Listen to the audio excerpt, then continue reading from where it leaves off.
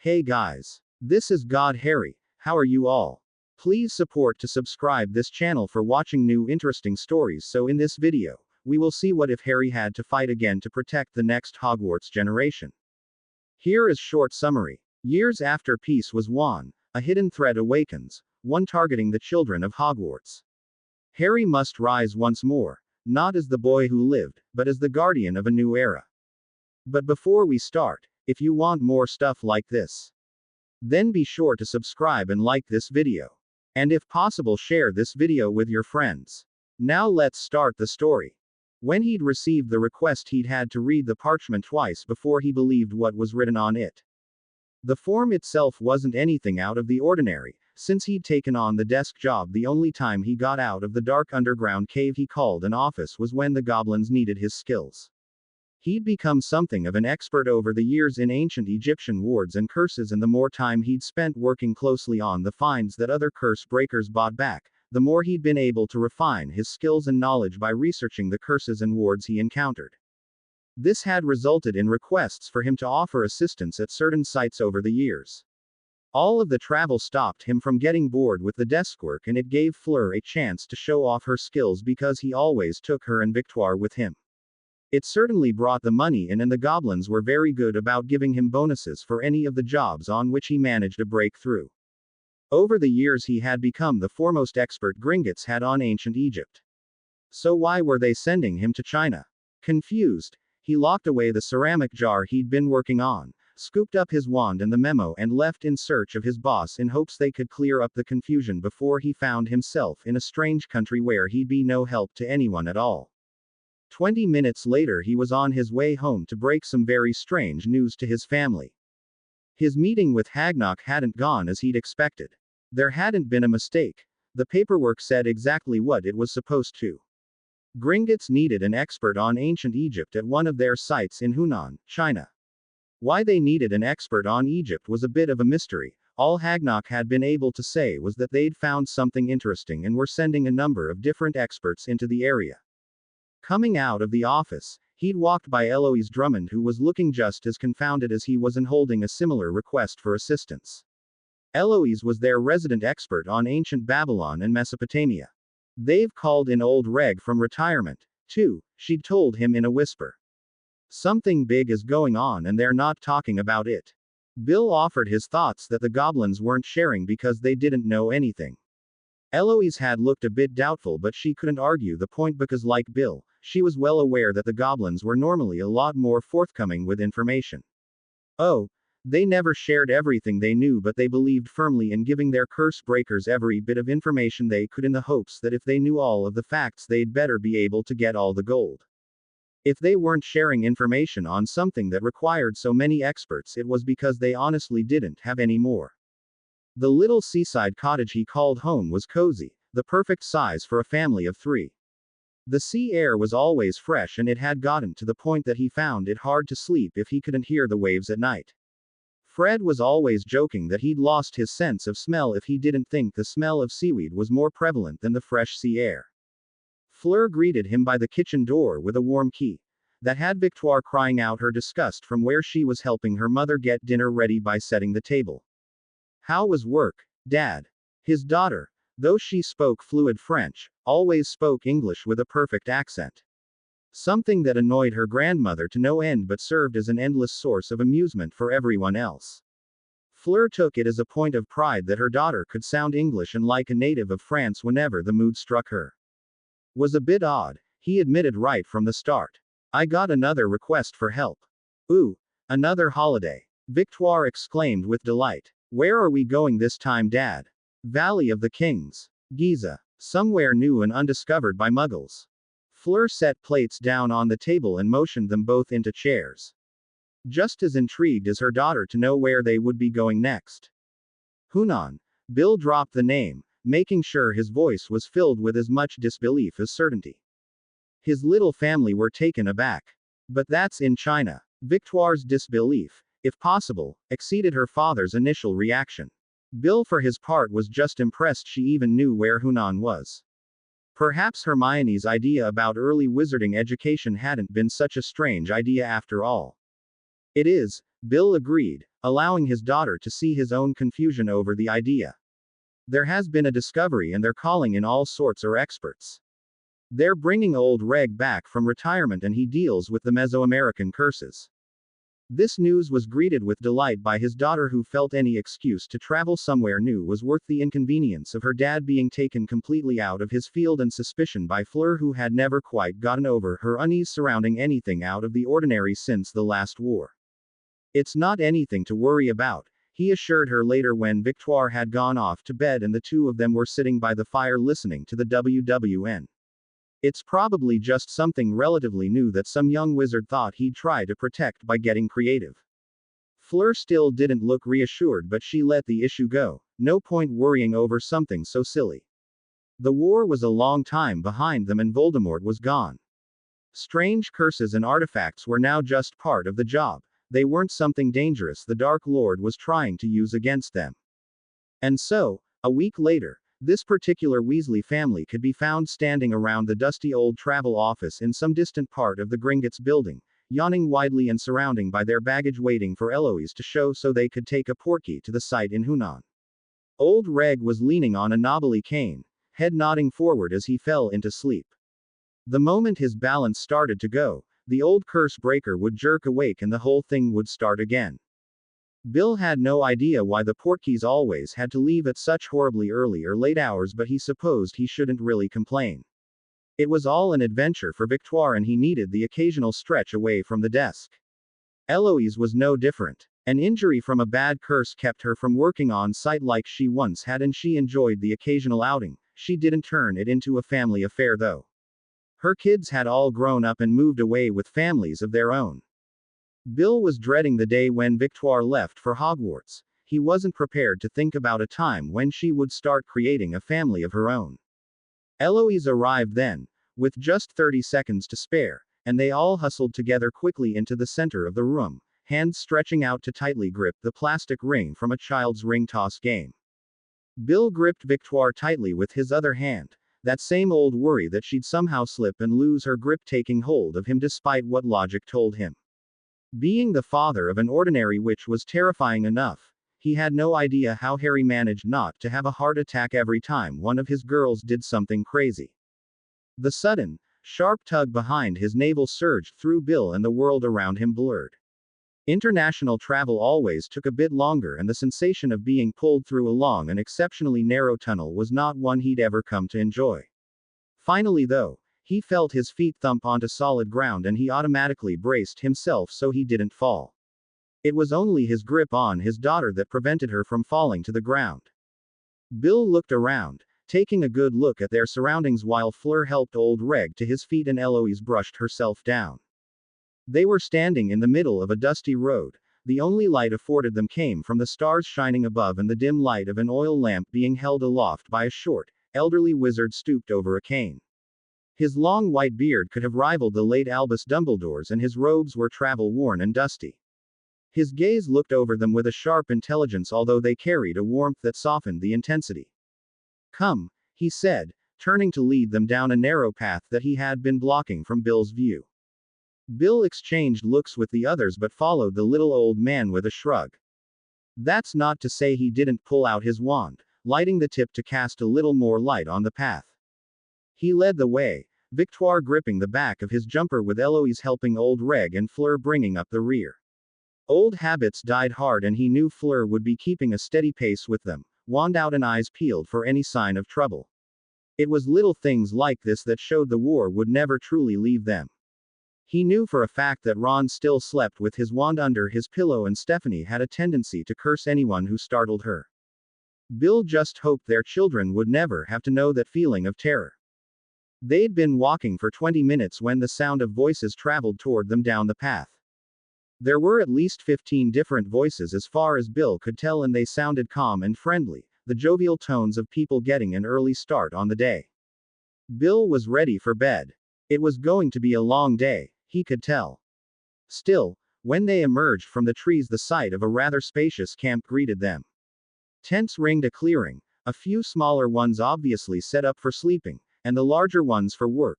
Not that size on the outside was any indication of the tent inside's proportions. A few people sitting around the fire called out greetings to their guide before turning back to their breakfast.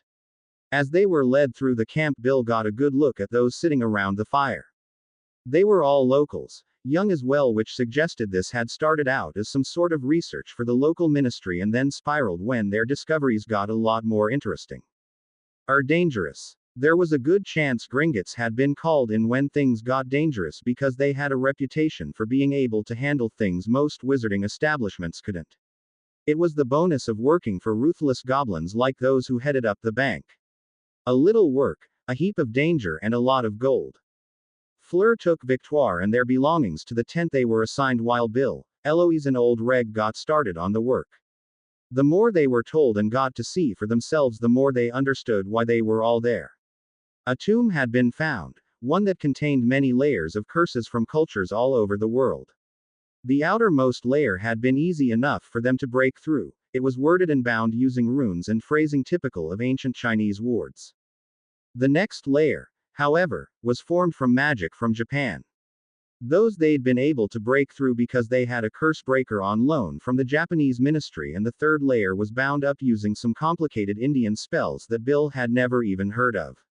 Layer after layer had been revealed until finally they'd only been able to identify the culture responsible for the wards. That's when they'd called in Gringotts to borrow some of their curse breakers. It was fascinating, and Bill lost himself in the work, just as curious as the history researchers to find what such intricate wards were protecting. As the days passed and the layers of wards were stripped away, the atmosphere in the camp swelled with excitement until finally, on their 6th day in the camp, they managed to break through the final, most complicated ward. As the final ward crumbled, there was no sign, no indication that anything was wrong. These was no big flashing sign, no sharp wards or angry warnings to prepare them for what was about to happen. Nothing happened to alert them that they hadn't broken through wards designed to protect some great treasure. There was nothing to tell them their children would soon know the horror of war. Bill Weasley wouldn't know until it was too late what they had unknowingly unleashed on the world. There was an elbow digging into his back, and someone's icy feet were attempting to steal all of the warmth from between his knees. This was not at all how he wanted to be woken on his day off after working a really late night. That being said, Harry could at least consider it a win that whichever of his family members had decided to crawl into bed with him hadn't just jumped all over him. Of course, that's when the coughing started. He cracked open an eye and squinted at the clock on his nightstand. He must have been more tired than he thought, because it was already creeping toward 10 and the weak spring sun was attempting, and largely failing, to peek through the clouds to cast a soft light around his bedroom. At this time of day, Allie would already be at work and the girls should have been at school. They'd both been delighted to test drive Hermione's school program for integrating Muggle and magical children in the primary years. Only, one of them was not at school. He wondered why Ally hadn't bothered to wake him. He didn't normally sleep so soundly that he wouldn't notice everyone moving around him or one of his kids crawling into their bed. Harry rolled over, back pulling free of the elbow and knees, recovering some warmth as he twisted around to see which kid would have the joy of his company all day long. James, Bloody Luna, was sprawled next to him, elbow jutting out as she propped a book on her stomach. Her knees were bent to curl her feet close to him and her eyes were all red and puffy. She didn't look well at all and her ears were smoking slightly. He sincerely doubted she was taking in a word on the page she was attempting to read. His youngest, apparently, had the flu. He pushed himself up in the bed, pushing pillows into a more comfortable position, and took the book gently out of her hands. She let him take it without protest, and he saw it was the latest mystery in her favorite series. When she was younger, they'd read the books together, but the older she got, the more she was happy to just sit by the fire or out in the sun and read it for herself. That didn't mean she didn't fold easily into his side as he wrapped an arm around her and started to read from the top of the page. They stayed that way as Harry read his way through 2 chapters until James was asleep. When he was sure she was out, he eased himself out of bed and went about getting some breakfast together. He couldn't imagine she would want any food if she hadn't already managed to nibble a little something before everyone else left. Downstairs in the kitchen he found that Allie had left the paper and a list of instructions for James's care on the table. Like he didn't know how to take care of his own daughter when she had the flu. A simple breakfast of toast and jam suited him just fine, and he'd read through the whole paper, showered, and was just contemplating feeding the goat and chickens when James started to stir. Another dose of pepper-up potion, and she was perfectly happy to sit out in the garden while Harry went about the chores. Some days he missed having a house elf to do these chores. He dearly hoped after leaving the Dursleys he'd never again have to labor in the yard. But Kip had slipped away peacefully 2 years before, and on lazy days like this he didn't mind so much. They fed the chickens first. Well, Harry fed them while James sat in a patch of sunlight, wrapped in a blanket and making commentary he assumed she thought was amusing. Once he'd fed the chickens and she finished telling him all the ways she could have done it better, he set about collecting up the eggs while she told him all about her muggle friend Sally and the adventures they'd gotten up to when they were exploring her attic while supposedly helping Sally's mother clean it. Harry made all the right noises and asked a number of insightful questions that said he absolutely wanted to hear all about the junk in Sally McDonald's dusty attic. It was a skill he'd been working on when Alex was this age, but he'd only just perfected in time to use it on James. Thank Merlin he had, because in the middle of an excited ramble about school and another about the village fair, James admitted she'd had another nightmare. Harry, who'd been crouched down with his head stuck in what he was really hoping was a rabbit warren, looked up sharply. James didn't seem particularly perturbed by this, and he worried that he and Allie had raised their daughters to be a little too unconcerned about the horrors the world could throw at them. That incident with the dragon stood out sharply in his mind, but he didn't have too much time to dwell on it. The first nightmare had happened almost 3 years ago, and they'd spent days stressing over it. Analyzing everything, every moment of the dream in excruciating detail, until Harry could describe the dream from not just his viewpoint but that of Allie and the girls as well. After weeks without another dream and with no sign of any darkness coming, they'd all pushed it to the very backs of their minds. The next dream had occurred almost a year later, and as it was exactly the same as the first, they hadn't felt the need to drag every detail out of the kids again. It did bring up the same fears they'd been trying to bury since Voldemort was killed and the war ended, but they tried to shield the girls from as much of it as possible. At least as much as they could when they were magically bound together. The dream had occurred more frequently after that, but still not often enough that they were feeling a push to solve the mystery. By now the kids thought it was more annoying than spooky and had lumped it in the same corner of their minds that they'd happily stored all of the other scary moments they'd been in. The fact they even had a corner of their minds where they shoved this stuff possibly was not a good sign of how much they'd been exposed to, but Harry knew his kids were different. They no doubt had a long and complicated, probably violent, future ahead of them. A little dream was nothing for them. By the time afternoon rolled around and it was time to pick up Alex, James was once more perfectly healthy. Her phoenix constitution and the pepper-up potion had cured her of the flu much faster than any other kid could have been, and she was bouncing around, eager to walk into the village to pick up her sister. Harry still made her put on an extra coat. How it was that a girl who could set herself on fire could get cold would forever be a mystery to Harry. That being said, he still found himself layering up in winter. The walk into the village didn't take long. It probably would have taken even less time if James hadn't insisted on jumping in the one remaining puddle from the previous night's rain and fallen waist-deep into mud.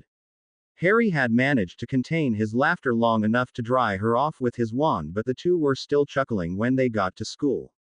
They arrived just in time for the bell to ring, and it was mere moments before Alex came strolling out, casual as you please. She was walking alone, head held high with a strange look on her face. The other students weren't giving her particularly unfriendly looks, but they were giving her a wide berth. Harry felt a twinge of worry surge through him. His bond with Alex could tell him when she was physically hurt, and it could tell him when she was feeling really strong emotions, but the subtler ones were hard to distinguish.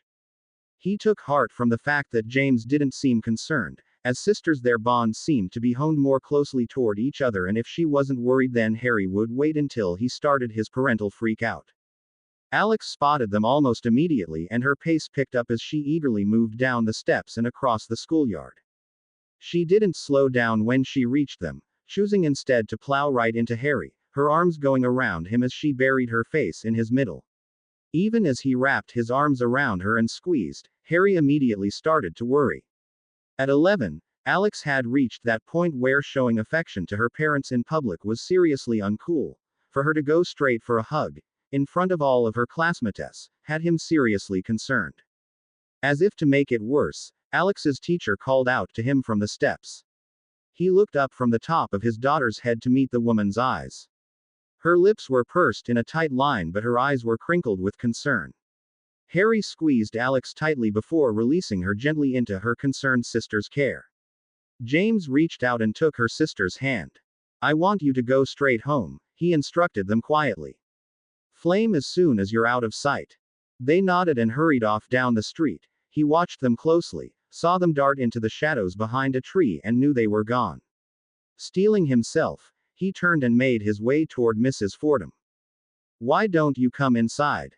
she suggested when he reached her, and he didn't like the way that sounded. Alex may not have been particularly emotional, but her teacher seemed to think something bad was going on. Harry didn't look around the classroom when they entered. He wasn't interested in the changes in artwork or the new displays that had gone up since the last round of parent-teacher interviews. He moved instead to the desk right in front of Mrs. Fordham's and rested against it. He didn't even attempt to pull out the chair. "Something happened today." She hesitated, struggling to find the right words, and Harry's concern ratcheted up another notch. One of the children was handing out invitations to a party. Everyone got one. But Alex didn't. Harry finished for her. He knew how that felt, knew what it was like to be the one left out, the one kid who didn't have any friends. He also knew that her situation was completely different from his. She may not have had many friends at school, but she spent plenty of time with serious girls, with Teddy, with all of the kids, and if not, she was never alone. Her relationship with her sister was strong enough that Harry never felt he had to worry about his daughters being alone. "I'm concerned about Alex," she continued. "She doesn't play with any of the other children in the playground. She only plays with James, and that caused some teasing today when James wasn't here." Harry wanted to cut her off before her concern went too far. "We have a big family," Harry began. "They don't live in the village here, but we see them all the time. Alex is very close to her cousins. I'm not worried about her social skills if that's where you're going." The look Harry got in return was one of such pity he felt a deep growing urge to smack the woman. What in the name of Merlin did she know about his family? What right did she have to comment on the tiny fraction of Alex's life that she saw? "Mr. Potter, I don't think you realize just how serious this is," she insisted. She certainly tried to make her concerns known. She detailed to Harry every little thing she'd noticed over the past few months about Alex's behavior, laid it out before them as though chronicling all of his daughter's faults. Most of it, he felt, wasn't even anything she'd done wrong. The biggest issue her teacher seemed to have was how unconcerned she seemed by it all. "If one of my other students was the only one not to receive an invitation, they would be devastated. I'd never hear the end of it. Alex," she just shook it off like it was nothing. This wasn't something Harry found worrying.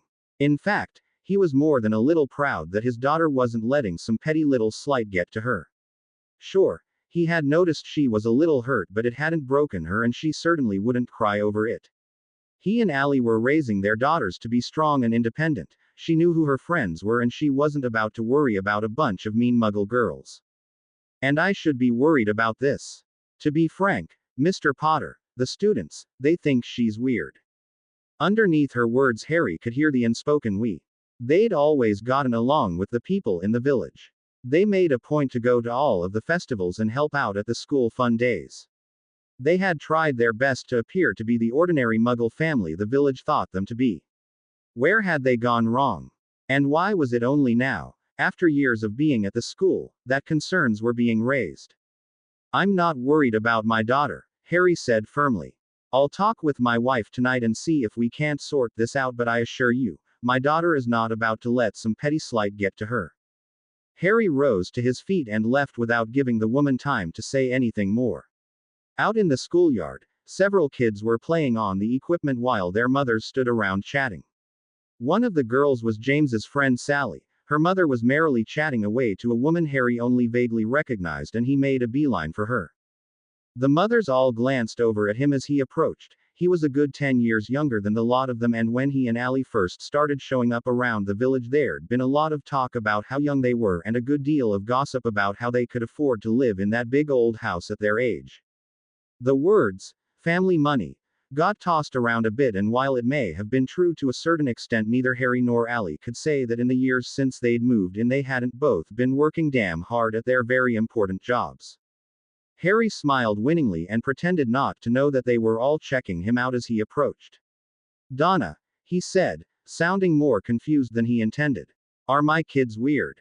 What? She laughed. Of course not. Harry frowned, shoving his hands into the pockets of his jacket, and turned his attention away from the women and onto the kids as they played on the equipment. Something of his troubled thoughts must have shown, because Donna suddenly became serious. She reached out and placed a gentle hand on his arm. What's this all about, Harry? Harry shook his head, dismissing it all. It's nothing. Just something stupid Alex's teacher said. We still on for dinner this weekend. Of all the muggles in the village, it was Donna and her husband that he and Ally had become closest to. Their ties had begun with James's friendship with Sally, and it just blossomed from there. The relationship had been good for them as it kept their ties to the muggle world from falling away. It didn't hurt that Hermione was openly encouraging more ties to muggles to dissolve the hatred that had been building over the centuries. Over the last couple of years, Hermione had proudly shown off the numbers that told how successful her idea had been in reducing muggle hate crimes. Of course, you know Oliver never misses a chance to eat your wife's desserts. Feeling somewhat better about things, Harry made his goodbyes and headed off down the lane. As soon as he was out of sight, he flamed to the house, not wanting to leave the girls on their own for much longer than he already had. Last time they tried leaving the girls alone for an hour, James ended up with a broken arm and Alex with a dislocated shoulder. They'd never gotten the full story out of the girls, but Harry had always suspected it had something to do with a particularly competitive game of Quidditch in the back corner of the property near the woods. Nothing was broken this time. Harry found the girls in the kitchen where they had helped themselves to some cookies and milk and spread some sketchbooks and coloring pencils across the kitchen table. They were talking quietly while the WWN played in the background. He took the fact they didn't stop talking when he came in as a good sign. He dropped a key on the top of Alex's head and took a couple of cookies for himself. Alex would talk when she was ready. He wasn't about to push it. While his daughters spent a quiet afternoon drawing, Harry sat at the table and did nothing more than watch them. Sometimes it was nice to just sit back and enjoy that his children got the chance to be kids. Given what he knew of Ally's childhood and what his own had been like, they were doing everything they could to make sure Alex and James had a perfectly ordinary childhood. Alex didn't choose to talk about her day until he started on dinner. Just as Harry expected, she wasn't all that hurt by what had happened. We'll be at the Quidditch, anyway, she explained dismissively. I'd much rather see the Harpies play the cannons than pretend I care about Gemma Barker. Harry found this a perfectly reasonable response. He knew he would much rather be at the Quidditch than at some silly party for a kid he didn't much like. I'm just annoyed everyone was making a huge deal out of it. They wanted me to care and got really annoyed when I didn't. Again, Harry found this perfectly reasonable. Fair enough, I'll talk to Mrs. Fordham. Problem solved. They went back to their separate tasks. Alex considered the issue over and Harry was happy to go along with her. He'd still bring it up with Ally later, but now it would be just a father sharing the details of his daughter's day with the mother of his children. It wouldn't be a concerned parent fretting over something so inconsequential as a missing party invite. The war against Voldemort had taught him not to stress the little things. Certainly in his life there were plenty of big things for him to focus on. He just didn't know, then, how big or how bad those things were going to be. Standing in the elevator with memos flying above his head, Ron tried to cover his yawn behind his hand, but he didn't imagine it was anything near effective. He and Daphne had been up all night with Rose, and if he really thought about it, he'd probably had about an hour's sleep total. He'd thought sleepless nights were a thing of the past now that Artie was sleeping through the night, but Rose had caught some sort of stomach bug that was going around her school and they'd been up all night trying to soothe her. The doors opened onto his floor and he stepped out, waving tired greetings as he made his way through the maze of cubicles to his own desk. He'd done a lot to make the tiny workspace more comfortable. Photos of his wife and kids took up one cubicle wall above his desk, while the other showed a map of Britain that had a few pins stuck in it but had most recently been used as a dartboard when he was bored. His in-tray was looking a little on the full side and someone had dropped off a number of reports that had filtered through from the Muggle police. He had very little hope that one of them contained useful information on one of the sour-looking witches and wizards looking down at him from the wanted posters pinned around the map of Britain. Even if it did look like this particular series of tips had been dropped off by Dudley. Morning. Stephanie greeted cheerfully, poking her head over the top of his cubicle. Ron knew from experience she was kneeling on her chair. Rose still sick, huh? She went on when she took in his messy hair and tired eyes. Ron grunted something in reply that might have been confirmation and started to pick up the first file. You looked through these? Stephanie shook her head. I only just got back. There was a sighting of Shanahan in Diagon Alley of all places.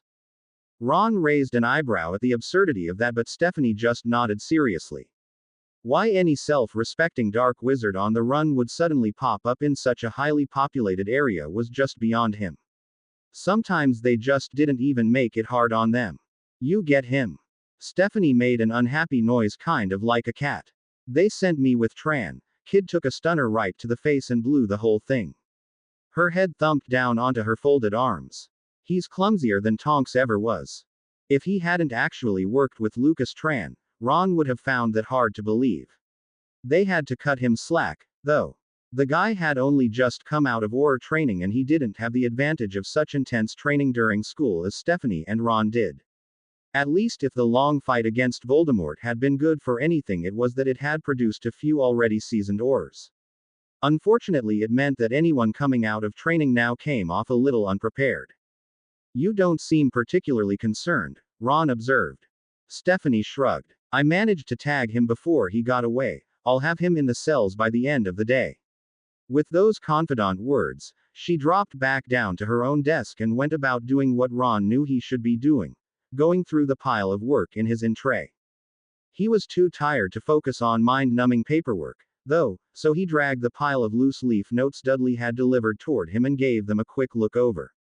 Most of the time the reports that came through Dudley's office were things that he had already looked at and considered worth further investigation, or they were the ones that just completely baffled him. Dudley may have grown a lot more understanding of the wizarding world over the last decade, but that didn't mean he had all the answers, and every once in a while something came through his office that he just had no idea how to handle. Those things usually got handed off to junior Aurors. The fact that this had been delivered to Ron suggested Dudley wasn't all that concerned about it, just that he'd found it odd. The first page, Ron couldn't be sure he actually read properly. His eyes were a little blurry and he got a little bored with the details. Housewife from Essie. Spotted a strange man standing in her neighbor's front yard, 3 days in a row for exactly 13 minutes. The only reason she bothered to call it into police was because her neighbors were away and their 18-year-old niece was house-sitting. According to Dudley's notes, the man had done little more than stand in the front garden and stare up at the sky. There was a description of the man, but Ron glossed over it, moving on to the next page when that one failed to pique his interest. Jenna Bowman, a student at Oxford, called police after she saw what, by all accounts, was the same man standing on top of a dumpster behind the bookstore where she worked 3 nights in a row. According to the report, he stood on the lid of the closed dumpster each night for 7 minutes staring up at the sky. Jenna Bowman had only called police when she realized that the bookstore owner had finally rented out the apartment above the store to a teen mother and her young son. She'd been worried the man might have been looking for a way into the building. Ron sat up straight, surprise shaking loose the last remnants of tiredness. He flipped quickly to the next page and read the next report. Sanjay Coleman, of Coleman, Wellington and Birch, had reported a man standing in the middle of the park across the road from his townhouse 3 nights in a row staring at the stars. Again, he hadn't thought anything of it until he'd realized that the man wasn't a neighbor and shouldn't have had a key to the park. The man stayed for 3 nights, staring at the stars for exactly 19 minutes each night, always at exactly the same time, when he let the cat in at 1:15 a.m. Whipping out a fresh sheet of parchment and a quill, Ron flipped back to the first report and read it through more carefully, making note of the witness, the time and location, and any minor details he wanted clarified. 16 pages in total. each one containing a different report of a strange man standing perfectly still in a location that made his actions suspicious. Each witness described the strange man the same way. He was tall and thin with dark hair that curled around his face and a sharp nose. His clothes were simple jeans and a plain black t-shirt. Those that had seen him in daylight described him as pale but quite good-looking. One of the witnesses remarked that he was wearing what could have been motorcycle boots, but they looked like they were made from some sort of scaly material. Dudley had underlined the description and written in different colored ink the words, "Dragon hide." Curiosity definitely piqued. Ron tugged open the bottom drawer of his desk and dug through the various bits and pieces of WWW products, the Sirius range, and other random things he'd collected and didn't know what to do with, until he found the badge and ID that identified him to Muggles as a police officer and would get him through the doors to visit Dudley. This was another idea of Hermione's that had worked wonders to limit the number of memory charms that had to be performed. If anyone got curious and ran the badge number or name through the Muggle system, it would spit out what Dudley had called classified bullshit and refer them to his office. Gathering up his notes, he clipped the badge onto his belt as Dudley had shown him to do and pocketed the ID card. He did a quick check to make sure he wasn't wearing anything overtly wizard. He didn't think the dragon hide jacket and boots would be cause for alarm, and stuck his head over the wall, separating his desk from Stephanie's. His head nearly collided with Abby's when she sprung up from Stephanie's desk, obviously intending to ask after her whereabouts. Jerking back, Ron swore, taking full advantage of being away from his kids to get quite colorful. "Are you done?" Abby asked, looking terribly amused by his unnecessary swearing. "Excellent," she said when he nodded. "You've seen Stephanie. You must have just missed her," he answered, folding his notes and tucking them into the inside pocket of his jacket. "She got a lead on Shanahan, why?" Abby waved her hand dismissively. "It can wait." "You doin' anything?" Ron asked, figuring he might as well take a second set of eyes. "What did you have in mind? Grab your Muggle ID and I'll fill you in on the way." They met back at the lifts, and as they made their way down to the atrium, Ron explained what Dudley had come across, making sure to include as many details as possible because she didn't have time to read the reports herself. By the time they had cleared the anti-apparition wards, Abby was smiling happily. "I love the weird ones," she said happily. "They're always more interesting." Rolling his eyes, he gave her one last look before he disapparated, leaving the Ministry of Magic behind and reappearing in an alley just down the street from the police building where Dudley had his office. Once Abby appeared, they exited the alley and joined the crowded Muggle street traffic. In the years since they'd left Hogwarts, things had changed so much. Before they would have been worried about sticking out and looking odd. Now they may have been wearing dragon hide, but they fit seamlessly into the Muggle surroundings. No robes to worry about, no lack of exposure leading to strange wardrobe choices. Hermione had revolutionized the wizarding world with her reforms and her new policies. It was a poorly held secret among them that they all strongly believed she would one day become Minister for Magic. Oh, they still held on to the old ways in some things. Robes were still very much part of the Hogwarts uniform, and some jobs still held on to them. The ministry was full of departments where robes were still expected, but as the new generation of children was exposed more and more to the Muggle world, more and more things had started creeping across. The old pureblood families were adamantly opposing every change Hermione made, but they could hardly argue with the facts.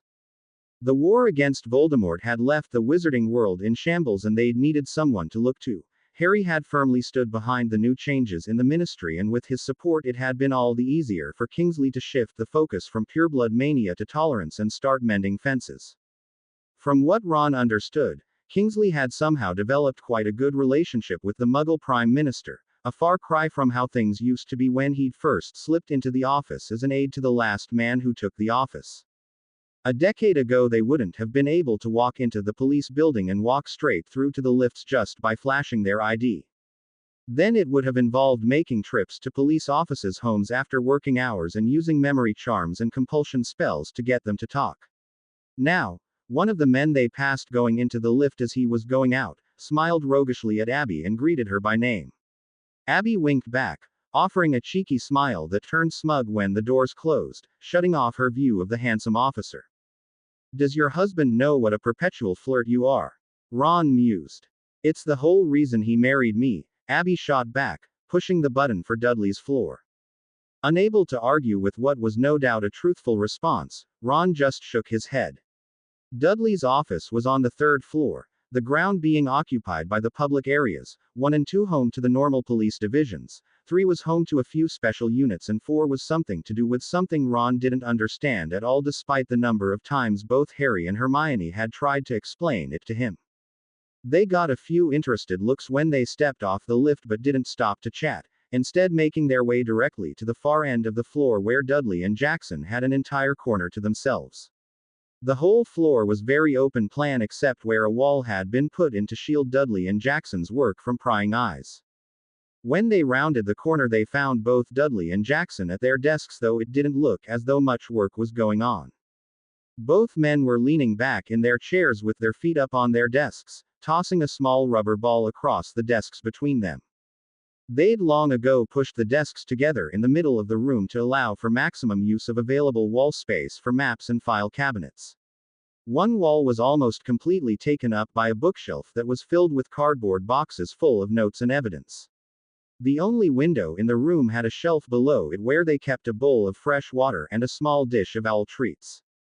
"Working hard, boys," Abby said by way of greeting. To their credit, neither of them jumped or acted guilty of wasting time. Jackson caught one last throw from Dudley and dropped the ball into an open drawer by his feet. "Well, that didn't take long," he observed. "What didn't take long?" Ron asked, coming further into the room to lean against the window, careful not to dislodge the water dish or owl treats. "I only sent those reports across this morning," Dudley explained. "So everything you've got is in those reports?" Ron clarified. Both Dudley and Jackson nodded, Dudley adding, "We've no way to tell if any of your lot have noticed this guy, but that's every report that got fielded to us once we started asking around." "I'm sure there'll be more once word spreads," Jackson put in. "Did you talk to all these people?" Abby asked. "Only the 2 around London. We don't have the easy travel you guys do." "And they didn't give you anything else to go on?" Ron wondered. "The only reason I sent that on to you was because that last woman described what sounded like dragon hide.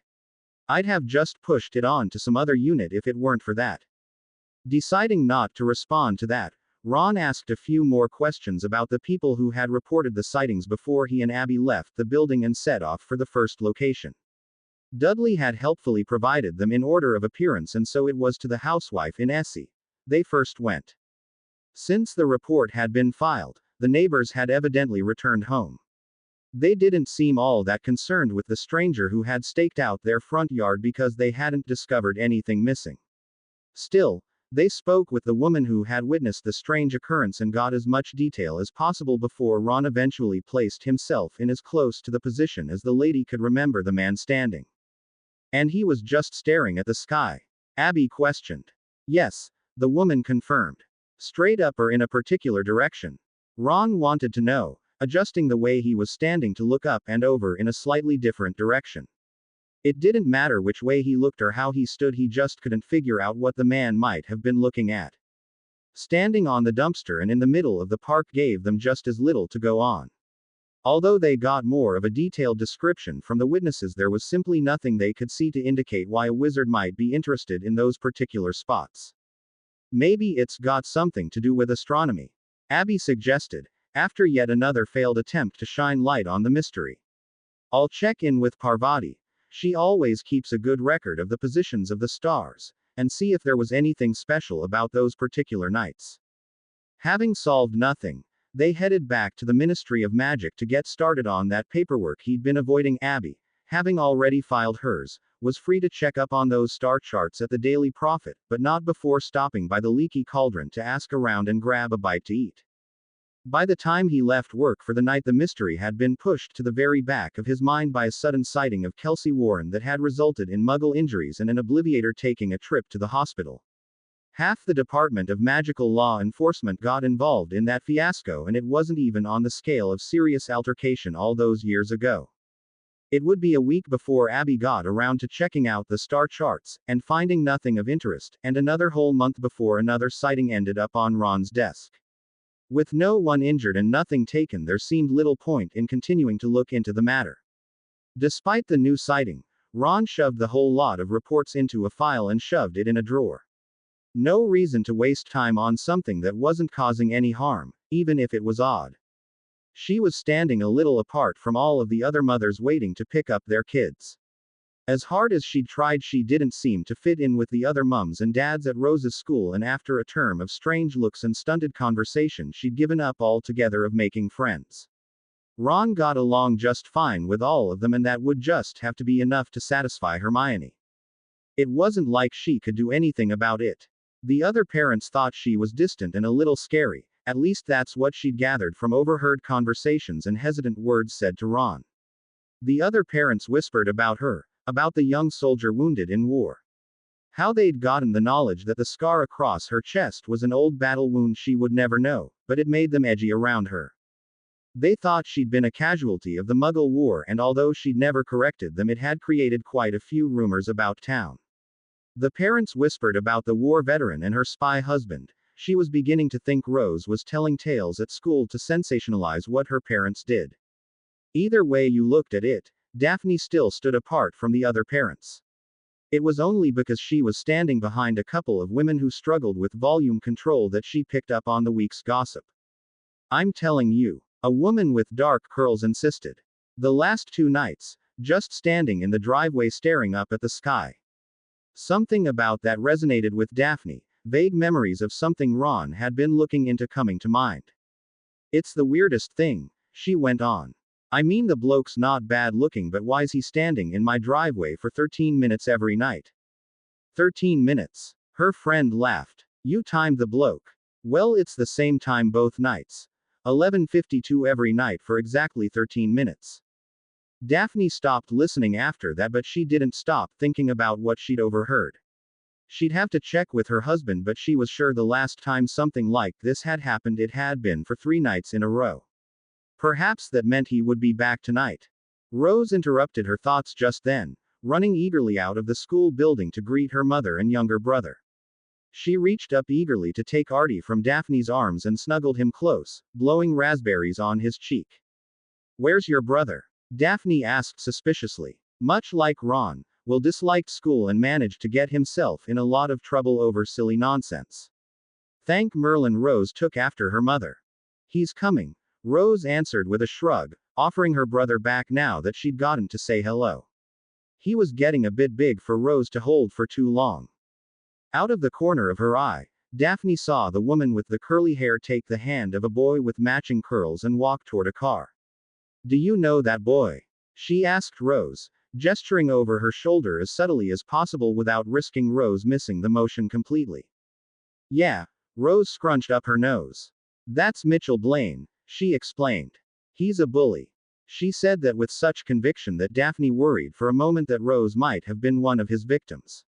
Then she remembered the time she'd been called to pick her daughter up after slugging another kid in the nose, and she had to worry for a moment that Rose might be a bully.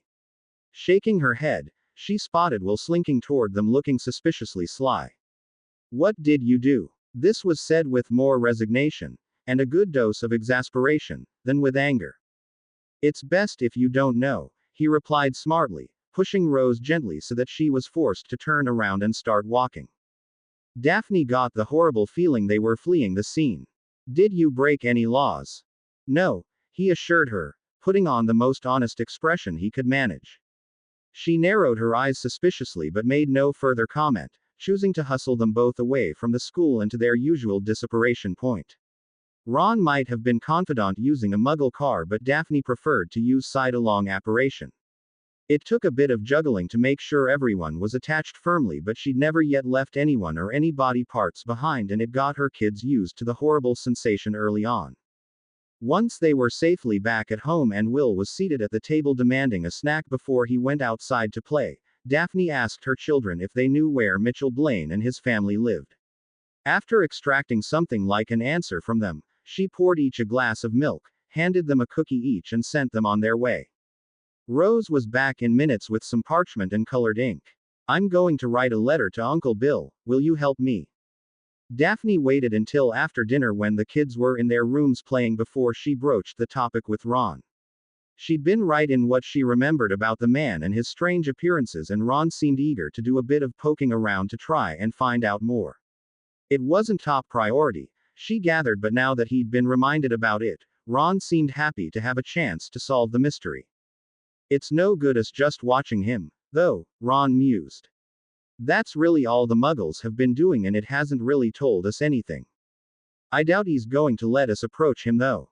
No, Ron agreed. A Muggle in Derbyshire tried that, and the man just turned and walked away. He walked away. Daphne frowned. It was hard to say whether she was more surprised that the man had walked away after being startled, or disappointed that he didn't vanish unexpectedly or curse the Muggle. At least a curse or some disapparating would give them some idea of what was going on. Do you think Harry would let us borrow Alex? Daphne was sure she'd heard that wrong. I'm sorry, what?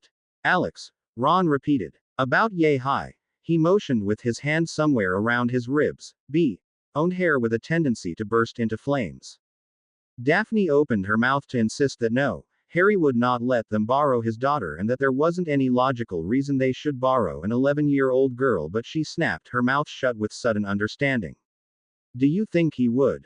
Ron gave her the look she'd come to recognize as the one that said he couldn't believe he'd gotten so lucky as to marry a woman who would go along with his crazy harebrained schemes. She quite liked the look. It meant she still had a bit of wild still in her and hadn't lost it all to the role of stay-at-home mum. Let's find out, he said with a grin, turning to rummage through the drawers as though he ever had a hope of finding what he was looking for. Daphne nudged him gently out of the way and within moments produced a plush owl. They still kept a few lurking around in case of emergency, and they were darn useful when communicating quickly with a man, or woman, who could just appear wherever they liked, wards be damned. She tossed the owl into the air, murmuring the spell to activate it, and watched it disappear in a puff of fake feathers. Not 2 minutes later, Allie appeared in the kitchen, flames arriving a heartbeat before she did. You called. Could we borrow Alex for an hour? Ron asked without bothering with an explanation. Daphne rolled her eyes. Sure, Ally replied brightly, and then, with suspicion, why? Ron quickly brought her up to speed on the strange man caught apparently stargazing around Britain and how they had finally gotten an idea of where he might be that night. He hasn't hurt anyone, Ron assured Ally. He just won't let anyone approach him without just walking away. We thought Alex might have better luck with him, Daphne explained. She's not much of a threat to look at, and she has that handy escape mechanism built right in. Allie gave her a bemused sort of look, part of which, Daphne was sure, came from the erroneous assumption that anyone could ever, in his or her right mind, consider Alex anything other than a threat. She shrugged. Yeah, all right. And she disappeared in another pillar of flames, presumably to get Alex. However, when she came back 20 minutes later, she'd brought the whole family with her. Both she and Harry were dressed like they were about to go hunting dark wizards, not that they didn't normally dress that way, and the girls were dressed in their pajamas with slippers on their feet as though that could somehow disguise the threat they posed. They were both wide awake and looking chipper. Daphne wondered if Allie had time to explain in the 20 minutes she was gone just why they were being summoned. Although, she wasn't sure that would have dampened their cheer any. These were the girls that had thought it was a riot to get up close and personal with a dragon. They were a terrible influence on her own children. Not that Ron was always a great one, himself, he had a tendency to do things he shouldn't and then try to cover himself by telling them not to do it again. Hermione's partner referred to it as a, "Don't do this at home," disclaimer. I've sent a message to George, Harry assured them. He should be here soon to watch the kids. For some reason this was no particular comfort. They spent the time waiting for George to arrive, planning how they were going to do this. Harry took a few minutes to flame to the house they would be watching to get the lay of the land. When he came back he reported a handy hedge around the house on the opposite side of the street and a nice big tree in the front yard that had nice sturdy branches. George arrived in the middle of their planning session with Stephanie in tow. While he was dressed for a fun night of hyping up his niece and nephews, she was dressed for a fight. Obviously, she'd tagged along for the chance to see this mystery stargazer and not for the joy of spending the night with 3 kids. I mean, I love you, little guy, she told Artie, tickling his toes as George took his nephew from Ron, but hunting down dark wizards is a lot of fun. I think both Artie and I are offended by that, George grumbled good-naturedly. Daphne laughed when Stephanie patted George on the shoulder and shot him a sympathetic smile before darting out the kitchen door after Ron and Allie. Before she left, Daphne ed her kids goodbye. Be good, she cautioned. They'll be fine, George assured her. I was talking to you. Out in the back garden she caught up with the others. Without a word, Harry offered her his hand, clasped the other on Ron's shoulder and flamed. In a sweeping sensation of warmth they were suddenly standing in the road outside the Blaine house. The house itself was a small little cottage surrounded by a perfectly manicured garden that would have done Vernon Dursley proud. Or her own parents. The house she'd grown up in had been similarly perfect to look at but, like Harry, she much preferred the messy homeliness of the burrow. Allie arrived a breath later, hand gripping Stephanie's arm, an expectant look on her face. Daphne realized she was waiting for her daughters to arrive. They did, a moment after their mother, holding hands. It was still a sight to behold, the Potter girls appearing and disappearing in a pillar of flames at such a young age. The amount of freedom the ability gave them was terrifying for a mother.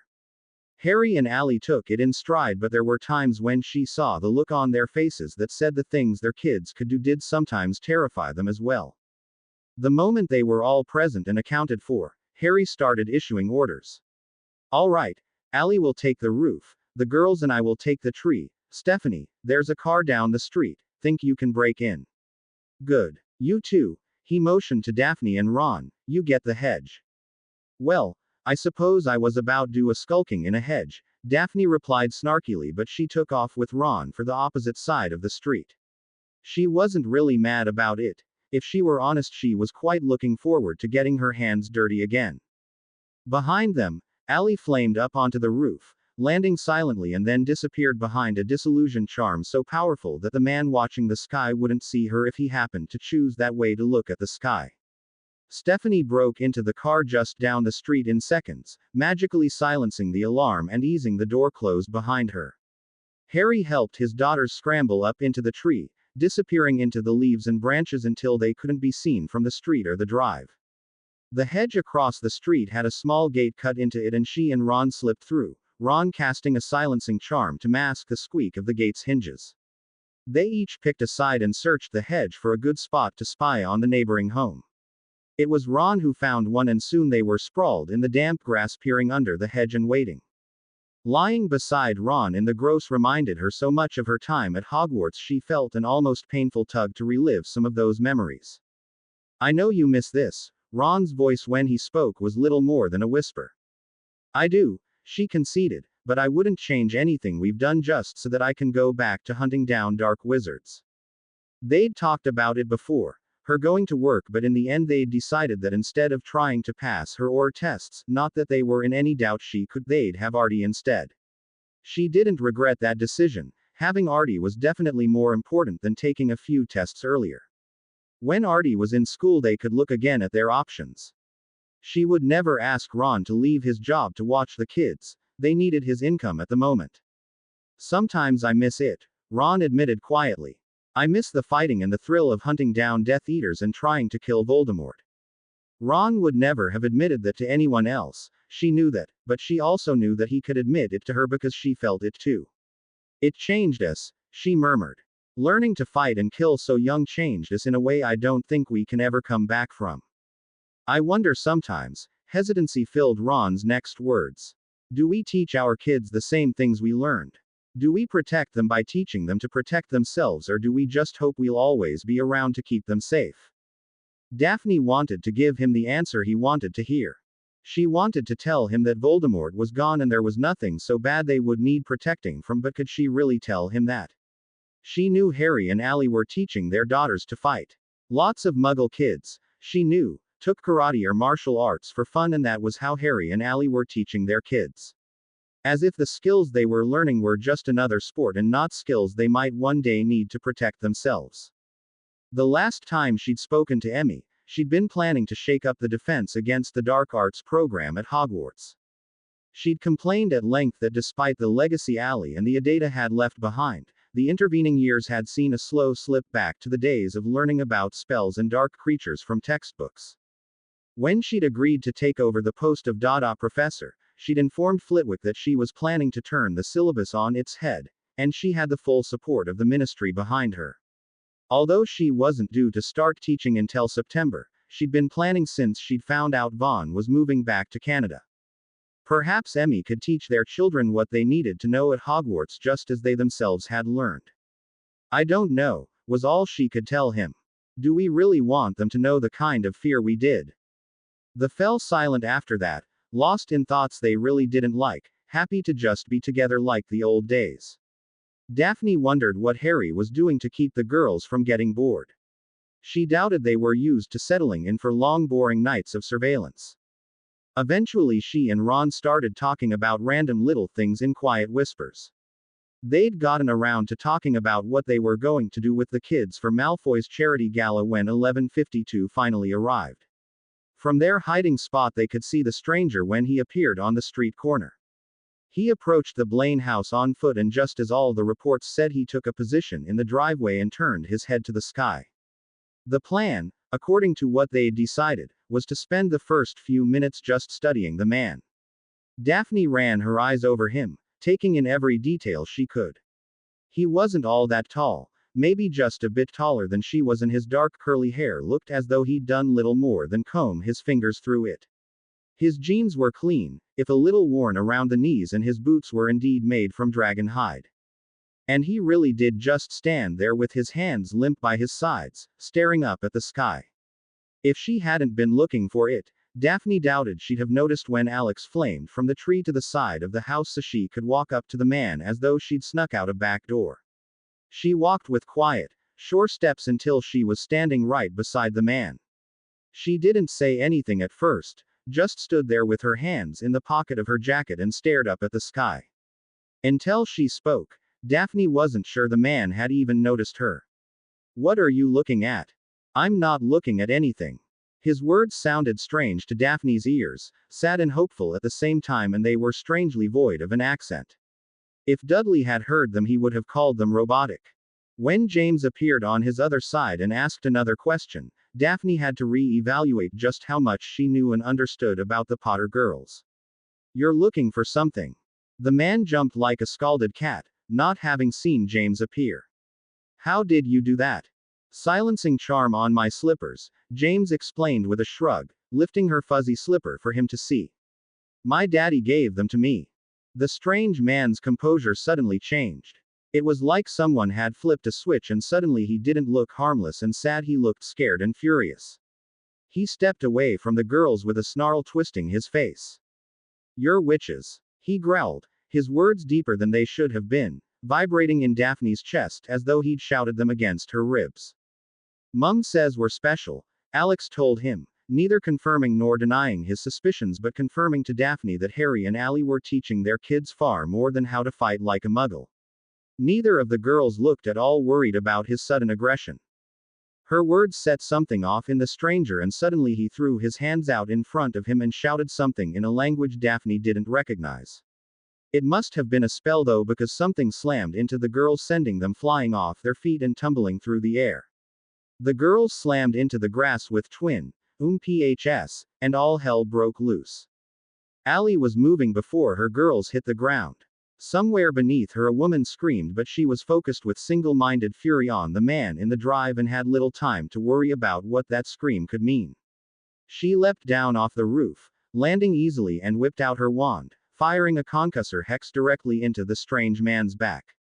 It was powerful enough to knock an ordinary witch or wizard off their feet and across the street, but it barely even staggered him. There was no time to let the surprise show, no time to allow the enormity of that revelation to slow her down. She could see out of the corner of her eye that both Alex and James were getting to their feet and, judging by their twin expressions, were more pissed than scared or hurt. "Home." She heard Harry bark toward them as he leapt past them to intercept the stranger's next attack. It slammed into Harry, tearing through the shields he'd erected, and sent him tumbling back into the girls, knocking them back to the ground. The fact they'd torn through even the standard shields the twins had placed on his clothes was alarming. Something slammed into the stranger, a sticky muck that crept up his legs and secured his feet to the driveway. Stephanie leapt into view then, spells flying as she hit him with everything she had. The spells bounced harmlessly off him as he struggled furiously to free his legs. Another glob of sticky muck landed on his arm, and this time Allie could see that it was Ron throwing the spell or whatever it was. Another joined the blob on his arm, and the muck quickly spread, securing his arms to his sides and quickly joining up with the muck spreading up over his hips. Although the strange man continued to struggle, it looked as though whatever Ron had thrown at him had him contained for the moment. As Allie moved forward to get a closer look, she heard Harry telling his kids to go and fetch Dudley and Jackson. Given that there were strange gasping sounds coming from behind her, Allie assumed he was summoning his cousin because they'd made enough noise to wake quite a few muggles, and definitely the one who owned the house. The girls were gone in a flash, and Harry joined her to get a closer look at the man. He was still struggling, but the muck had since spread up his neck until the only part of him that was free was his head. He was snapping something at them in a language Allie didn't know, and when Harry tried a silencing charm, it simply failed to work. Trying not to let worry creep into her expression, Allie feigned disinterest in the man and turned her attention to the muck covering him. The strange pus-colored substance was beginning to harden, encasing the man like a fly in amber. "Something new the twins are developing?" she asked with interest when Ron stepped up beside her. "Another joke line," he explained. "I'm experimenting with more practical applications." Allie nodded and turned her attention back toward the mystery man. "Who are you?" she asked coolly. Not that she was expecting an answer. She didn't get one. He did spit at her feet, though, something that didn't faze her in the least. "Yeah, I kind of figured." Done with him for now, she turned away and left him in Harry and Ron's care. Instead, she made her way over to where Stephanie and Daphne were trying to keep a number of muggles calm. Daphne was talking to a woman she obviously knew, the owner of the home, Allie guessed. They couldn't just alter the memories of the muggle witnesses without first discovering every detail of what they had seen. It might be a small chance, but if there was any chance at all that one of them had seen something no one else had, then it was worth taking the time to question them. "And it's the third time you've seen this man?" Daphne was asking. The woman nodded. "He's been coming over the last few nights, just standing in my drive and looking up at the sky." "You never approached him? Never spoke to him?" Suspicion suddenly took over confusion, and the woman stood taller, eyeing Daphne up and down with a shrewd and intelligent look that fear had previously been hiding. "What's this all about, Daphne? What have you brought to this town?" Daphne didn't get offended, simply rolled her eyes. "I didn't bring anything to this town," she replied evenly. "It was you that told everyone in town about this." "I thought it was a joke," she snapped. "I didn't think you'd bring your crazy friends around and try to blow up my driveway." "Look," but whatever Daphne was going to say was cut off by an explosion behind them.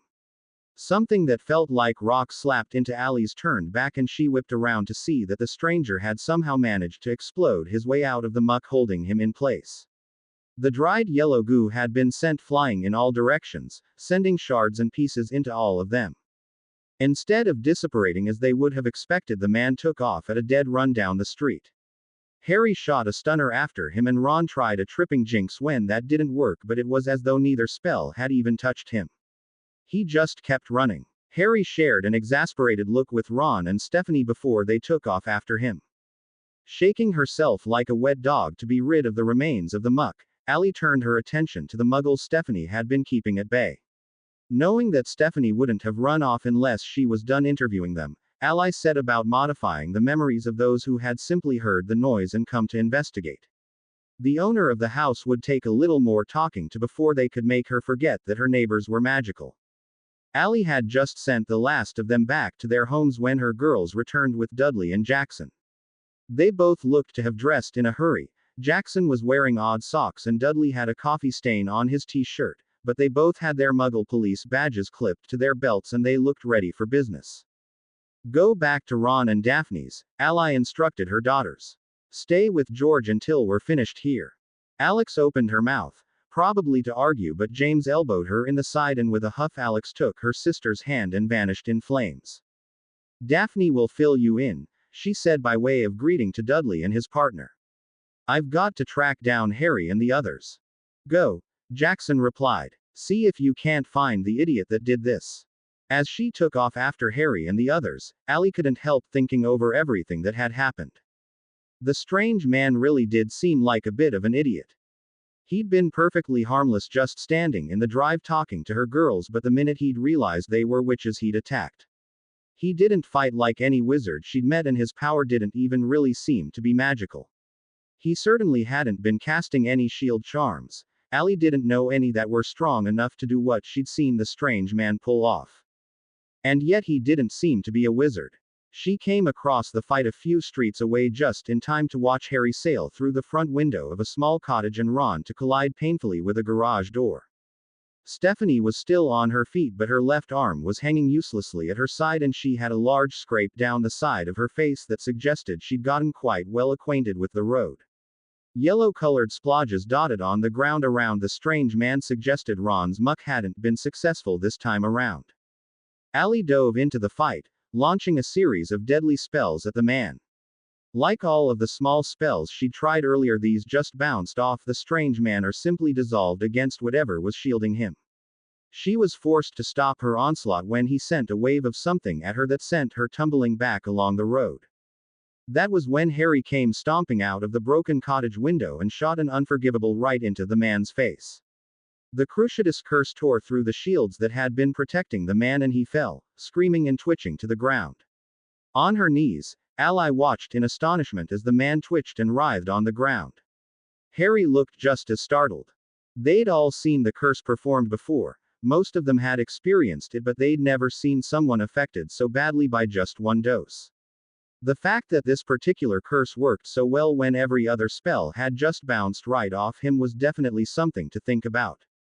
With a look of distaste on his face, Harry kept his wand trained on the man. He didn't like it, but he would keep the spell up until they could contain him.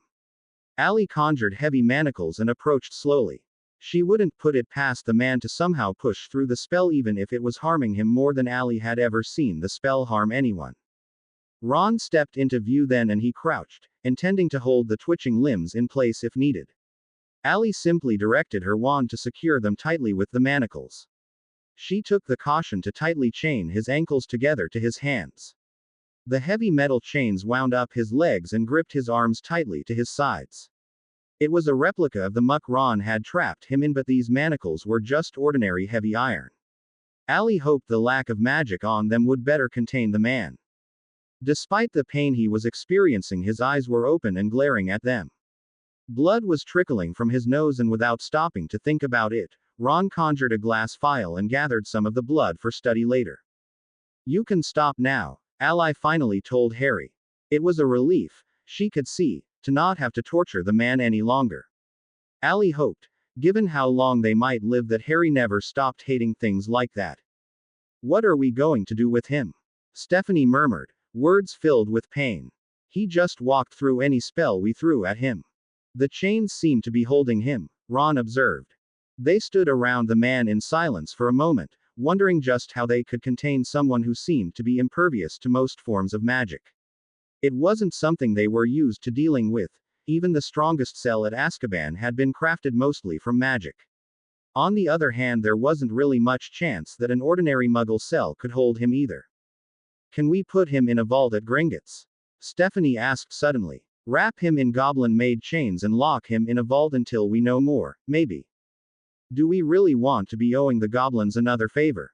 Harry questioned. There were still a few times the goblins insisted on reminding them of all the things they'd done to help bring Voldemort down. "We wouldn't owe them anything if Allie asked," Stephanie pointed out. "They actually like her." Allie shook her head. "I'd prefer not to have to ask." At this point, Dudley came jogging toward them with Daphne and Jackson in tow. He glanced down at the heavily chained man but didn't question the necessity of all the iron. "What do you know?" The look Harry shot his cousin told Allie that her husband was still just a little bit impressed that Dudley wasn't out of breath. "Nothing," Ron grunted. "And we need to get him somewhere safe soon. Someone is going to notice something if we don't move him from the middle of the bloody street." "We'll take him to the Ministry holding cells," Harry said firmly. "We'll sort something out once we've got him off the street." He reached down to grab the man by the arm. Allie assumed to transport him, but the instant Harry's hand closed over the man's arm, An agonized cry ripped from the man's lips and he started twisting to get out of Harry's grip. Harry jerked back in surprise and then looked down at the man's arm. Where his hand had been, the cloth of his t-shirt had been burned away and the skin was blistering as though it had suffered a severe burn. Confused, Harry poked Ron experimentally in the side. Ron jerked away instinctively but not fast enough that he avoided Harry's touch. Nothing happened. Hesitantly, Harry reached again for the man, but the instant his hand made contact, the skin sizzled and erupted into angry blisters. He stepped back hurriedly and looked toward Allie. If he was looking for answers, she didn't have any. In all her years, she'd not once experienced anything like it. Hesitantly, she took a step forward and reached a single finger toward the man.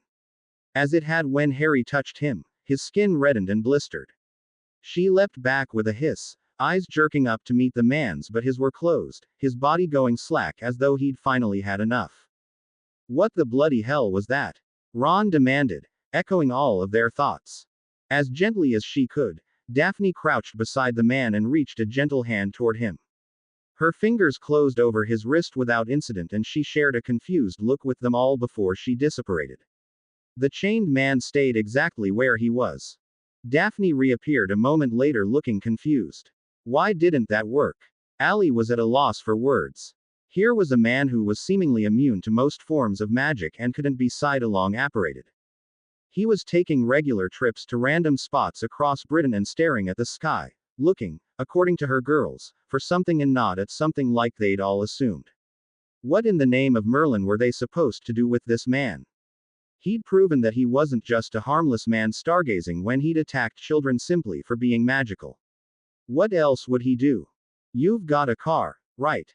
Jackson asked Ron. When Ron nodded confirmation, he went on to say, right, let's get him in your car and we'll take him to the local station. We can keep him in a holding cell until we can figure out more. It sounded like as good a plan as they were likely to get and Ron was happy to comply. It would only take him 10 minutes to apparate home and drive the car back. In the meantime, Allie and Stephanie would keep watch over the man while the others set about fixing the damage to the house and garage and making sure none of the muggles would remember anything that might get them into trouble later.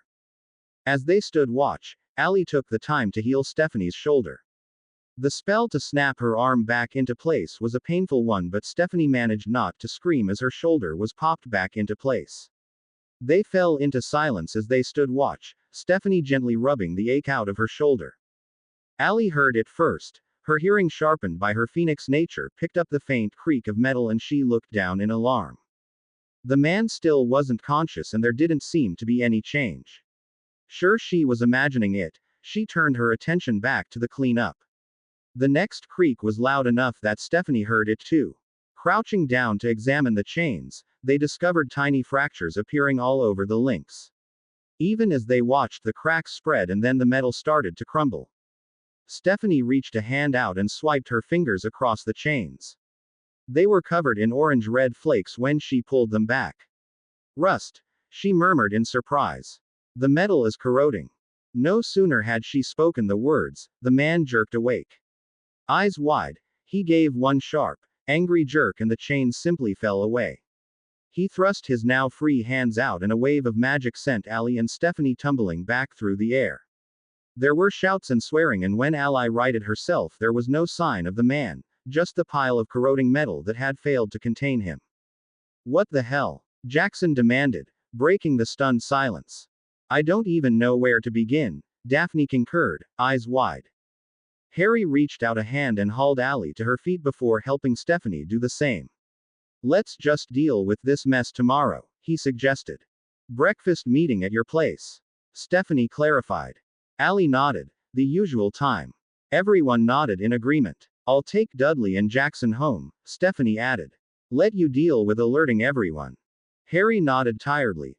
They didn't bother waiting around to watch Stephanie go. He simply took Allie's hand and flamed to their kids. It was well past the time they should be in bed and she knew that once the excitement of their adventure wore off they'd be dead on their feet. As predicted, they were wiped, curled up on the couches George read by the fire. They didn't say much, short of telling him to stop by for breakfast, before they each scooped up a kid each and flamed home. They could only hope this didn't turn out to be as bad as the nervous twist in Allie's stomach suggested. She wasn't in the best of moods when she rocked up the next morning for breakfast. By the time she'd gotten back to her flat, it had been closer to dawn than she would have liked. She'd managed a whole 2 hours of sleep before she'd had to crawl out of bed and into the shower. The hot water had done very little in the way of waking her up, but it had helped to ease the lingering ache in her shoulder. Dislocating limbs was never fun. The plate of pancakes that was waiting for her went a lot further toward making her day a little better. She sank gratefully into a chair around the Potter's massive dining room table and eagerly accepted the delightfully hot plate from Harry. Ron and Daphne were already there, sitting down the end of the table and helping themselves to some eggs. Draco was slumped at the other end of the table looking worse than Stephanie felt, but that was only to be expected with a new baby in the house. He offered Harry something that sounded like a snarl when a plate was put before him, but Harry only grinned. Stephanie was too tired to wait for the others, so she started in on her pancakes, drowning them in maple syrup and a healthy scoop of ice cream. She'd barely taken her first bite before George was taking the seat to her left and Abby was sliding into the one on her right. Another bite and Fred and Emmy were there, Sirius and Ruby right behind them. A murmured question to George told her that Ginny was at an early morning training session, Hermione a meeting, and nobody had a clue where Luna had gotten to, but if she didn't turn up in the next week they were going to have to send someone looking for her. That was pretty normal where Luna was concerned, and so Stephanie just shrugged it off. Harry didn't waste any time once Allie had slid into a chair. "We had the dream again last night." Stephanie winced. She'd passed the girls earlier when she'd come in through the kitchen. They'd been a little quiet, but she'd just assumed that was because of the late night and being attacked. She should have known a little something like being tossed across the yard by a wall of magic wouldn't be enough to keep them down.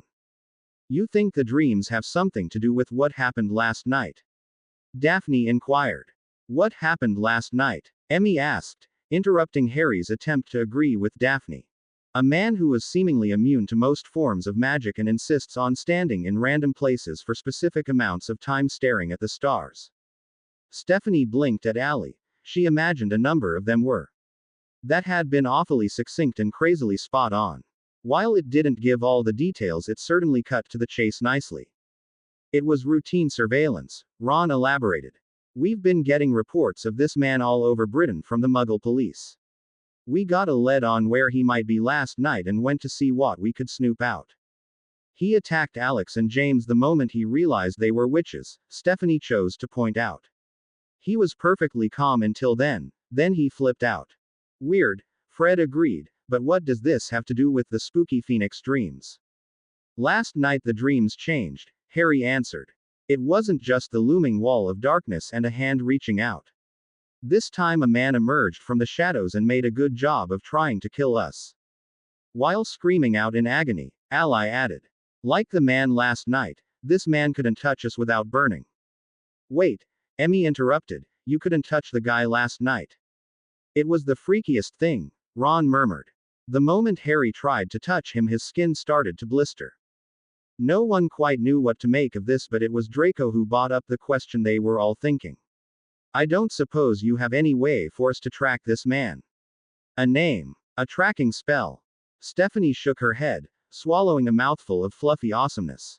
"I tried the best tracing spell I know and it just melted off him. The only magic that can be used against this guy seems to be Harry and Ally themselves or the Unforgivables." "Oh well, that's all right then," Draco snarked. "We'll just hit him with the killing curse next time we see him." "No worries." Harry glared at him, and this time it was Draco's turn to smirk.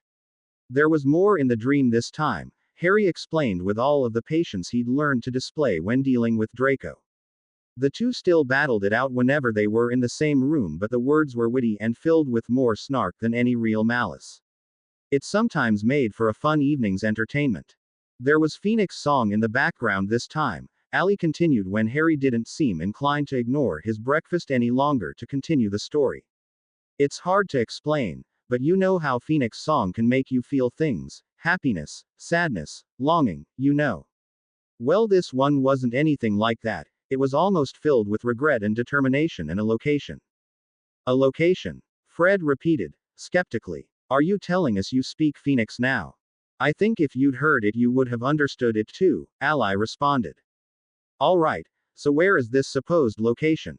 Harry and Ally exchanged looks then, and Stephanie just knew that whatever was about to be said wouldn't be at all helpful. We don't know. And she was right. How can you not know? She demanded. You just said the song gave you a location.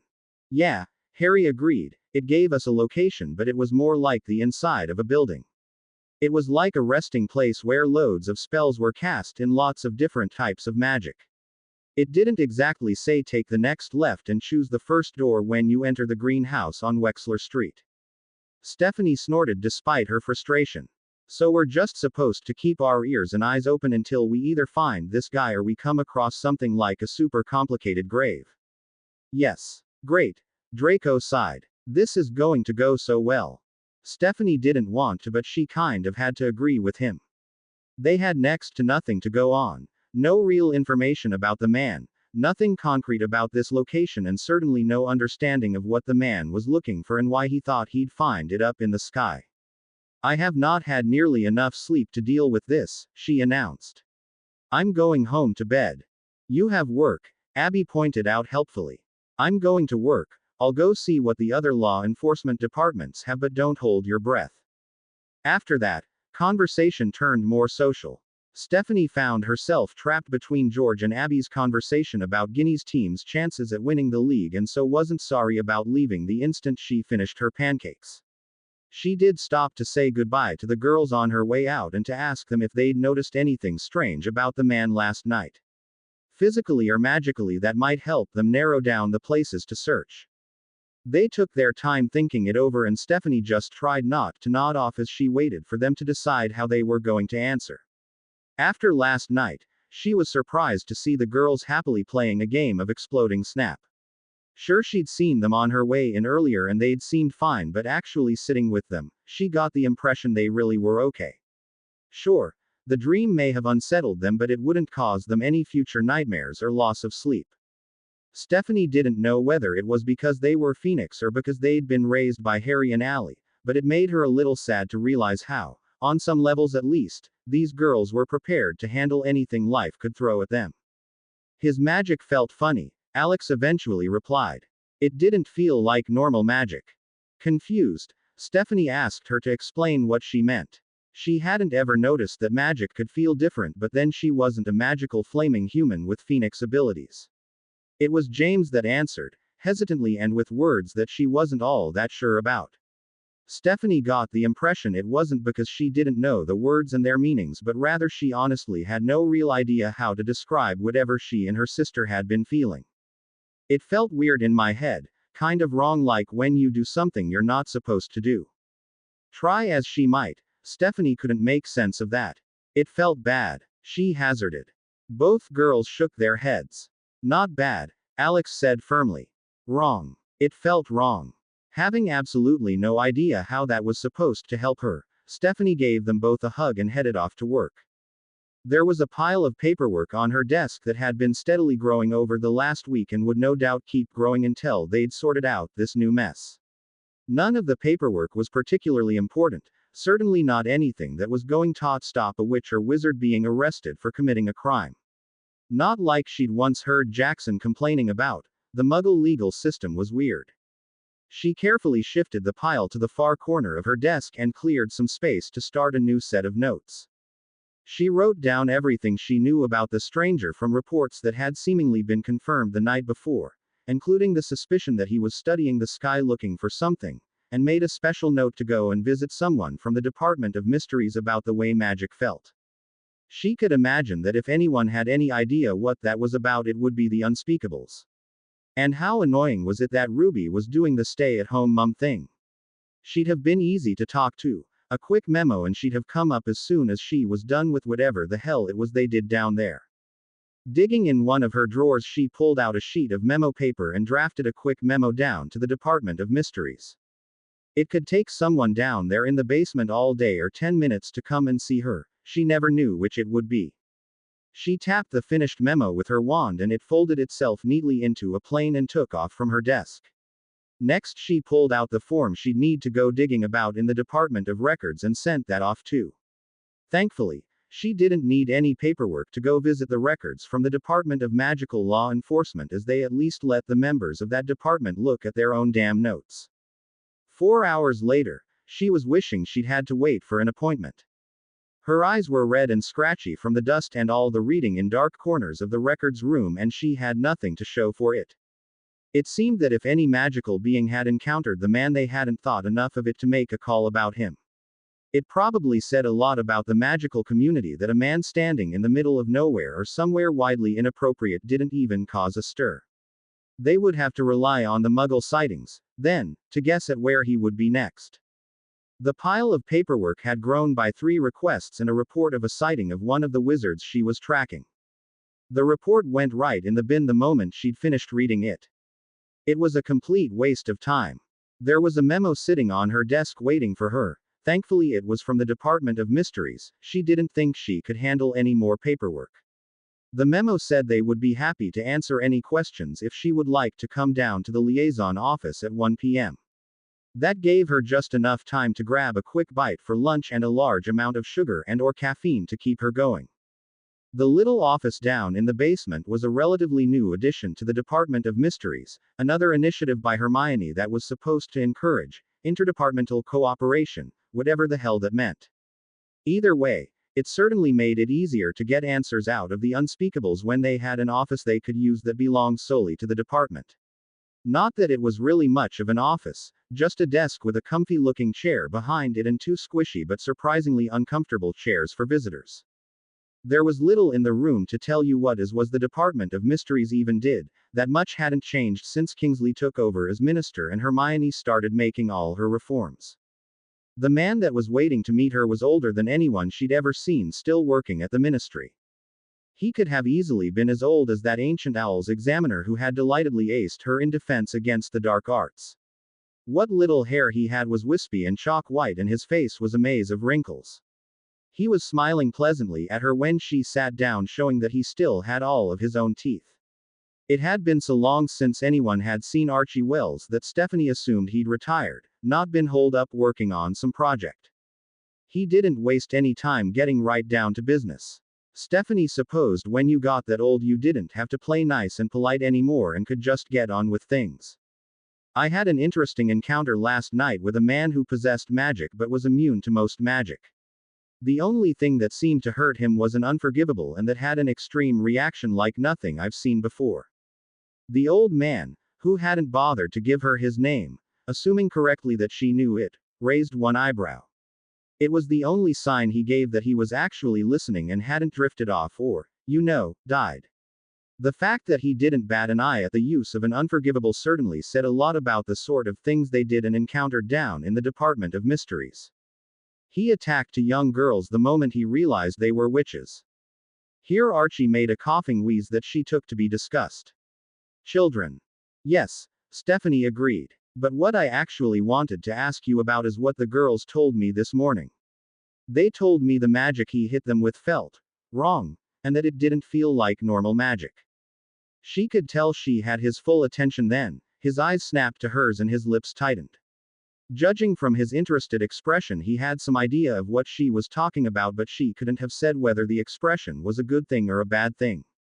Not many people talk about how magic feels, Archie rasped, voice husky and dry after what sounded like 80 years of smoking a pipe. These 2 girls, did they say anything else? I don't think they knew how to describe the feeling other than that. Archie nodded thoughtfully. And this man was immune to magic?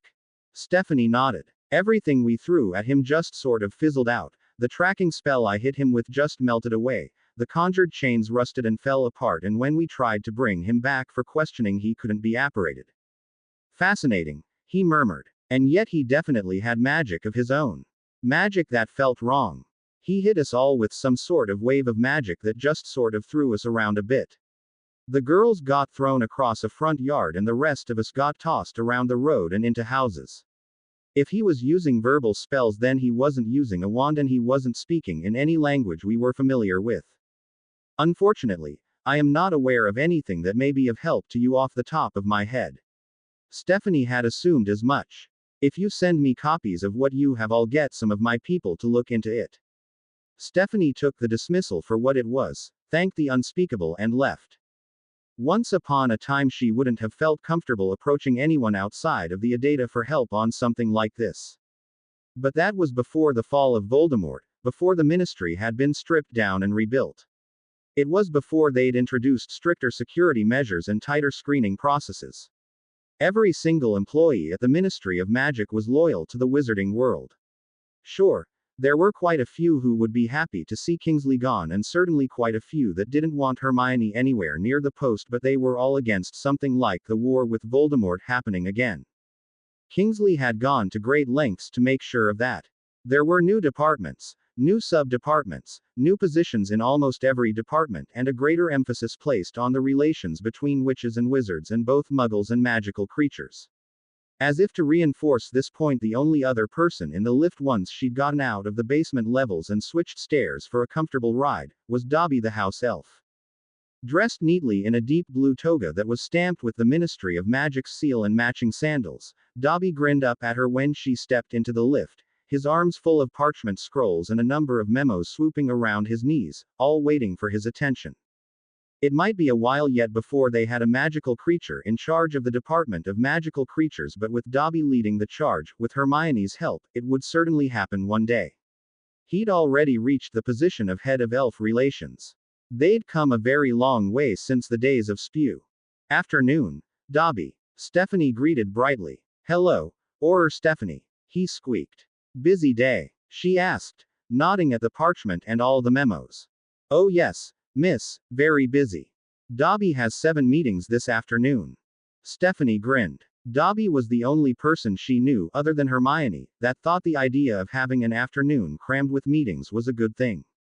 Hermione thought it was just that few more opportunities to make a change, and Dobby just took it for what it was. As sign that things were getting better. They rode in silence for a few moments as people came and went before it was just the two of them again. On a whim, Stephanie decided to ask Dobby if he knew anything about magic, feeling different. House elves had a whole different perspective on magic, after all. Oh yes, miss. Dobby nodded knowingly, making his ears flap. There are many different types of magic and they all feel different. Dobby's magic is different to your magic, and goblin magic is different again. Huh. Thanks, Dobby. Dobby is glad to help. The doors opened on his floor, and just before he darted out, Stephanie called after him, I don't suppose you know anything about wizards immune to other magic.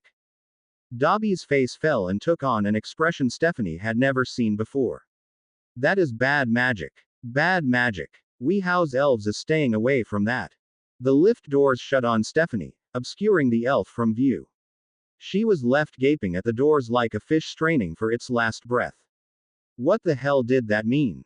The way Stephanie came tearing out of the lifts, Abby could have been forgiven for thinking the world was ending. She watched with eyebrows raised as Stephanie rounded the corner, almost losing her footing in her rush.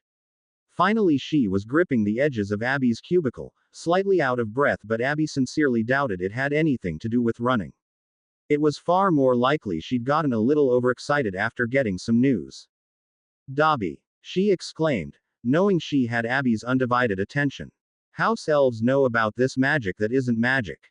Abby sat up straight, amused smile falling from her face. Start from the beginning.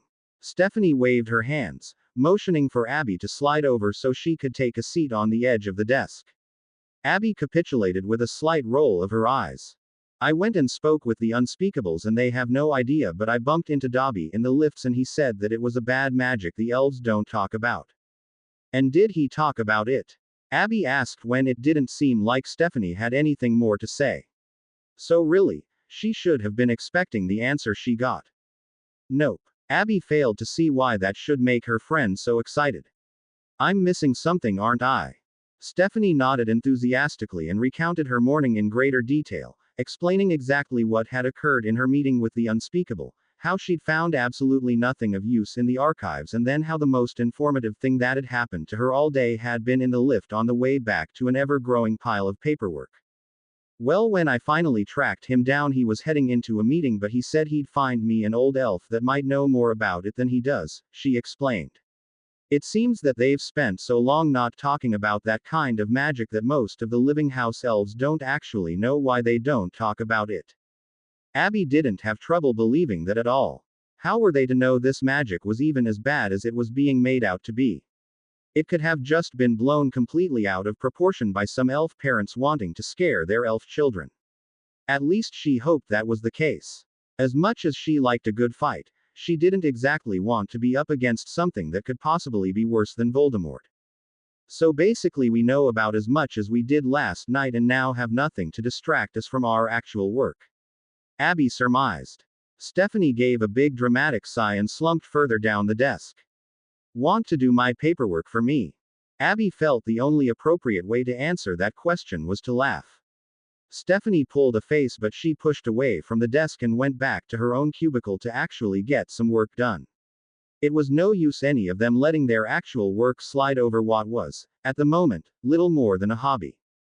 When Abby finally got through her own work, she was thinking of nothing more than going home and having a nice dinner with Rick and maybe a hot and relaxing bath.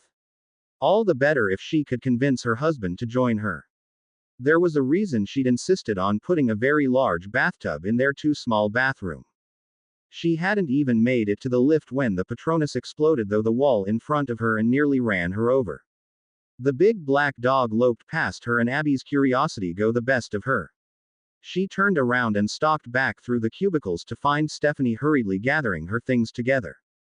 Everything all right? Even as she asked the question, a memo glided down onto Stephanie's desk. Despite the speed with which she was packing her things, Stephanie didn't see that concerned. Fred and George blew themselves up again. I'm meeting Emmy at the hospital. Ruby and the girls are going to stay with Percy. Abby relaxed a little. She could see how worried Stephanie was, but she also knew that they'd been through this drill a few too many times before to let the worry get to them. If they were calling for Stephanie, it just meant he was hurt. They'd have called Mrs. Weasley if he was dying or seriously hurt. Want some company? Nah, Stephanie assured her. Emmy and I have this. They rode the lift down together and then Stephanie took a fireplace to the hospital while Abby finally made her way home. Of course, there was no romantic dinner waiting for her, but there was a full bath with scented bubbles waiting for her. Rick might have left her alone for the night to spend time with his friends, but he'd left her something nice to make up for it. Glass of wine in hand, she settled down into the water and just let the steaming warmth soak away all of the worry and stress from the day. Abby. For a moment, she contemplated ignoring the voice. If she didn't answer, would they go away? Could she just sink beneath the water and hope that it went completely unnoticed that she was happily soaking in the tub? Bad time. Abby opened her eyes and glared at Draco. He smirked at her look, resting comfortably against the doorframe, not at all perturbed that he'd walked in on her BPD in the tub. With a huff, she settled back into the tub, closing her eyes and employing a little of the magic called denial. As long as her eyes were closed, she wouldn't have to see Draco lounging there in jeans and a dragon hide jacket. She wouldn't have to notice he was wearing his spelled boots or that his wand was peeking out of his sleeve, probably stored in the leather holster he'd bought so many years ago. She didn't have to see what all of that added up to. No, she told him firmly. No, this isn't a bad time. No, I am not going out with you. He had the audacity to pout. Come on, Abs. She raised a finger and pointed it vaguely in his direction, still without opening her eyes. No. She could feel him rolling his eyes, but then she heard him push away from the doorway and come further into the room. She heard the rustle of fabric and opened her eyes just enough to see that he had moved to sit beside the tub, head resting back against it just out of reach of her hand and his legs sprawling out in front of him. Where's Astoria? She asked finally, the knowledge he wasn't about to go anywhere making her give in and talk to him. She's having a night out with Daphne, the kids are with her mum. So you just thought you'd come and interrupt my quiet night in? Something like that. They sat in silence for a while, Abby perfectly content to soak in her tub and not think about her own troubles, let alone Draco's. Whatever had really driven him to see her would come out eventually, but she wasn't about to waste a second of a delicious bath worrying over it. When he did start to talk, it wasn't about anything in particular, just random things he'd been thinking about or seen since they'd last spent any time just hanging out. If anyone had told her when she'd first started at Hogwarts that Draco Malfoy, Pure blood Slytherin, would become her best friend, she'd have kindly killed them. She filled her part of the conversation with vague noises that might be taken for agreement or amusement but didn't really contribute until she'd started to prune, and it was either prod the answer out of him or start to look like an ancient house elf. She pushed herself out of the water and held an expectant hand out. Without turning to look at her, he grabbed a towel off the rack and passed it to her. The faint color creeping up his neck was the only indication that he knew she was BPD behind him. It made her smile. "I'm gonna need clothes for this conversation," she informed him. With a nod, he got to his feet and extended a hand to help her out of the tub. The way he was looking at her, the slight tilt to his head and the odd look in his eyes really didn't suggest she was going to like what he had to say. She'd have preferred it so much more if he'd just been ogling her while she stood slightly damp and wearing only a towel. At least then she'd know he was okay. "I'll get us something to drink." He left her then, presumably to go in search of more alcohol in her kitchen, and she hurried to dry off and get dressed. Pajamas were as good as it was going to get, her only concession to company the fact that she bothered to put a cloth on. He'd invaded her night off. He'd have to put up with fuzzy cotton pants and the snug WWW tank that flashed obscene words if you looked at it too long. She dropped onto the couch beside him and propped her slippered feet up on the coffee table. He handed her a glass of fire whiskey and she took a tentative sip. It burned a path down her throat, but she had enough experience that she no longer coughed after each swallow. "Artemis asked me why I don't have any parents today." Ouch. Although it wasn't what she'd been expecting to hear, it did go a long way to explaining Draco's dark mood. It wasn't something they talked about very often, how the Malfoys had died.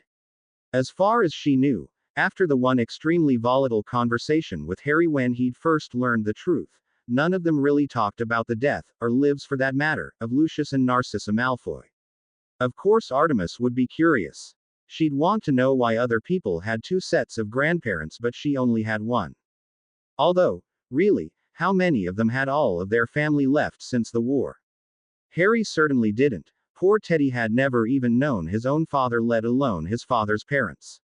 It was a miracle Arthur and Molly Weasley had come through virtually unharmed, but Allie had no parents. Sirius and Ruby had been orphaned long before their kids came around. What brought that up? Abby asked, ignoring for the moment how Draco might have chosen to answer that. They were learning about family units in school, talking about family trees and where ancestors came from. Some shit like that. Oh, Abby wasn't sure how to respond to that. But she's seen the portraits and photos, right?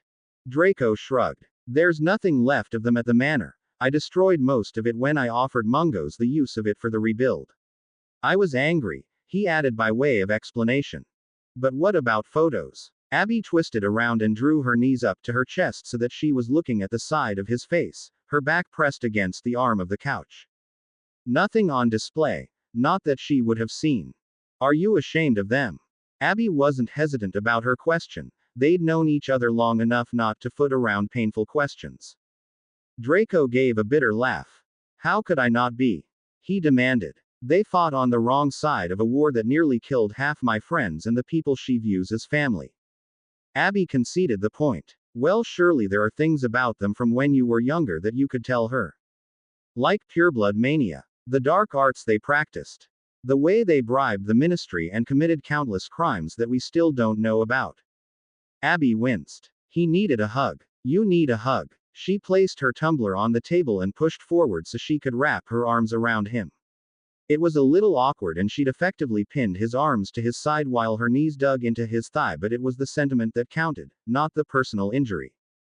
You aren't your parents, she told him firmly, words muffled because she was speaking them into the side of his neck. Also, you smell good, new aftershave. Her words had the desired effect. She could feel the laughter rumbling in his chest. You beep. Such a liar. She laughed, releasing him from her arms. Seriously, though, you don't have to tell her anything more than that they died in the war. She's too young to know the truth. She probably will never need to know that her Uncle Harry killed them. Yeah, Draco answered slowly, unsure but unwilling to contradict her when she used that particular tone. And why are we having this conversation? Shouldn't you be having it with your wife? Draco stiffened beside her and she realized this was the real reason he'd been so down. He would have talked to Astoria about this at any other time, but something had happened to make him think he couldn't talk to her about it. It didn't bother her, she wasn't his first choice. After all, she talked most things over with Rick before she went looking for answers somewhere else. Unless it was to rehash memories from the war, then she always went to someone else first. She loved her husband, she really did, but he had been so far removed from the war, all the way down on the A.S. end of the world in Australia, that he really couldn't understand half the things she went through. He tried, though, and that was more important. Draco didn't have those problems. Astoria may have joined the fight late, but she had been a part of it, she'd been there during some of the worst moments and for the recovery. What was it he couldn't talk to Astoria about? What was it he could talk to her about instead? Do you ever think we all got married too fast? Like we did what was expected of us while high on the adrenaline of the war.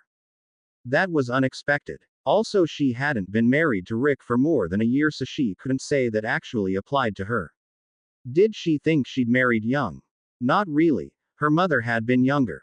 Mrs. Weasley used to say that about Bill and Fleur, before she realized she actually liked Fleur. People used to say that about the last war, too, Draco acknowledged. Do you think you made a mistake marrying Astoria? The words were hard for her to say, she honestly didn't know how to have this conversation with him. I love her, he said simply, not answering the question at all. I love our kids, he went on. Well, who wouldn't love them? Abby wondered, not stating the obvious, which was that just because he loved his wife and his kids, that didn't mean he wanted to be married or was happy that he'd made the choice so young. Can we talk about something else? Draco pleaded, shifting uncomfortably and avoiding looking her in the eye. Sure, she told him easily. But you know I'll get this out of you eventually. Yeah, he nodded, I know. So she told him about her day, about all of the boring paperwork before Stephanie turned up, and told her about what little information she'd been able to glean from Dobby. She told him about George being back in the hospital and Fred too, and she told him how she'd been really looking forward to not having to think when she got home, and how Rick had left a bubble bath and glass of wine waiting for her when she got home. Draco nodded along and made noises of interest.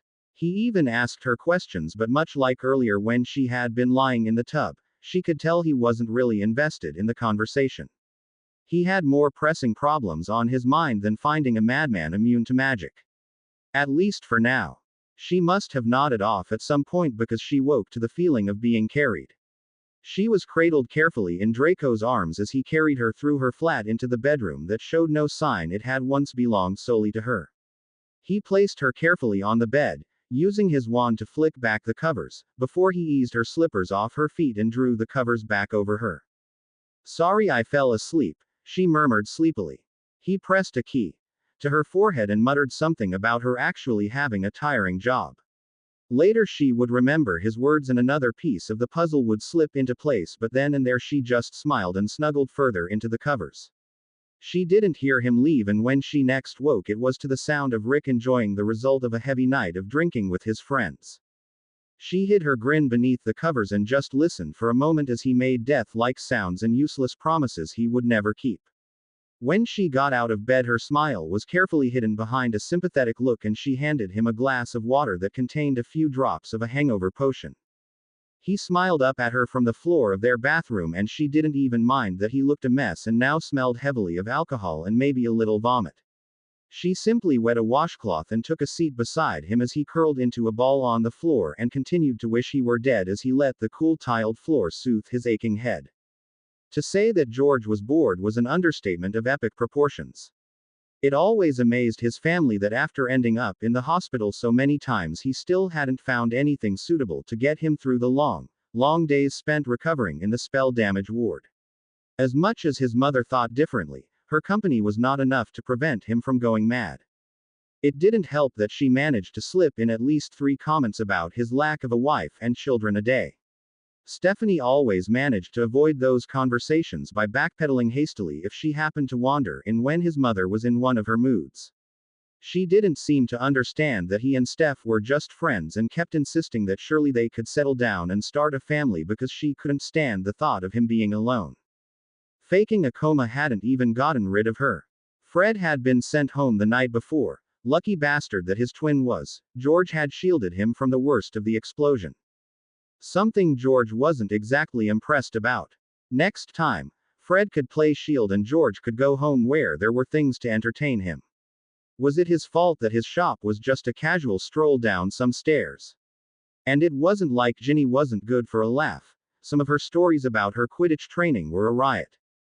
And yeah, maybe he was going a little stir crazy.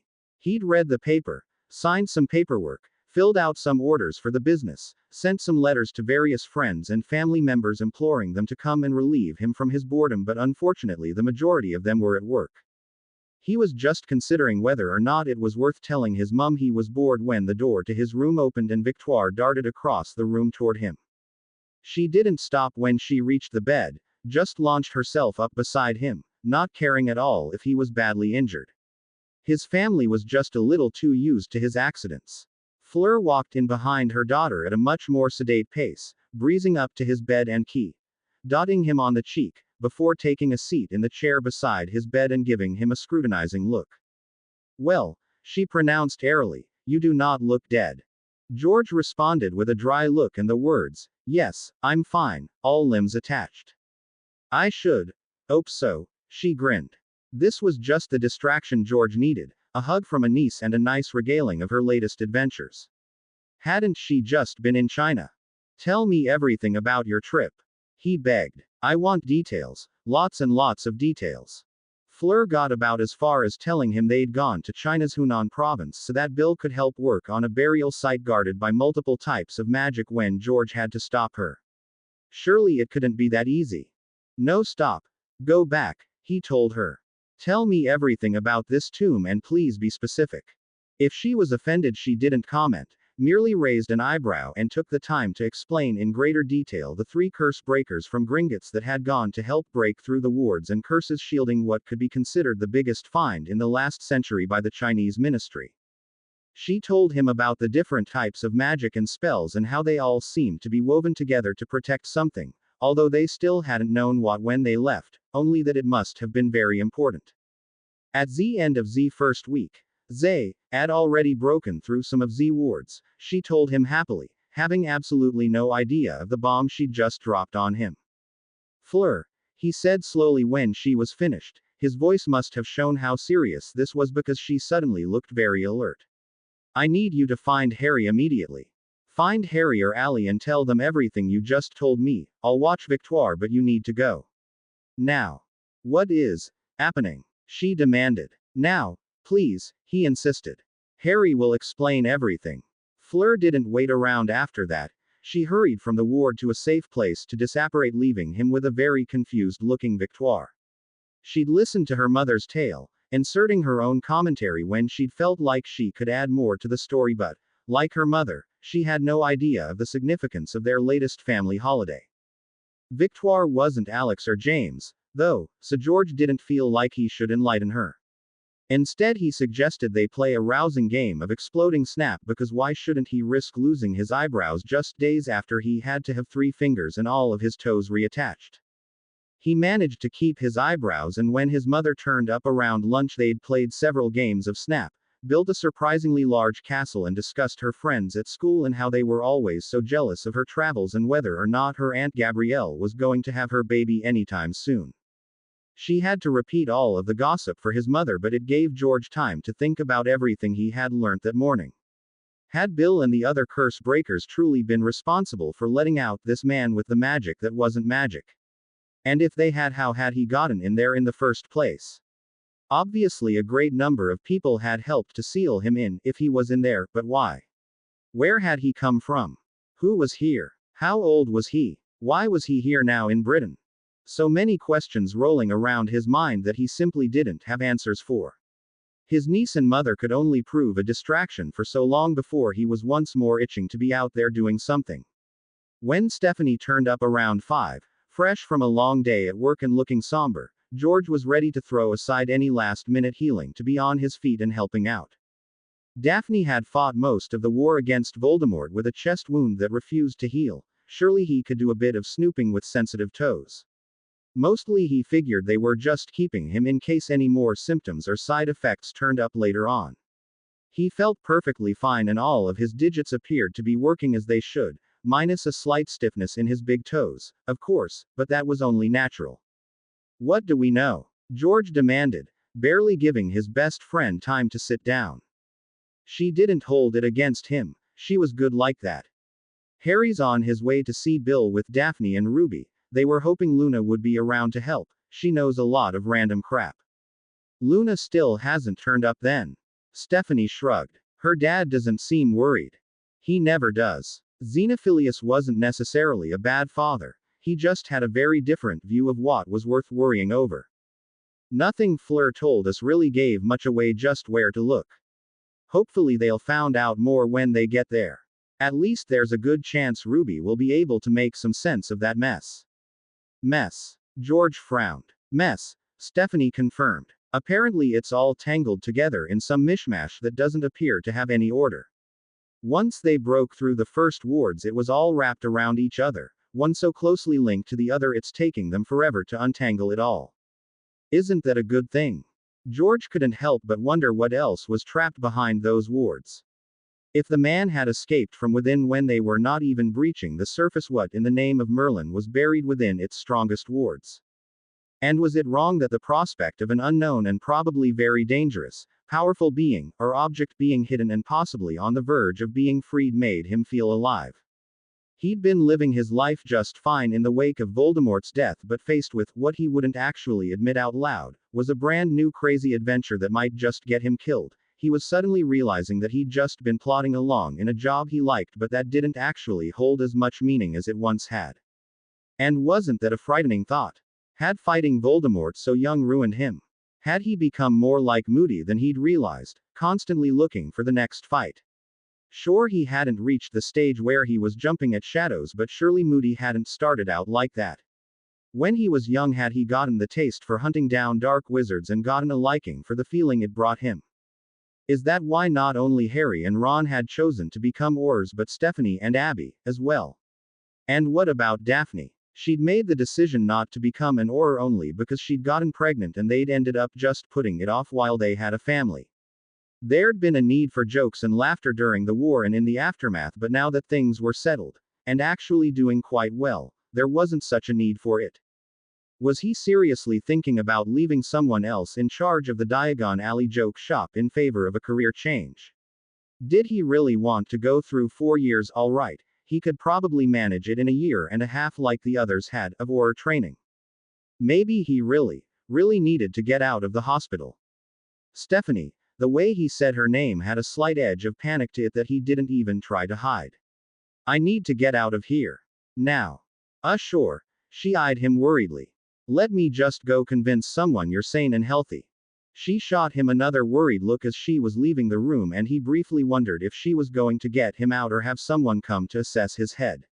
He had to admit he wasn't exactly feeling sound of mind, but he'd just spent 3 days with his mother as almost his only company. Anyone would go mad from that. Thankfully, when she came back, it was with a Mediwitch who, although she didn't look pleased, told him he could leave after giving him one more look over. Free at last, he proclaimed as he burst through the doors of the apartment he shared with his little sister.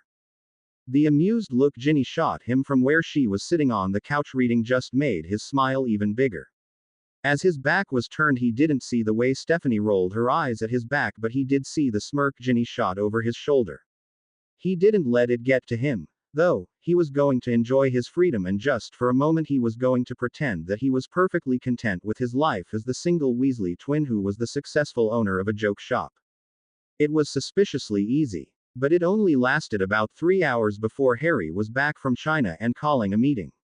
For one very brief moment, George entertained the idea of not going, of turning his back on this mess and going back to being that somewhat responsible joke shop owner. But that was stupid. We need a bar for this kind of thing, George observed as he tugged his boots back on. Then we could get blind drunk while Harry lays all this bad news on us. Stephanie snorted with laughter and led the way to the door. George stopped when he realized Ginny wasn't following them. He turned back to look at his sister and realized she had a strange look on her face. She hadn't made a move to put her shoes on or even follow them with just her slippers on. The look on her face seemed to be a mix of guilt and something that George would have mistaken for relief if he didn't know his sister better. Then again, how well did he really know his sister? Hurry up, Jin, George ordered. Please don't make us sit through this twice. I'm not going. Her voice was soft, her words barely a whisper, but they held a conviction he didn't expect. There was a hardness in her tone that spoke volumes. He felt like he should have seen that coming. Like there should have been a sign that something had changed for her, but he'd been a little busy wallowing in self-pity in hospital. How long had she been feeling like this? How had he not noticed? Were there signs? None that I saw, Stephanie told him, coming back into the living room. Apparently he'd spoken that last thought out loud. I can't do this again, George, Ginny whispered. I don't want to. He nodded like he understood, but he really didn't. Stephanie looked just as bewildered as he did, but she was the one who spent her days chasing down bad wizards. He doubted she'd ever understand this need to not be involved. I'm finally in a good place, Ginny tried to explain. I get up in the morning and I don't hate what I've done. I don't regret having to kill all those people. He opened his mouth to say something, but what was there to say? I didn't know it was that bad for you, Stephanie murmured. Why didn't you say anything? Most of the time it wasn't, Ginny admitted with a shrug, refusing to look at either of them. But I like that the me I am now only has to worry about scoring the next goal or not missing a training session. I don't want to be the person that has to think about whether or not that noise I heard is someone coming to kill me or hurt me for something I did while fighting for the good. George had almost forgotten how bad it had been for Ginny those first few months, how badly she'd reacted after that first night with Harry when they'd brought Lydia home. How had he forgotten that? How had he not noticed that things hadn't really changed for Ginny the way they had for everyone else? They'd all found ways to deal with it and he'd assumed Ginny had too. Now he felt terrible for sleeping at night. How the hell had that happened? So you're just turning your back on us. The slap to the back of his head wasn't particularly necessary, but he felt Stephanie made her point. He didn't mean for it to sound so harsh or to put her in that position, but he did mean what he'd said. To a certain extent anyway. You don't have to come, Ginny, Stephanie told her gently. And we don't think you're turning your back on us. If this is what you need to do to live with yourself, then this is what you have to do. George made a grunt in the back of his throat that nobody could mistake for agreement, but Stephanie ignored him and went on with her own plan. Just like she always did. But we're going to go and fight this thing if it needs fighting because it's what we do. Don't feel guilty because what's best for you is sitting right here on this couch where it's safe and the memories can't get you. George gaped at Stephanie, but she was done delivering her verbal bitch slap and was already moving to the door. For a moment all he could do was gape after her, looking at her as though he'd never actually seen her before. Ginny made some sort of noise in her throat, but she didn't make a move to get off the couch. She might have looked like someone had just delivered her a physical slap as much as a verbal one, but she was stubbornly remaining on the couch. Well, I'll be going then. And he practically sprinted out the door after Stephanie. What? She demanded when he could only stare at her as they walked far enough away from the wards around his building. I might actually have to marry you. The words felt foreign coming out of his mouth, and as soon as he said them he wanted to take them back because they sounded just a little too much like he'd been cooped up with his mother for the last 3 days. And he wasn't entirely sure the sentiment behind them was genuine, but she'd surprised the hell out of him, and for a moment all he could do was admire that. I don't think I got you out of that hospital fast enough, Stephanie observed wryly. We really do need to get you drunk fast. He shook his head at her and made a face that might have been disgust at his own sudden turn to sappy. Yes, please. Immediately. Which was precisely why upon arriving at the Potter's home they both made a beeline for Allie's liquor cabinet and were halfway through a glass of fire whiskey each before anyone had managed to get a greeting out. Fred nodded knowingly. Mum. They both nodded before swallowing the rest in one burning mouthful. You don't want to know, George assured his brother. That is probably true, Fred agreed. If there was one thing every member of the Weasley family could agree on, it was just how badly quality time with Molly Weasley could make you want to drink. There was a marriage proposal involved, Stephanie stage whispered, huge grin on her face. And all Fred could do was laugh while George sputtered indignantly. She'd been looking forward to this day for as long as she could remember, well, at least as long as she'd known about Hogwarts anyway. Her acceptance letter finally arrived by owl when she'd just about given up on the hope of it ever turning up. They didn't live in the middle of nowhere. How could an owl have gotten so lost as to forget her? It was a school day, one of the ones where her dad was home and her mum was running out the door to work.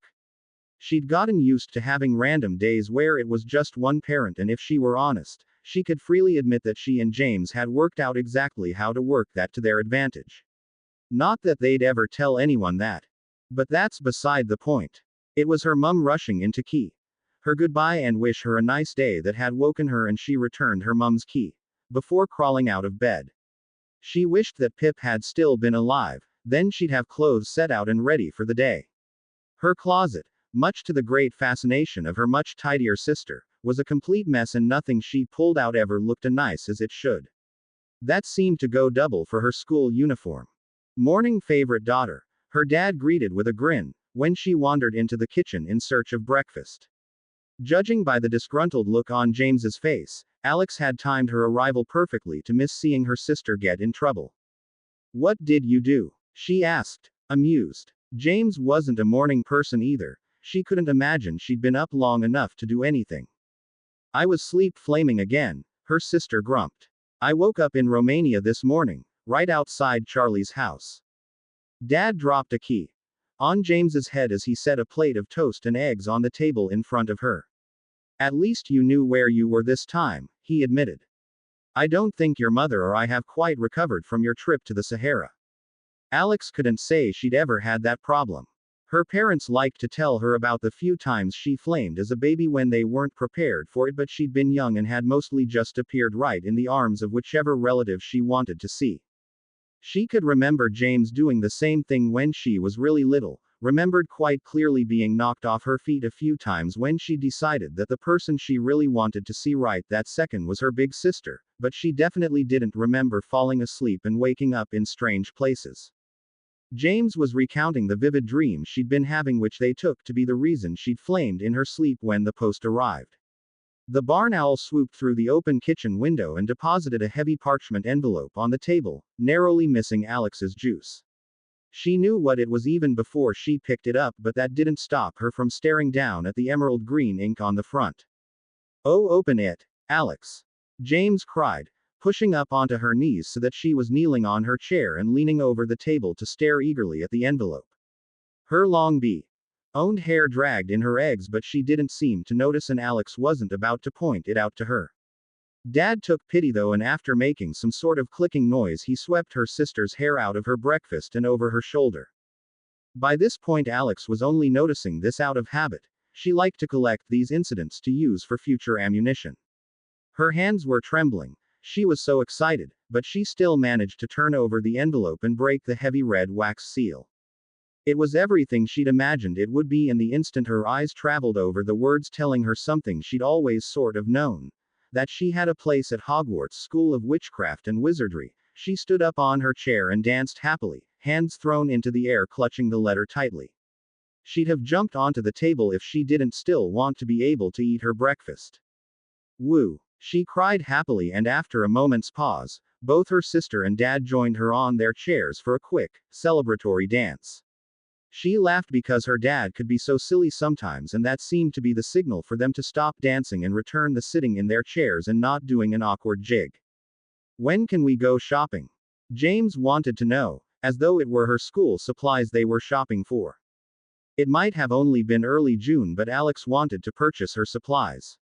She pored over the book list eagerly, eyes delightfully soaking up all of the book titles she would get to read and learn from. She recognized a few of them from her dad's study, but she'd never read them cover to cover before, and she would happily admit that there was a part of her that wanted to pull a Hermione and devour those books before school even started. Unfortunately, she still had to finish out the year at her Muggle school. Something that seemed especially pointless now that she had her letter for Hogwarts. She and James talked about what classes she would get to take and whether or not their parents would let her have an owl or a cat, or both, all the way to school. She thought of Hogwarts all day when she was supposed to be focused on her lessons. The only time she stopped thinking about Hogwarts was when school finally let out and she and James found their grandmother waiting to pick them up and not Dad. Gran. They greeted happily, running forward to hug her. Grandma Petunia didn't pick them up from school very often, not unless something bad was happening. Now that she was 11, her parents let them flame home when they were both working. Alex shivered, not out of fear but anticipation. She wondered if she should have been afraid, but until she knew what was going on, there wasn't really anything to be afraid of. Instead of flaming home, they took the time to walk. It was nice out, a proper spring day, and Gran said she liked the walk. They peppered her with questions on the way, but she didn't have any answers for them, only that Harry, that's what she called Dad, had come to her this morning and asked her to watch them after school. She'd obviously spent the day at their house because when they came in through the kitchen door, the house smelled like freshly baked cookies and there were fresh bread rolls sitting in a basket on the table for dinner and a pie cooling on the bench top. They sat at the kitchen table eating cookies and doing their homework while they talked about Uncle D and his job and what Dad was up to. Gran was pretty good when it came to helping with homework because she was a muggle and knew all about the muggle world. Dad was all right, but Mum was kind of hopeless. She liked to tell them that she had 300 years of magical history crammed into her brain, and so it was up to Dad to remember all the muggle stuff. Gran was teaching them the best way to make crispy but soft roast potatoes when Dad finally came home. He looked tired and worried, but he smiled brightly when they greeted him. Mum liked to pretend it was a secret, but they all knew that sometimes Dad just needed to know they were safe, and that made the day okay. On those days his hugs always lasted a bit longer than normal and he sometimes squeezed them extra tight. There's going to be another meeting here soon, Dad told them. I found out some things today about our dreams. Alex felt a tightening in her chest that she only vaguely realized was fear. It wasn't the full-blown terror she felt during the dreams, but it was a dull reminder of just how scary those things could get. The twinge on her wrist told her that James felt the same way. It was always harder to read the part of her connection that belonged to her parents. They were better at hiding what they were feeling. Are you staying for dinner? Dad asked Gran, eagerly helping himself to one of the few remaining cookies. She studied him for a moment before she nodded. Dad sometimes told them stories about when he was their age. He'd tell them how Gran was different back then because she was sad and lonely and maybe a little bit angry. Sometimes Uncle D would talk about his dad and how he was mean and didn't treat Dad very well, but Alex couldn't imagine Gran ever being like that.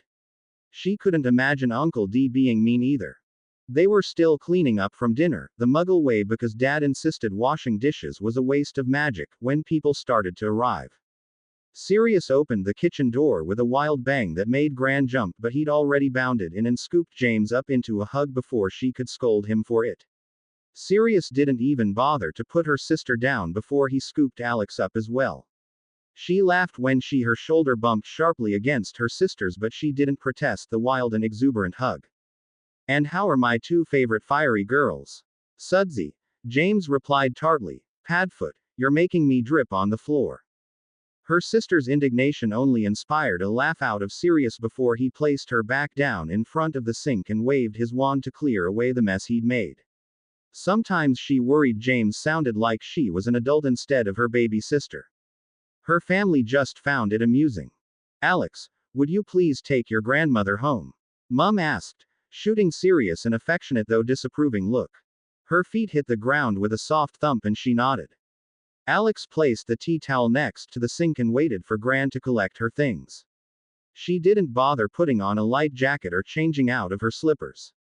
Taking Gran home meant she could just appear directly in her living room and didn't have to go through what Grandma Molly called the formality of giving them the chance to deny you entry, whatever that meant.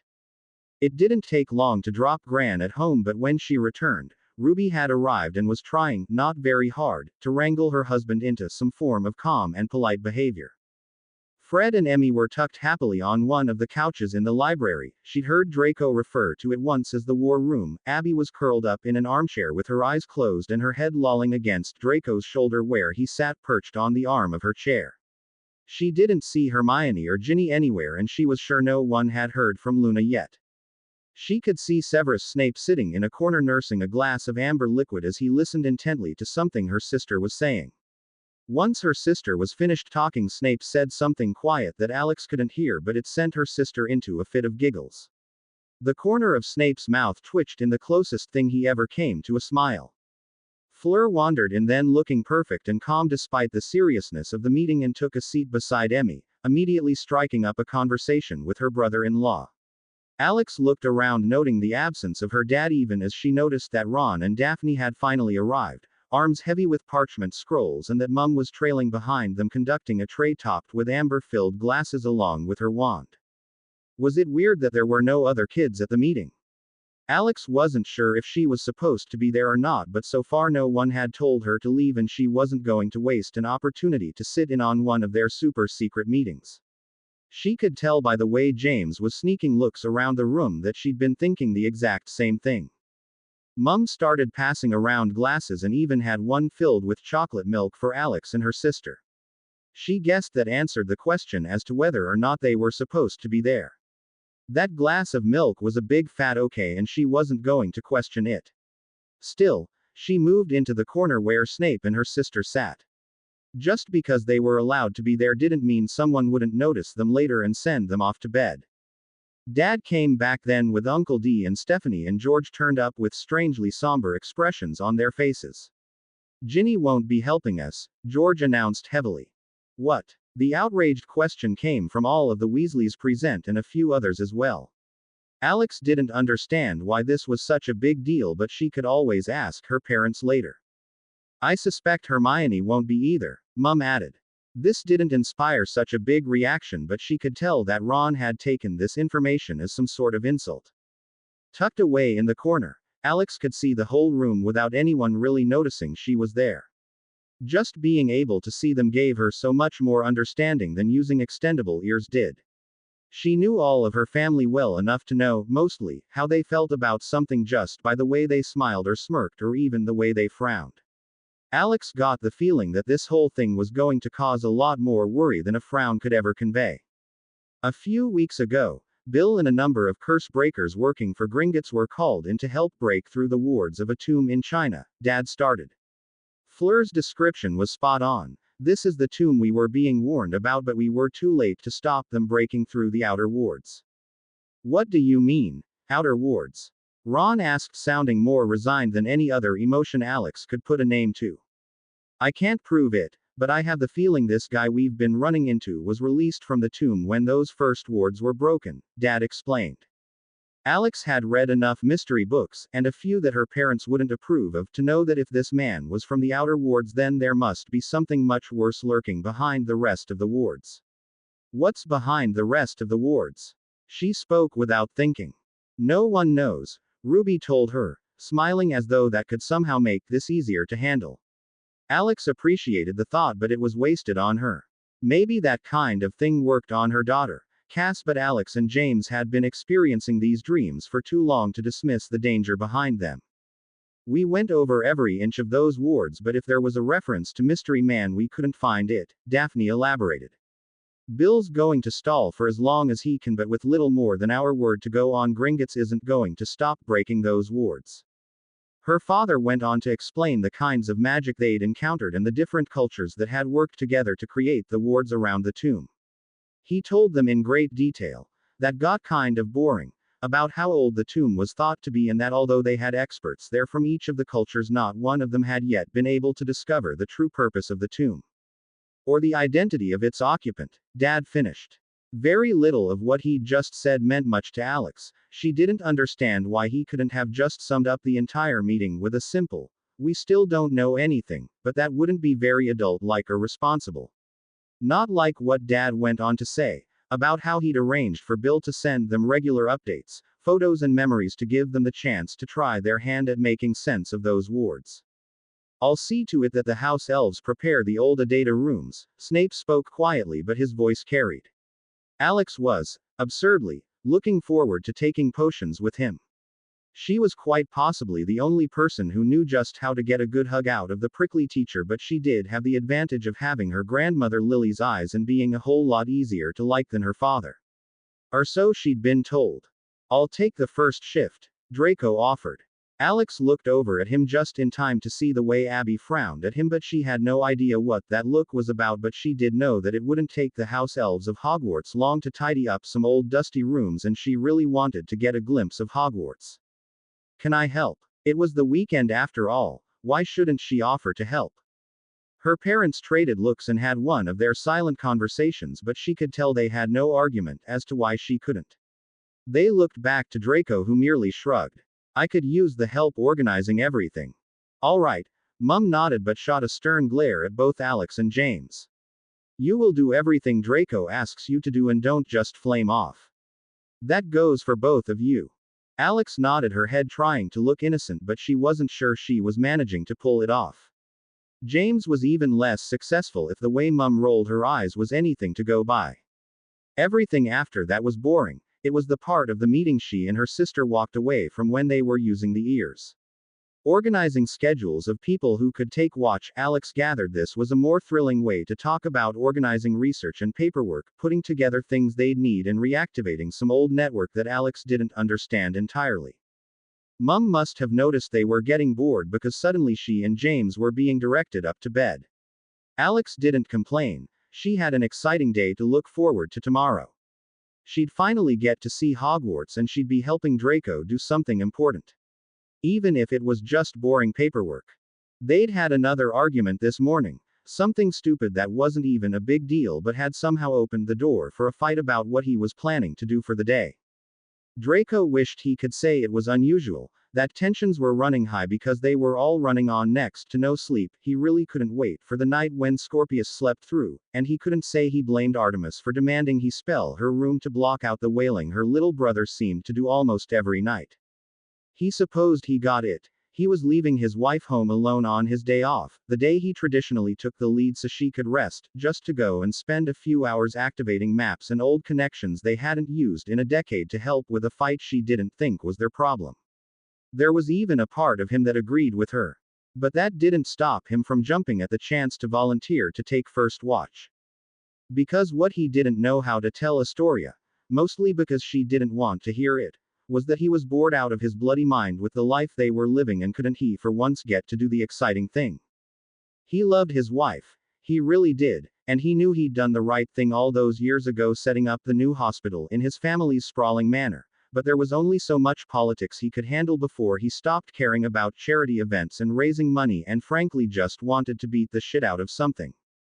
No one but Artemis knew about the training dummy he kept in the broom shed, and he'd bought her silence with the promise that he'd teach her everything he knew when she turned 8.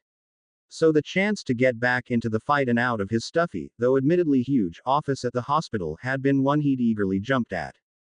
Spending the day with the Potter girls was bound to add some much-needed mischief and excitement. Possibly danger if they were anything like their parents. He had heard the story about Dudley and the flaming sofa, after all. And actually, that reminded him that he needed to visit his aunt at some point. He'd been putting it off for fear that she'd tell him to get over himself, but Tonks had mentioned she'd come down with something, and unless he wanted to get an earful from his cousin, he'd best make time to see Andromeda. Want some breakfast? Allie asked, startling him out of his thoughts. He'd been so preoccupied he hadn't even noticed he'd made it all the way up the garden path to the Potter's kitchen door.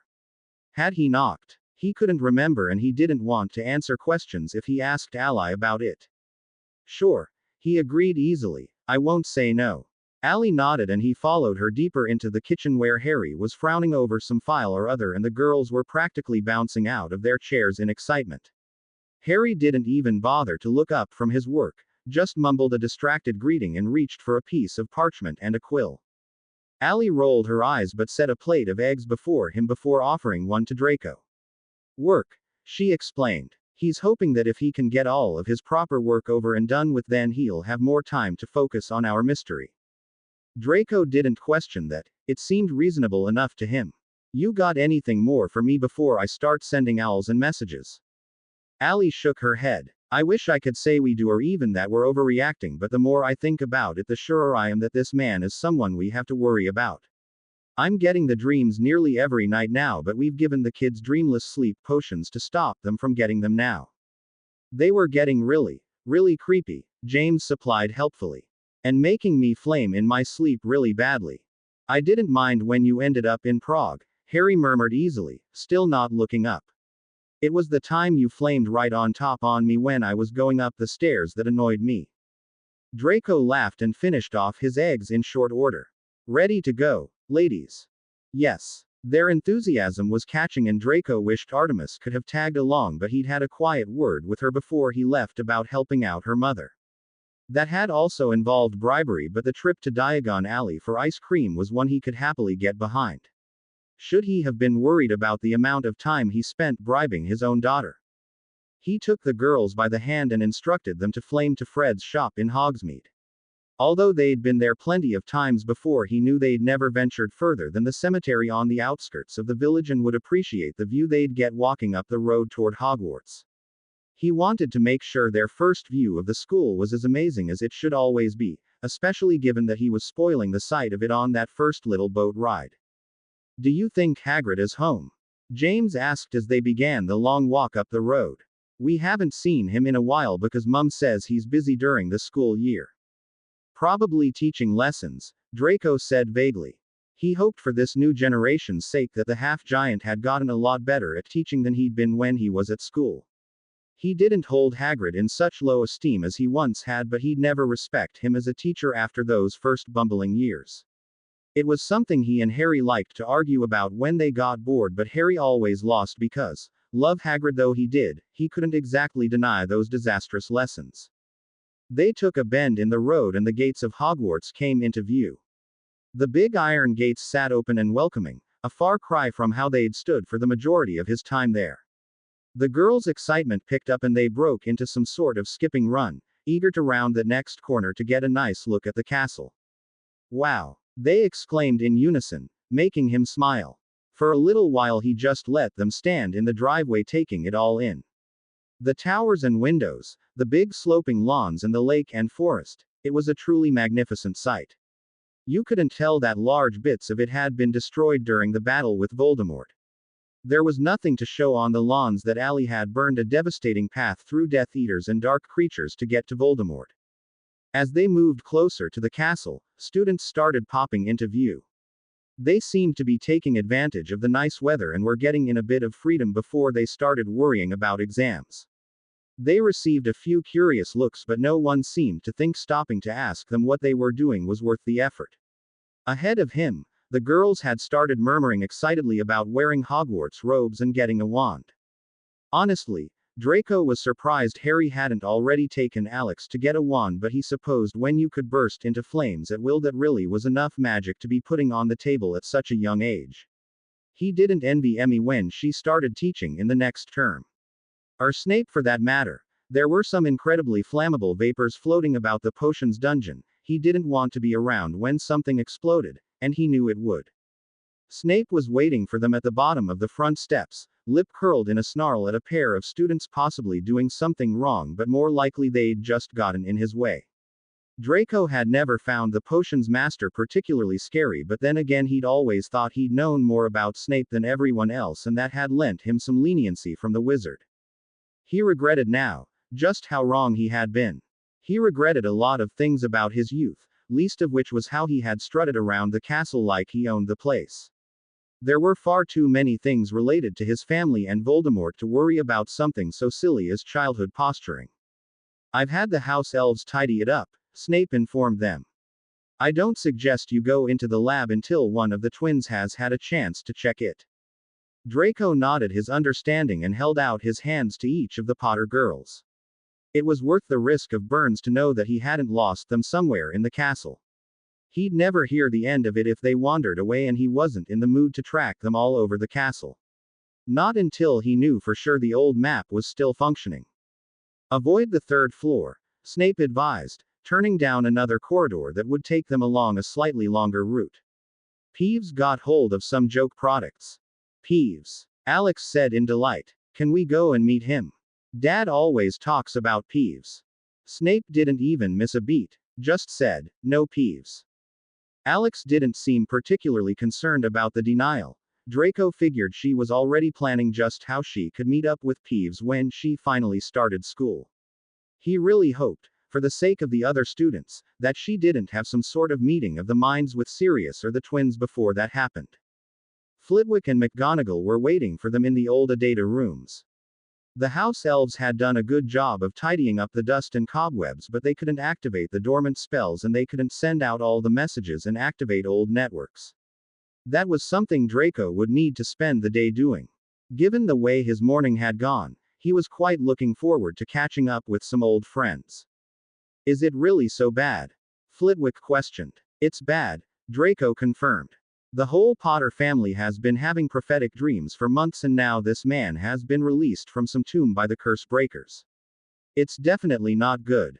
McGonagall sighed. This is why we've elected to hire a new defense against the dark arts teacher. Even Sybil has felt something coming. What? Draco's disbelief was shared by all of them. Trelawney actually predicted something. Judging by the way McGonagall was pursing her lips, she didn't want to believe it any more than they did. Albus always advised me to heed her warnings when she wasn't paying attention to her words. A few months ago she mentioned in passing that I should consider filling the Dada position with an old member of the Adata. Draco mulled this over and then decided that it was easier just to go along with it than to question McGonagall taking something Trelawney said seriously. Well, that's just great. They talked a bit more about the other changes that had been made to the castle, such as which of the secret passages were still there and which ones had been blocked off or rerouted during the repairs to the castle. He'd have to get the changes to Sirius and hope the Marauder remembered how to update the map. They couldn't very well let their kids go to Hogwarts without the thing. It was almost a tradition now. At least, they were trying to make it one. Once the professors had left, Draco dug around under a desk and pulled out a box of stuffed messenger owls. He placed it on the training mat in the middle of the room and then handed James a roll of parchment with a list of names on it. You know how these things work. Draco assumed, and when James nodded he motioned to the list. I need you to send one to everyone on that list. The girls nodded and moved to the mat and the box of owls. The spells on them should still be active, and that was all that was needed to send them. They wouldn't need to attach a message just yet. Sending the owls would be enough to put people on alert. The rest would come when they heard back from their contacts. The morning slipped away from him. Activating the maps of Britain was easy enough, but reactivating the charms that tracked the members was trickier. It relied on a combination of blood magic and charm work that wasn't exactly Draco's strong suit. It wasn't exactly any of their strong points, but it beat sitting in his office all day staring at the wall and pretending the hospital actually needed him to function effectively. He activated his own charm last before turning to the girls. He'd debated the wisdom of including them, but he knew that they were a part of this trouble whether or not they were being allowed to dream about it. As predicted, the girls jumped at the chance to have their own colored dot on the map. Just as he'd expected, they didn't even flinch when he used a knife to slice a shallow cut into their arms. He didn't react when the cuts started to heal before his eyes. The girls healed even faster than their parents, that was for sure. Can we eat lunch in the Great Hall? Alex asked when they'd sent off the last of their owls. Draco shook his head. I'm not going to spoil the experience for you. Pick somewhere else and we'll go there. I could use a break from this room. I honestly never thought I'd be spending this much time here again. The idea of lunch required serious consideration, and when you were magical beings that realistically could only be called part witch, there were a lot more places open to you when you could simply flame wherever you wanted. Eventually, the girls came to a decision and held out their hands to him. Where are we going, then? He asked warily. He wanted to know where they were going before he arrived there blind. It gave him the illusion of being in control. When we were little, Grandma lived in a village and not in the city. We want to go to the cafe she used to take us to. Their suggestion seemed perfectly harmless, and so, really, he should have known the trip would turn out to be anything but. The little cafe actually had a nice view of the village square, the heritage-listed part that was filled with tourists and not the takeaways and chain stores that dominated the rest of the village. They managed to snag a table outside without having to resort to magic, and they settled in for an enjoyable meal. Although he may never have been a huge fan of Harry when they were growing up, he'd come to view the man as a trusted friend in the years since Voldemort fell. He enjoyed the chance to spend an afternoon with Alex and James. He felt like an uncle out with his nieces for the day. James was giving them a very detailed retelling of a project she'd done for her Muggle school, lunch all but forgotten as she enthusiastically used her hands to emphasize her tale, when the hairs on the back of Draco's neck prickled and the ends of Alex's hair started to smolder. James broke off mid-word and turned to look over her shoulder behind him. He truly hoped he was the only one noticing the way her sleeves started to smoke. Cautiously he turned in his seat, tiring to spot whatever it was that had caused his nerves to tingle and the girls to start burning up. He half expected to see a dragon or some dark creature looming down on them, actually found himself liking the idea, but there weren't any muggles running in terror and he didn't hear any screams. In fact, the whole square seemed so perfectly normal that it took him longer than it probably should have to spot the young woman standing on the corner near the statue commemorating one war or another. The woman wouldn't have looked out of place at a university or down at the pub. She had long brown hair that was braided down her back, leggings and an oversized t-shirt that reached down to her knees. It looked like a man's shirt and it bore the words Weird Sisters in bold letters. She was wearing red dragon hide boots. And she was just standing there staring up at the sky. Alex made a motion that might have been a move intended to launch herself toward the woman, but Draco placed a restraining hand on her arm. No, he told the girls quietly. For now we just watch. As he understood it, the weird man they were tracking had done nothing more than stand and stare at the sky until he'd noticed he was being watched by witches. From what they could tell, it had actually been the realization that the nice young girls talking to him could wield magic that had put him on the offensive. He wouldn't risk creating a scene with the girls there. Besides, there wasn't really anything about the woman that proved she was like the man they'd already encountered. In fact, if it wasn't for the way Alex had reacted, he'd have written it off as a strange coincidence. But there weren't really coincidences in his world, and as much as he'd like to think it could be a weird chance encounter and completely unrelated, he knew he couldn't take that chance. They needed all the information they could get if the man came back. So for 11 minutes and 42 seconds they simply sat and watched her. She didn't seem to be aware of anyone or anything around her, and when she was done looking up at the sky she simply turned and walked away. Should we follow her? James asked. Draco hesitated. If he were alone he would have followed her in a heartbeat, but he wasn't alone and he wouldn't risk the Potter girls, not for something so completely unknown. But the girls weren't Artemis. They weren't nearly as innocent or as powerless as they looked. Yes, they were still very young, but Harry had only been 11 when he faced Voldemort for the first time, and he'd been a perfectly ordinary wizard at the time. Mind made up, Draco threw some Muggle money onto the table and stood. The moment it looks like trouble you flame and find your mum or dad, he ordered sharply. They both nodded and he spared a moment to approve of their serious expressions. Whether it was the dreams they'd been having or some lesson that their parents had given them, both girls seemed to understand that this was serious, that it wasn't some silly game. Knowing he would probably come to regret the decision, and really wishing he could bring himself to just send them on home, Draco said, "Well, come on then," and took off after the woman. Ever since she can remember, James had been hearing stories about the war and about Voldemort and how it was Mum and Dad that had stood together and brought everyone in to fight and bring the Dark Wizard down. Sometimes, when they walked through Diagon Alley or they were visiting the memorial and they bumped into a stranger, her dad would get all quiet while the stranger just wanted to shake his hand and thank him. Once, he'd admitted it used to happen when he was a kid too. In a way, James understood that her dad was the famous Harry Potter, that he was known around the world for first breaking Voldemort when he was just a baby and then continuously beating him back until he was finally able, at the age of 16, to kill him. In an abstract way, she got that, but when she looked at her dad all she saw was the man who couldn't get his hair to sit right, the one who took her to every Quidditch game their team played in, the man who once spent a whole day having a tea party with her in a blanket fort in the library.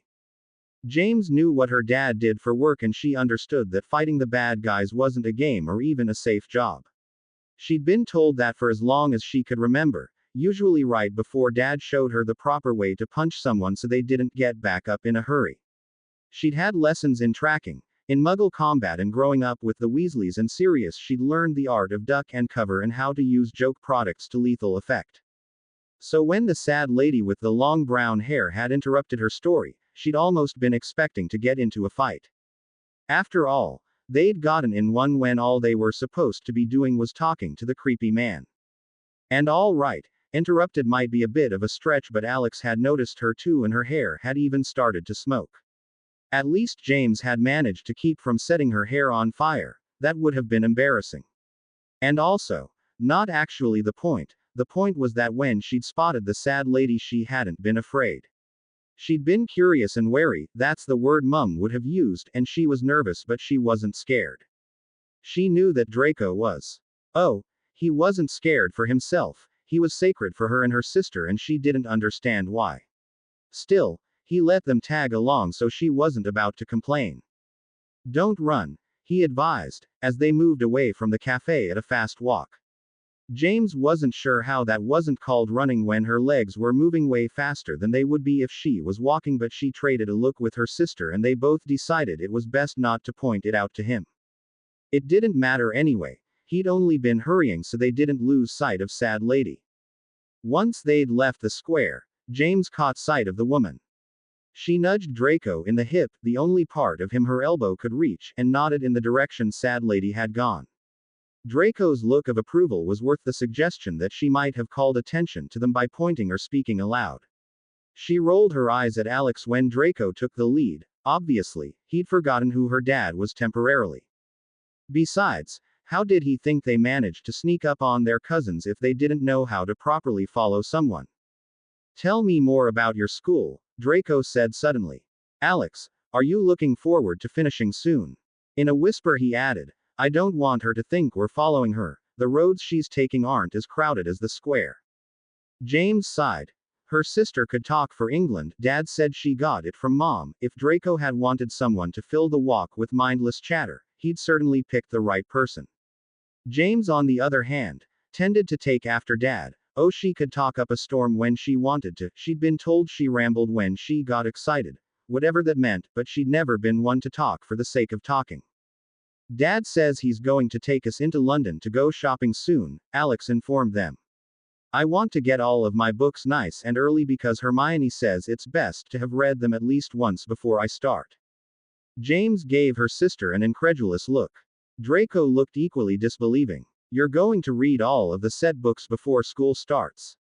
Her sister might have actually been offended if she were anyone else, but instead she just snorted a laugh and turned down another street. Of course not, but I can at least look at some of them. That's how Dad named Hedwig, remember? From his history book that first summer. James remembered. She also remembered how he'd complained about Snape picking on him and expecting him to remember every last detail of his potions book. Maybe you should just read the potions books, she suggested, and her sister grinned at her. They ambled casually down another street, glancing ahead every now and then to check that sad lady was still ahead of them. She was, and she didn't seem to know where she was going. She kept stopping every time she came to a new street as though she wasn't sure if she should be turning, continuing on, or even going into one of the houses. It didn't make sense to James. She always knew exactly where she was going. Usually it was home after flaming somewhere she wasn't meant to be. If she were just another tourist like most of the muggles they'd seen in the square, James could have believed she was genuinely lost. She didn't feel like a tourist, though. She felt funny, like the man did, only where he had been angry this woman was sad. Deep down in her very bones she felt sad, and it was throwing James completely off. How could she be bad and causing her sister's hair to smoke if she was so sad?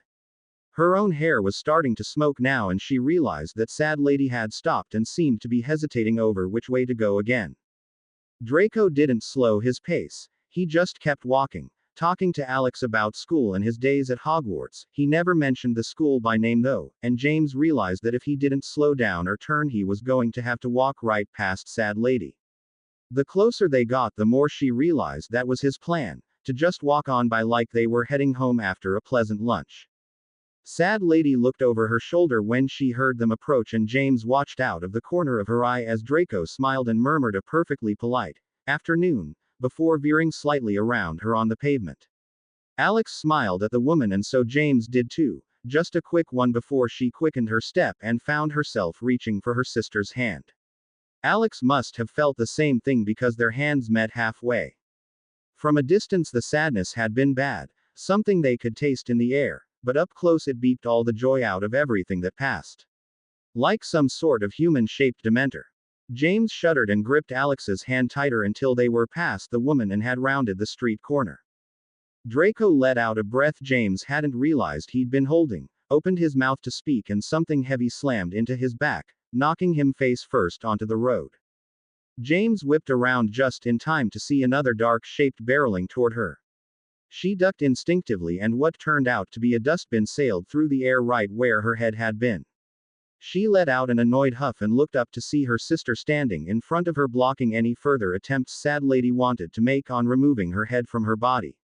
"What did you do that for?" Alex demanded, sounding as angry as it was reasonable to when someone had thrown a bin at her sister.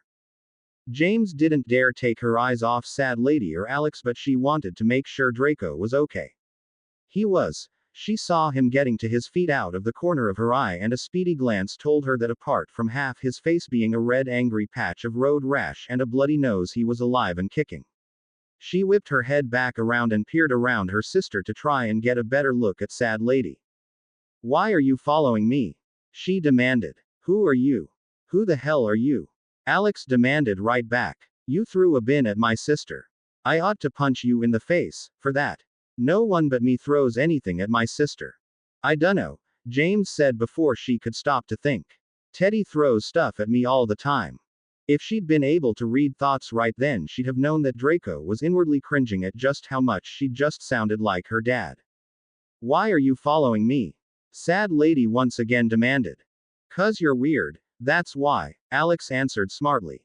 "What kind of crazy person just stands there and stares at the sky for 11 minutes? Sad Lady seemed taken aback by Alex's frank words, so James jumped in with some of her own. "What are you looking for? I didn't think you could see anything interesting during the day, that's why they make you take astronomy at midnight. And why were you doing it in the middle of the street in a Muggle square?" Alex added. "And why are you so sad?" "Girls," Draco said hesitantly, reaching forward to take both of them by the shoulder and tug them back away from the potentially psychotic woman. He was worried she'd turn out to be just like the man from before, but she didn't feel like him, not exactly.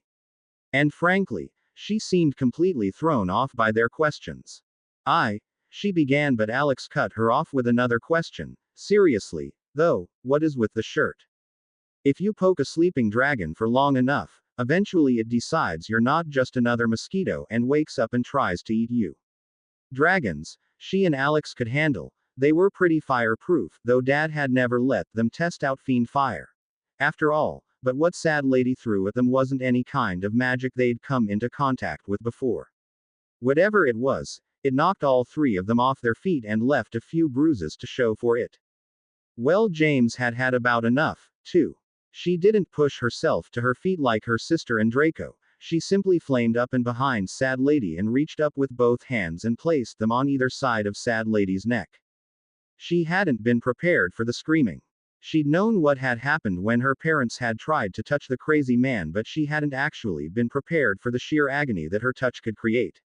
She flung herself backward in alarm, checking her hands to see and they were hurt. They weren't, and when she looked back, Sad Lady was on her knees sobbing and Draco was looking at her very strangely. "What?" she asked, and then defended herself by adding, "She threw a bin at me." Draco looked like he wanted to say something, but Sad Lady moved, trying to stagger to her feet, and so instead of the reprimand she felt sure was coming, he gritted his teeth and said, "Alex, I need you to go get your uncle and the strongest chains you can find. Quickly." Alex vanished without another word, and Sad Lady flinched when she saw the flames. She didn't make a move to run though, and that didn't fit with what they knew about the crazy man. Draco motioned for James to keep a close eye on Sad Lady. She took that to mean that if she made to try and leave, she was to touch her again, and crouched before the woman. It surprised James that he didn't have his wand out. He'd actually put it back in the holster when he'd moved toward Sad Lady. "I'm sorry," he spoke quietly, as though he were trying to soothe a frightened animal. James guessed that in a way he kind of was. "We don't want to hurt you, but we don't understand what you are or what you want." Sad Lady didn't even seem to hear his words, and James started to feel a little bad about the whole neck grabbing thing. Only a little, Though, there was something so very wrong about Sad Lady now that she was up close that she couldn't quite bring herself to feel too bad about it. Plus, there was that whole bin thing. It was nice of her sister to get all mad and stand up for her though. My name is Draco, he continued when enough time had passed to say she wasn't planning on speaking. Can you tell me your name? Rather than say anything, she launched forward and threw a hand out, hitting Draco in the chest with something that stung but didn't leave him particularly worse off. James clamped a hand down on the woman's bare arm and tried not to hear the screaming. She didn't let go until the woman was again on her knees. There was a nasty blackened handprint on her arm now to match the twin ones on her neck. James's stomach made an odd rolling motion, but she didn't give it much thought. Shall we try that again? Draco growled. What is your name? She snarled something in response in a language he didn't understand and then spat at his feet. Draco sighed and stood back up. Clearly he was giving up on the idea of getting answers, and so he ordered James to grab her if she moved, and this time she wasn't to let go. Her stomach made the strange wobbly motion again, but she could tell that Draco really didn't want to be asking her to do such a thing, so she just nodded and shot what she hoped was a menacing glare at Sad Lady. Draco pulled out his wand and cast a few quick spells to help them avoid notice, and they settled into wait. Sad Lady lasted nearly 4 minutes before she tried to escape again. James clamped a hand down on her wrist as she tried to bring her arm up for another not magic blow and locked eyes with her. James smiled. If she'd been able to see the smile she shot Sad Lady, she might have understood the way the color drained out of Draco's face. As it was, she was too busy trying not to throw up because her stomach was really starting to rebel. What is your name? She asked slowly, fighting down the biggest urge to puke she'd had since that time they'd all gotten food poisoning when they were staying at Hermione's, not from Hermione's cooking, it should be pointed out. B. Sad Lady sobbed, her voice barely audible over the sound of her harsh breathing. I am called B. James let go of her wrist and looked down at her with a funny expression on her face. Something in the way the woman had spoken seemed wrong to her, but, as she didn't know what or how, there wasn't really much she could do about it. I'm Lily, she told B, but everyone calls me James. In any other situation, the fact that B looked at her funny after learning that she went by James would have been hilarious. Why? She panted. Were you following me? James answered her as honestly as she could without being completely truthful. We were curious about why you were standing like you were. We wanted to understand. If Draco thought she was doing anything wrong by first releasing B and then talking to her, he wasn't saying anything about it. In fact, he was just standing a short distance away watching them very closely. I do not understand, B whimpered. I do not understand your sky.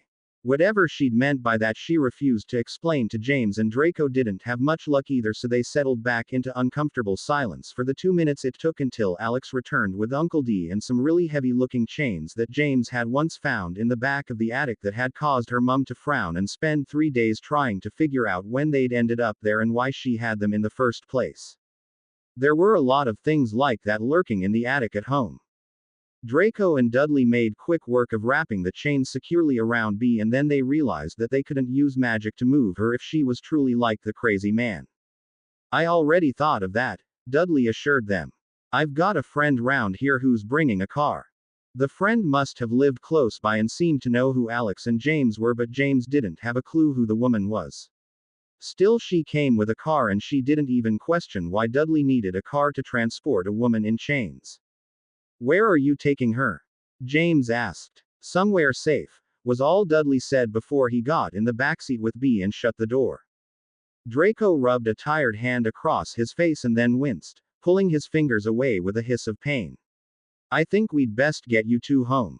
Your mother is going to have my head for this. James was perfectly willing to explain what had happened, but Draco didn't seem to think it would help. Has she said anything at all? Although he was directing the question to Draco, Harry wasn't really expecting him to answer. As expected, Draco just shot him an annoyed look. Harry sighed. They'd had the strange woman who called herself B locked up for 2 weeks in a Muggle facility, but she hadn't shown any signs of trying to escape, and they were eventually forced to move her before Dudley's superiors started asking awkward questions. The only other place they could think of keeping her was a secure ward at the Malfoy Institute. Draco hadn't minded. So far she'd done nothing more than sit quietly in her bed or in the chair by the window and read whatever material was put in front of her. Compared to the other guy, she seemed innocent, almost docile. If he didn't know what she was capable of, Harry would have brushed her off as an ordinary young witch. He did know what she was capable of, though, and even after almost a month he still wasn't willing to just let her go. B, for her part, didn't actually seem all that worried about being held captive.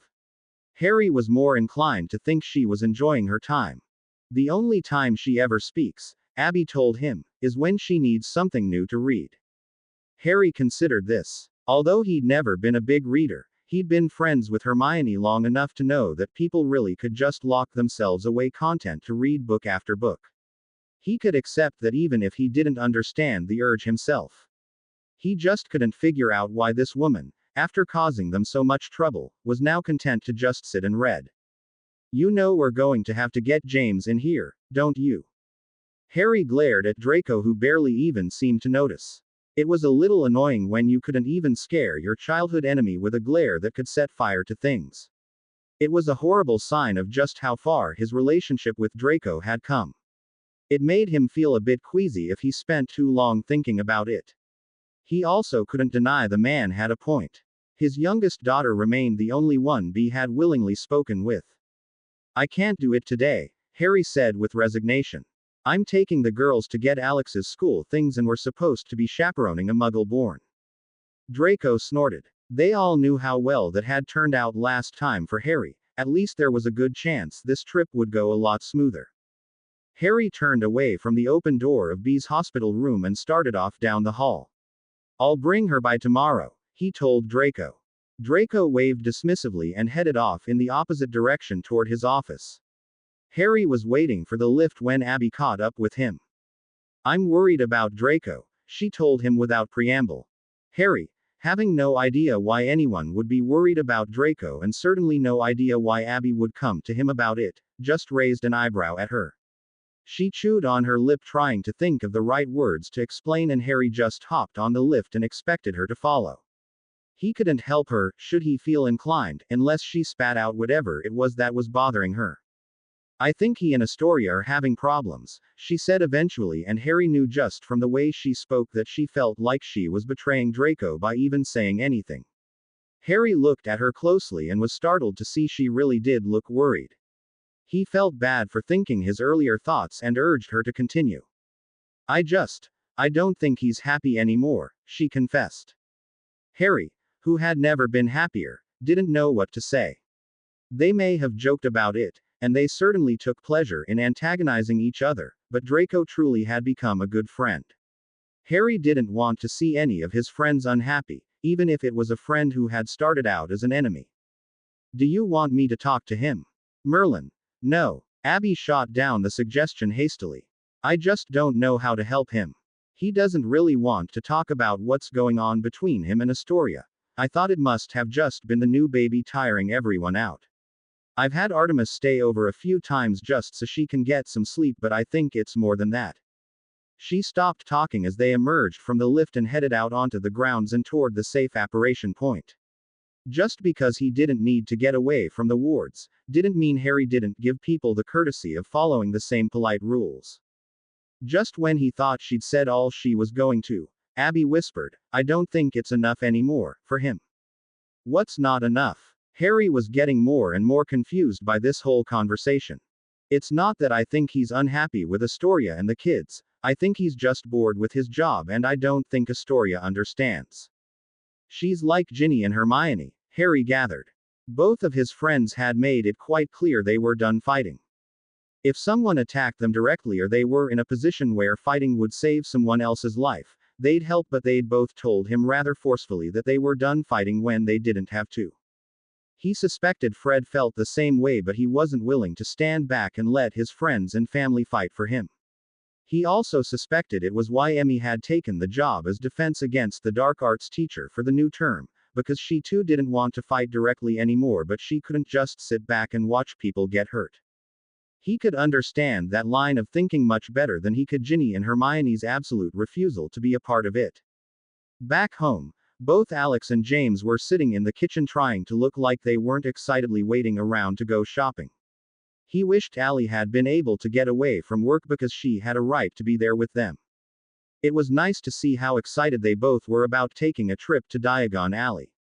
When he'd first gone shopping for his school supplies, he'd been learning about the wizarding world for the first time.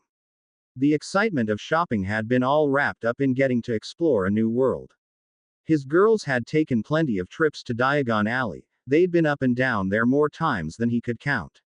He was glad to know that even though Diagon Alley held nothing new for them, they could still get excited about shopping for school. Can we go now, Dad? Alex demanded the moment he closed the door behind him. How could he say no to that?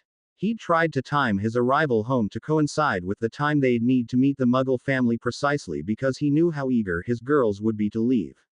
He simply reached out a hand to each of his daughters and flamed into the grimy alley behind the leaky cauldron.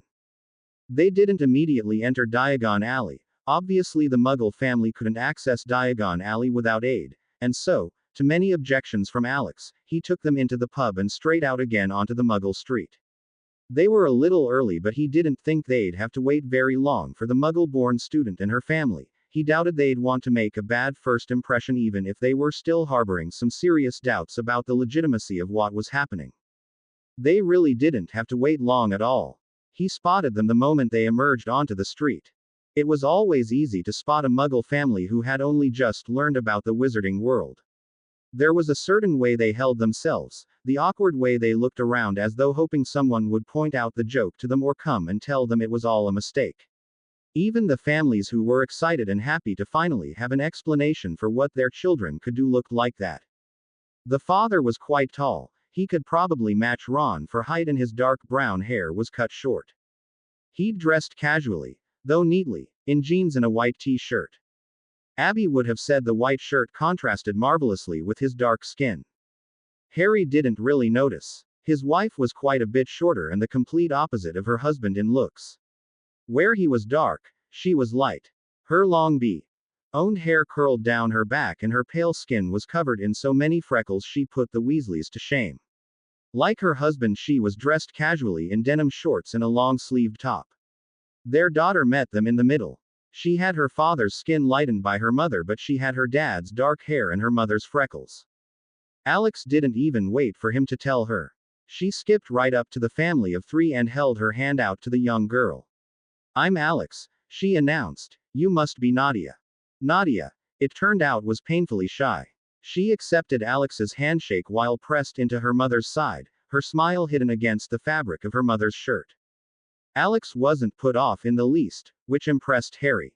He couldn't say a single one of her cousins was shy, so he was happy that she seemed to understand her usual brash approach might be a bit overwhelming.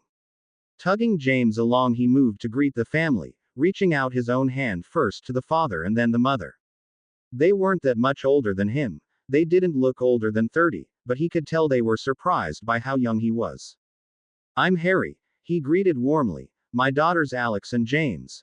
Don't ask," he added when they both raised a curious brow at James's introduction. "I'm Lena," the wife responded, and he could tell from her voice as well how nervous she was. "My husband Campbell, and this is Nadia." "It's lovely to meet you," James replied. To Harry she said, "Can we go inside now? I've decided we need lunch before we shop." Harry just laughed and gestured for James to lead the way back inside the leaky cauldron. James was already organizing a table when he came in after Campbell. Tom directed them to a booth near one of the windows and gave them some menus. Harry wasn't sure he'd ever even looked at the menu in the pub, but he appreciated that Tom had gone to the effort for the Muggle family. There was an awkward moment once they were all settled in the booth where no one was quite sure what to say, but Harry took the initiative and broke the silence before one of his girls could blurt out something that might give the Muggles the wrong idea about the magical world. "I'm sorry, this must be very strange for you." All three of them were looking around the pub, taking in as much as they could without understanding some of what they were seeing.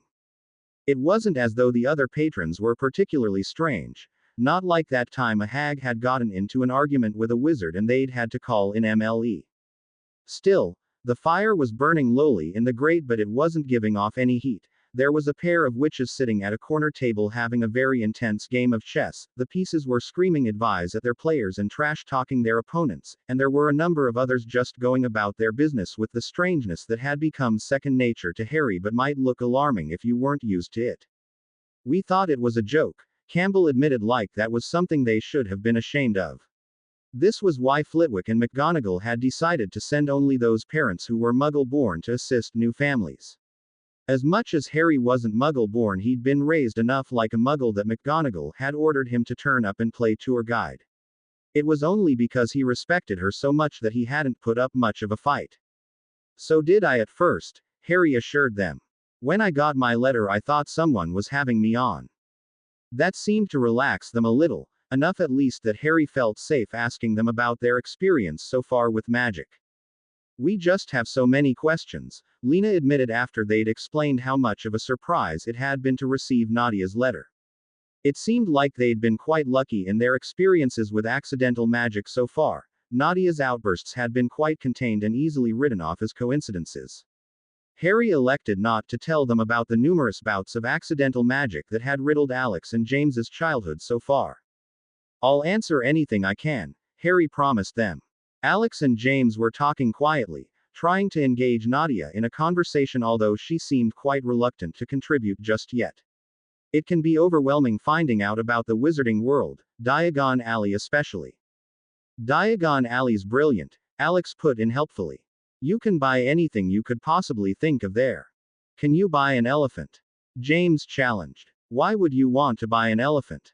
Alex countered. I don't know, it was the first thing I thought of.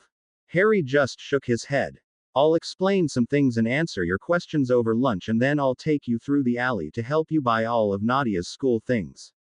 Ordering lunch proved a challenge all on its own. The Leaky Cauldron didn't sell ordinary soft drink, and when both of his girls ordered butterbeer it drew strange looks and a firm request for water. The meals were straightforward thankfully, and they were able to have a relatively good time answering questions and getting to know each other. Harry found himself getting along quite well with Campbell, who seemed positively giddy with the concept of Quidditch. Even Nadia came out of her shell slowly, and by the time their plates were being cleared away, she'd started making some hesitant responses to Alex and James's questions. Right then, Harry said, getting to his feet. We don't use the same currency in the wizarding world, so our first step is going to be Gringotts Wizard Bank. I should probably warn you, it's run by goblins. I'm sorry, Lena gasped. Did you say goblins? Harry just smiled winningly and led the way out of the bar and into the alley and back. He produced his wand from his wrist holster and showed Nadia which brick she would need to prod with her wand, when she got one, in order to open the doorway to Diagon Alley. He stepped back once the hole started to widen and let Nadia and her parents get their first good look at the magical wonder that was Diagon Alley. Harry actually enjoyed watching the astonishment on their faces. Nadia was so taken with the sight that she actually stepped away from the protection of her mother's side and gaped open-mouthed. Seeing Diagon Alley appear through a hole in what had once been a solid brick wall really drove home that magic was real and that this was truly happening. Brilliant, isn't it? Harry murmured. He didn't want to speak too loudly and break the spell. Come on, Gringotts is this way. With James once more in the lead, they guided the Muggles down the alley and toward the bank. Harry remembered wishing he had more eyes the first time he'd been here, and he could see the same look of awe and wonder on his guests' faces. They would definitely be making an extra stop at George's shop just to show off the lighter side of magic. This is, Lena trailed off, seemingly unable to find the words to describe exactly what she was feeling and seeing. Yeah, Campbell agreed. Harry just smiled. His grin widened when he saw who was waiting on the steps of Gringotts for them. I thought you had to work? He asked, greeting Allie with a quick key. That made James make an exaggerated gagging noise. Allie poked her in the back of the shoulder. We found our dark wizard, she informed him. Harry took her hand and introduced her to the Tierney family. Why don't you wait out here with the kids and I'll take Campbell and Lena in to change their money? Harry suggested. Allie wrapped a restraining arm around Alex's shoulder when something in a shop window caught her eye and she looked like she was about to wander off and said, You mean stay here and make sure they don't blow anything up? She laughed. That too. Harry started to explain all about galleons, sickles and nuts as he led them up the stairs, guiding them swiftly past the goblin on the door and directly up to a counter. Good afternoon, Potter, the goblin greeted. Accessing your vault today. Not today. Harry shook his head. I'm playing tour guide. We need to change some muggle money. Very well. The whole process didn't take more than 5 minutes, which was a relief when he thought about the last time he'd done this, and soon they were back out on the steps ready for an afternoon of spending wizard gold and getting to know the wizarding world. Actually, the whole afternoon was a bit of fun. Ron didn't know all that much about muggle forensics, but he did know more than any one person probably should about dead bodies. Stephanie had been in the office with him when the call had come through, and she'd been more than happy to tag along and see if she couldn't make sense of things. Dudley didn't often call them for assistance with a body. More often than not, anything magical about a body was over and done with by the time the Muggle police arrived, and Dudley only got the call because of the person involved. Sometimes there were leftover enchantments in play that someone would have to come over and deal with, but that was his dad's department and nothing to do with the Auror office. Usually. Ron was intrigued. The address Dudley had passed along was nowhere near anything of any magical significance, and short of being a 10-minute tube ride south of Westminster, it wasn't particularly important to the Muggles either. Just what was it about this death that had twigged Dudley and made him call in for an Auror? We could go in and find out. Stephanie pointed out, because Ron was still stalled on the stoop, looking around trying to give himself some sort of clue as to why the hell there'd been an apparently magical crime in a building that didn't have any magical people registered as residents.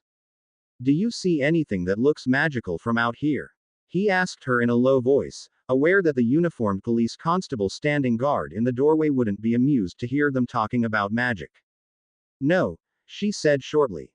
But the crime didn't take place out here. Honestly, Ron, where's your head today? Dunno. He said, something's just off about this. You haven't even got a look inside yet. I know, he agreed. That's what's bothering me. Shaking her head, Stephanie pushed past Ron and showed the constable her ID. He wrote her name down in a notebook and let her pass. She waited in the hall for Ron to do the same and then trudged up the narrow stairs to the third-floor flat where Dudley was waiting for them. On the stairs, Ron's uneasiness increased the closer he got to the flat. He could tell it wasn't just him feeling it anymore, because Stephanie started to shiver despite the actually lovely weather. What is that? She murmured, shaking herself like a wet dog trying to get dry. Dunno, Ron replied. It's like walking in step with a ghost. Stephanie considered this, but he thought he'd come up with a pretty good way to describe the feeling. He'd walked alongside Nick at Hogwarts, and it always left you feeling like you'd been walking alongside an icebox for an hour or two. This was worse. This was like a ghost had tried to pass through you, but you were walking at almost the same pace, so that there was always that half step where you thought you were stepping free of the feeling, but then the ghost would catch up. It was incredibly disconcerting. Stephanie reached into a pocket of her jacket and withdrew a pack of Honeyduke's hot fudge. She snapped off a decent-sized chunk and handed it to him before breaking off a few pieces for herself. The chocolate was delicious, and the moment he swallowed, he could feel the heat from the gooey center warming him up. It didn't solve the problem of the ghost-like feeling, but it fought off the chill enough that he could think clearly. There was another constable at the door of the flat who handed them each a pair of paper booties to put over their shoes. Ron hated this part of visiting Muggle crime scenes, but he took the shoes and shucked them over his boots without complaint. Stephanie did the same, and then they were finally allowed inside. The cold was more intense inside the flat, so much more so that Ron's breath misted in front of him when he entered. Stephanie made a surprised noise and led the way down the front hall toward the biggest group of voices. They passed a few rooms branching off the hallway, each one containing a man or woman covered from head to toe in protective gear collecting evidence. Oh good, Jackson greeted them with relief, you're here. Ron noticed Jackson's breath didn't mist like his and Stephanie's, but he had no idea what that meant aside from the idea that the residual magic in the room was reacting to his and Stephanie's magic. Well, it sounded good anyway. The body of a man was slumped over the kitchen table. Face turned so that his right cheek was pressed flat against the surface. Both of his hands were pressed flat against the tabletop beside his head. He was wearing pajamas, and Ron knew enough about breakfast and his own experiences in the kitchen in the early hours to know that the man hadn't been sitting down to breakfast when this had all happened. Looks like he was dragged out of bed in the early hours of the morning and forced to sit at this table. Forced, Stephanie repeated. How can you tell? Ron was wondering the same thing. Apart from being dead, the man at the table looked perfectly healthy. There wasn't a single mark that he could see on the body, and as far as he could tell with a quick glimpse around the kitchen, nothing was out of place. He knew from experience that when you put up a bit of a struggle in a kitchen, stuff got thrown about everywhere. Which meant that if he truly had been forced to sit at the table, it was through means of magic. Unless there'd been someone else in the room to use as a hostage. Judging by the complete lack of evidence of a second person living there, Ron seriously doubted it. There wasn't a photo around to show another person lived there, not even a second coffee mug sitting on the sink. It was sort of depressing actually. Scuff marks in the carpet. Mostly, Jackson replied. Looks like a pair of feet being dragged from the bedroom through to here. Ron looked down at the carpet but couldn't see the marks Jackson was talking about. It did give him something else to consider though. So his attacker was already in the apartment. Looks like it, Dudley confirmed, coming out of the bedroom. No sign of forced entry, and it was still locked up tight when we got here. Who called the police then? Ron questioned. If no one had noticed anything strange from the hallway, and given the extremely early hour it must have happened, he doubted that had been the case, then how had anyone known to call the police? It was a noise complaint, Dudley answered. Neighbor heard screaming and crying, thought it was the television, at first, but when it didn't stop she called the police. First on the scene got a key from a neighbor when they didn't get a response.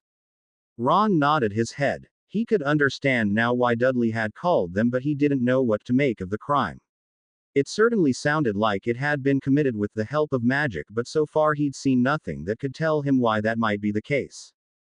Does he have any ties to the magical world? Stephanie asked. None that we could find. Jackson shook his head. You lot didn't recognize the name, and there's nothing around the place that would suggest he's got a relative or a friend who's anything more than a muggle. You could tell that just from looking around. Ron was impressed.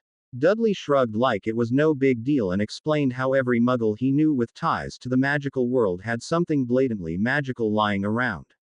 Oh, it's never anything obvious or dangerous, but if you know what you're looking for, it's there. Ron wondered how true this was and whether or not Hermione would let him snoop around her boyfriend's flat to test it out. Somehow he doubted she'd let him get away with it, but it was an interesting idea. Plus he owed her a visit and it gave him an excuse to be nosy. So, any way you can tell us how he died? Ron crouched beside the body and gave it a quick look over. It certainly looked like the man may have fallen victim to the killing curse, but something didn't quite fit. The fact that his breath was still misting and that there seemed to be no reason why the man should have fallen victim to a witch or wizard made him want to look at other possibilities. Stephanie obviously felt the same way because she was down on her knees checking the underside of the table. There was a moment where Ron was left looking at Dudley and Jackson with bewilderment, and then Stephanie said, Ron. The tone of her voice had him dropping to his knees in an instant, and then he was sticking his head under the table and staring at something he didn't know how to explain. Scratched into the underside of the table was a star chart. It was amazingly detailed but inaccurate. Ron had spent enough time being berated by Hermione about his astronomy homework to know that what he was looking at wasn't a copy of the night sky. At least not one from this millennium, anyway. He reached out and traced his fingers over the carving. The lines were smooth as though once they'd been etched the edges had been sanded and smoothed. Or it had been done with magic. Why would somebody bother to carve a star chart into the underside of a muggle table? What? Ron and Stephanie moved out of the way so Dudley and Jackson could get in and have a look. Why do I get the feeling this murder is about this? Dudley grumbled. On the upside, we can turn most of the case over to the DMLE and be done with it, Jackson pointed out. Yeah, thanks guys, Stephanie grumbled right back. Leave us with the dirty work. Ron, who had only been half listening, was scrutinizing the table. It wasn't a particularly nice table. Mostly it looked old and worn out and not in the pre-loved way that his mother's kitchen table had been. The muggle slumped over. It wasn't old enough to have had it so long, Ron guessed. Second-hand table with a star chart and a muggle that seemingly had no ties to the wizarding world. I want to know where this table came from, he announced to no one in particular. It's the only thing in the room that doesn't fit. Of course, wanting to know and knowing how to find out were two entirely different things. The only person he knew that might have an idea of how to track something like that was his father, but he wasn't sure if he wanted to drag his dad into this thing. He had a niggling suspicion that the star chart on the underside of the table was directly linked to the two crazy people who had been staring up at the sky. That was really something he didn't think his dad needed to be dragged into. So we take the body, you take the table, Jackson suggested. Works for me, Stephanie replied.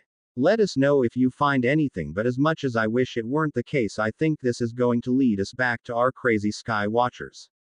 And on that pleasant note, they got out of the way so the medical examiner could get rid of the body, and then once a few more tests had been run and samples were taken, Ron and Stephanie each grabbed a side of the table, which thankfully was only big enough to seat two, and started for the door. They made quite a sight, angling the table through the doorway and then down the stairs and out onto the street, but it caused less questions if they went out the same way they came in, even if it was awkward and loaded down with a table. Nobody stopped them to ask, though. It was a bonus of all the hush-hush surrounding their work with the police. Oh, there were people who wanted to ask and a lot of others who liked to grumble about their super-secret work, but that was for Dudley and Jackson to deal with. Back at the ministry, Ron took out his wand and cast a quick levitation charm so he and Stephanie wouldn't have to carry it through the lifts and the offices. The charm didn't work. He tried again and again. The table stayed stubbornly on the floor. Bewildered, he motioned for Stephanie to have a go, but her charm was just as unsuccessful. Ron sighed heavily, taking that as proof that this table definitely had something to do with their crazy sky watchers. Dad and then the unspeakables, he suggested. Let's see if Ruby's free first, Stephanie suggested. If we leave this down in the Department of Mysteries, it'll take them 6 months just to look at it. You should hear Ruby complaining about the artifacts coming in from those sites Voldemort was digging up. Yeah, I've heard Hermione and Kingsley talking about it. He grabbed his side of the table, checked to make sure she was ready, and started toward the lifts. Hermione wants to start up a whole new department to deal with it. Probably a good idea, actually, Stephanie considered. Maybe then we could tie Luna down and stop having to send people out into the middle of nowhere to find her. That actually reminded Ron that it had been a while since he'd seen Luna. Do we even know where she is? Last I heard, she was shacking up with some naturalist in the depths of the Albanian forests. Ron didn't know what to ask first, about the naturalist or about her choice to explore the very area Voldemort had spent so long hiding out in. He chose to ask another question instead, as he felt asking either of the first might lead him down a road of more questions he was sure he didn't want to know the answer to. So she finally checked in, then. Stephanie shook her head and used her elbow to poke the button for the lifts. It opened immediately and was thankfully empty. It was going to be a tight enough squeeze with the two of them and the table.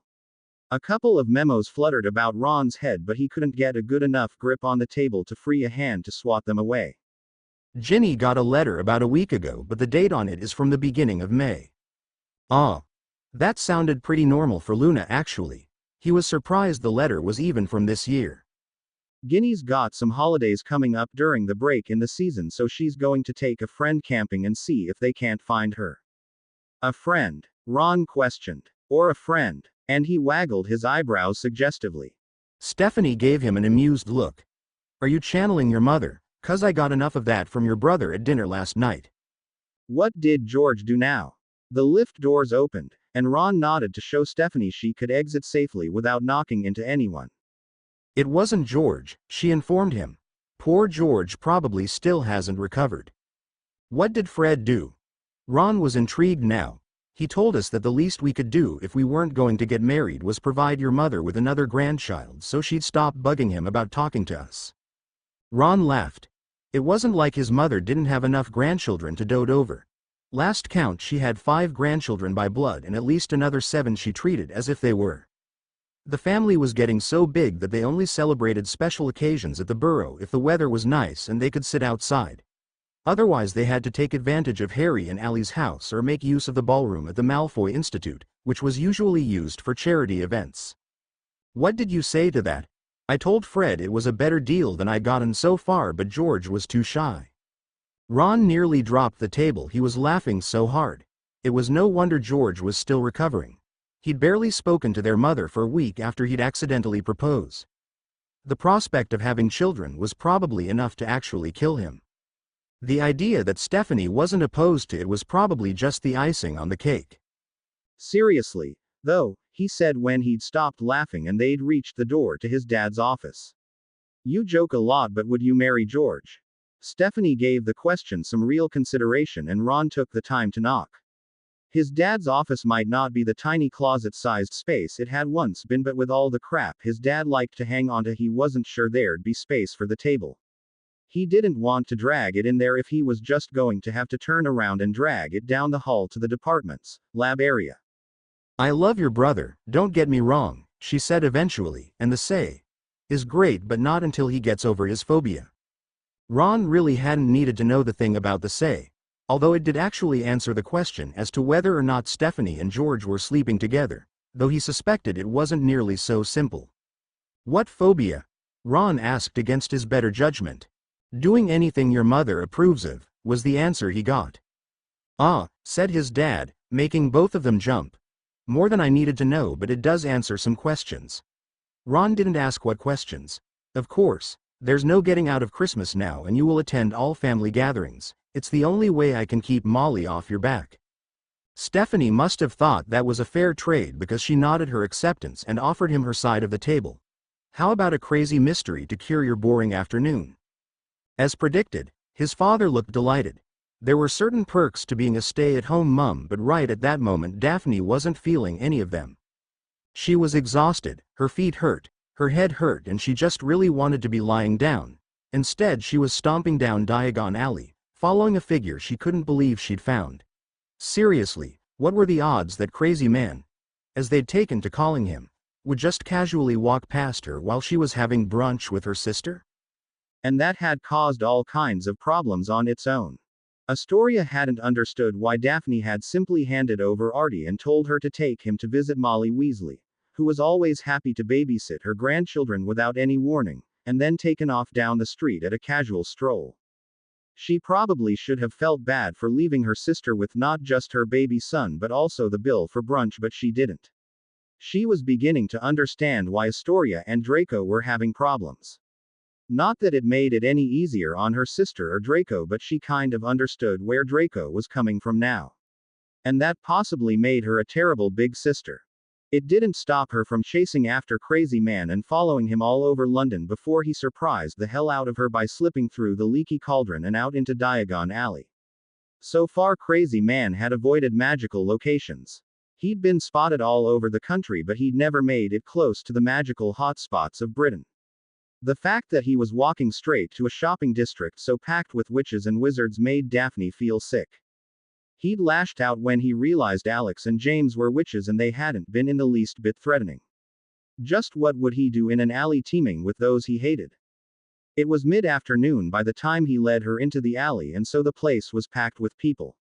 Some people, Aurors even, might have had trouble tracking Crazy Man through such a crowd, but Daphne was good. She'd spent a lot of her youth tracking down Death Eaters and Voldemort on one terrifying day. To know how to keep track of someone who didn't want to be followed. Tracking someone who didn't care or didn't know to be worried was easier than trying to keep track of all three of her kids at once. And Crazy Man definitely didn't seem to know he was being followed. Daphne wasn't sure it had even occurred to him that he was someone worth following. He went about his actions with such purposeful intent that no one questioned him. The way he'd just strolled through the leaky cauldron as though he knew exactly where he was meant to go had been particularly strange. No one knew who he was, and in a community where everybody knew everybody, it was startling to think that absolutely no one had been able to identify him, yet he could operate inside the leaky cauldron without question. Daphne supposed that in a way it was a good sign. It suggested that they'd finally lost some of the paranoia that had clung so heavily to the wizarding world after Voldemort fell. It was also a bad sign that if the trouble the Potters were predicting turned out to be just as nasty as they were expecting, that the wizarding world was opening itself up again at just the wrong time. Once he was in the alley, Crazy Man joined the flow of shoppers, blending perfectly with those around him. It was only because she was scrutinizing his every move that Daphne realized how tightly he was holding himself and that he never made contact with any of the people around him. How he managed to constantly keep out of everyone's way was a mystery.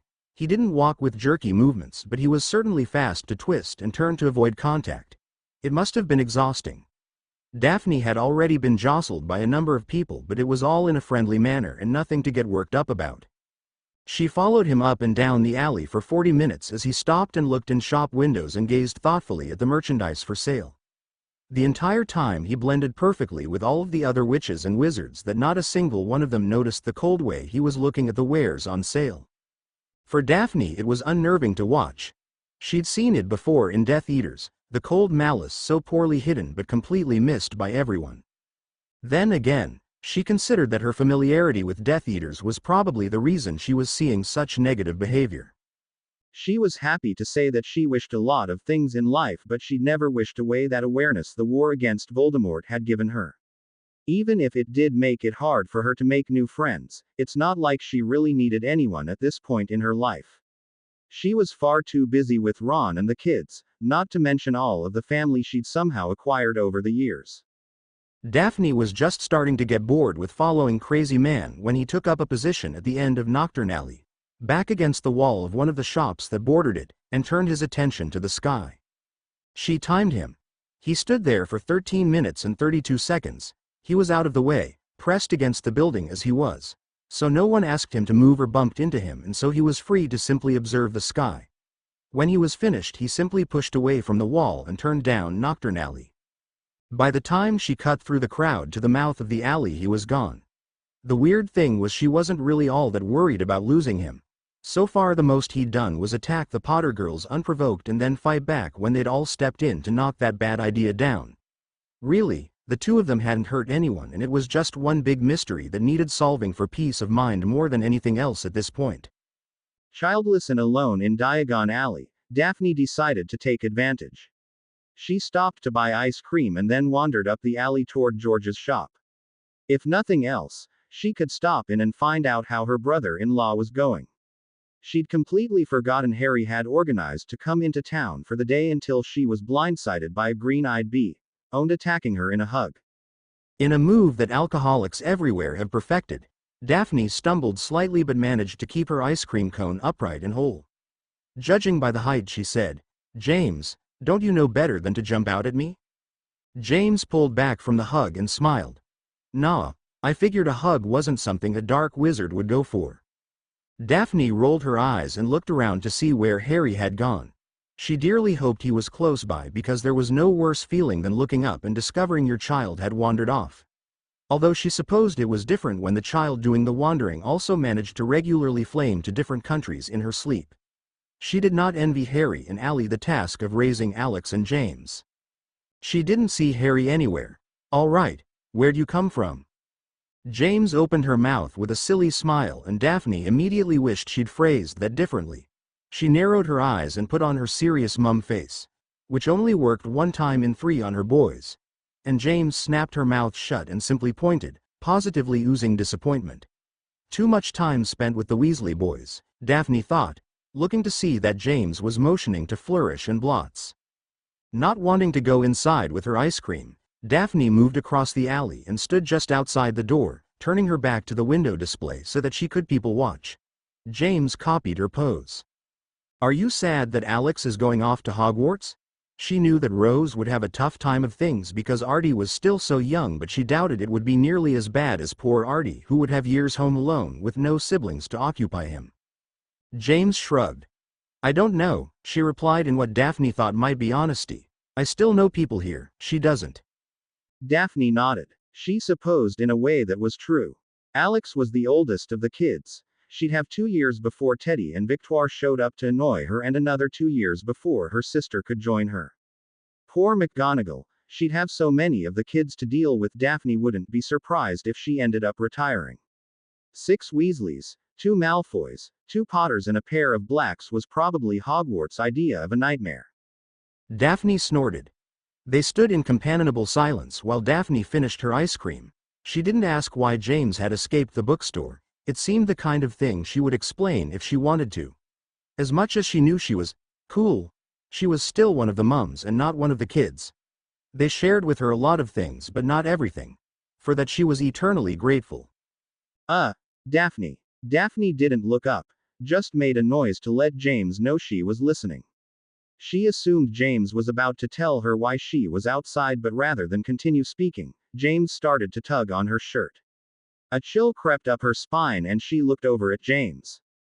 James wasn't looking at her. She had reached back to tug on Daphne's shirt, but her gaze was directed to the sky.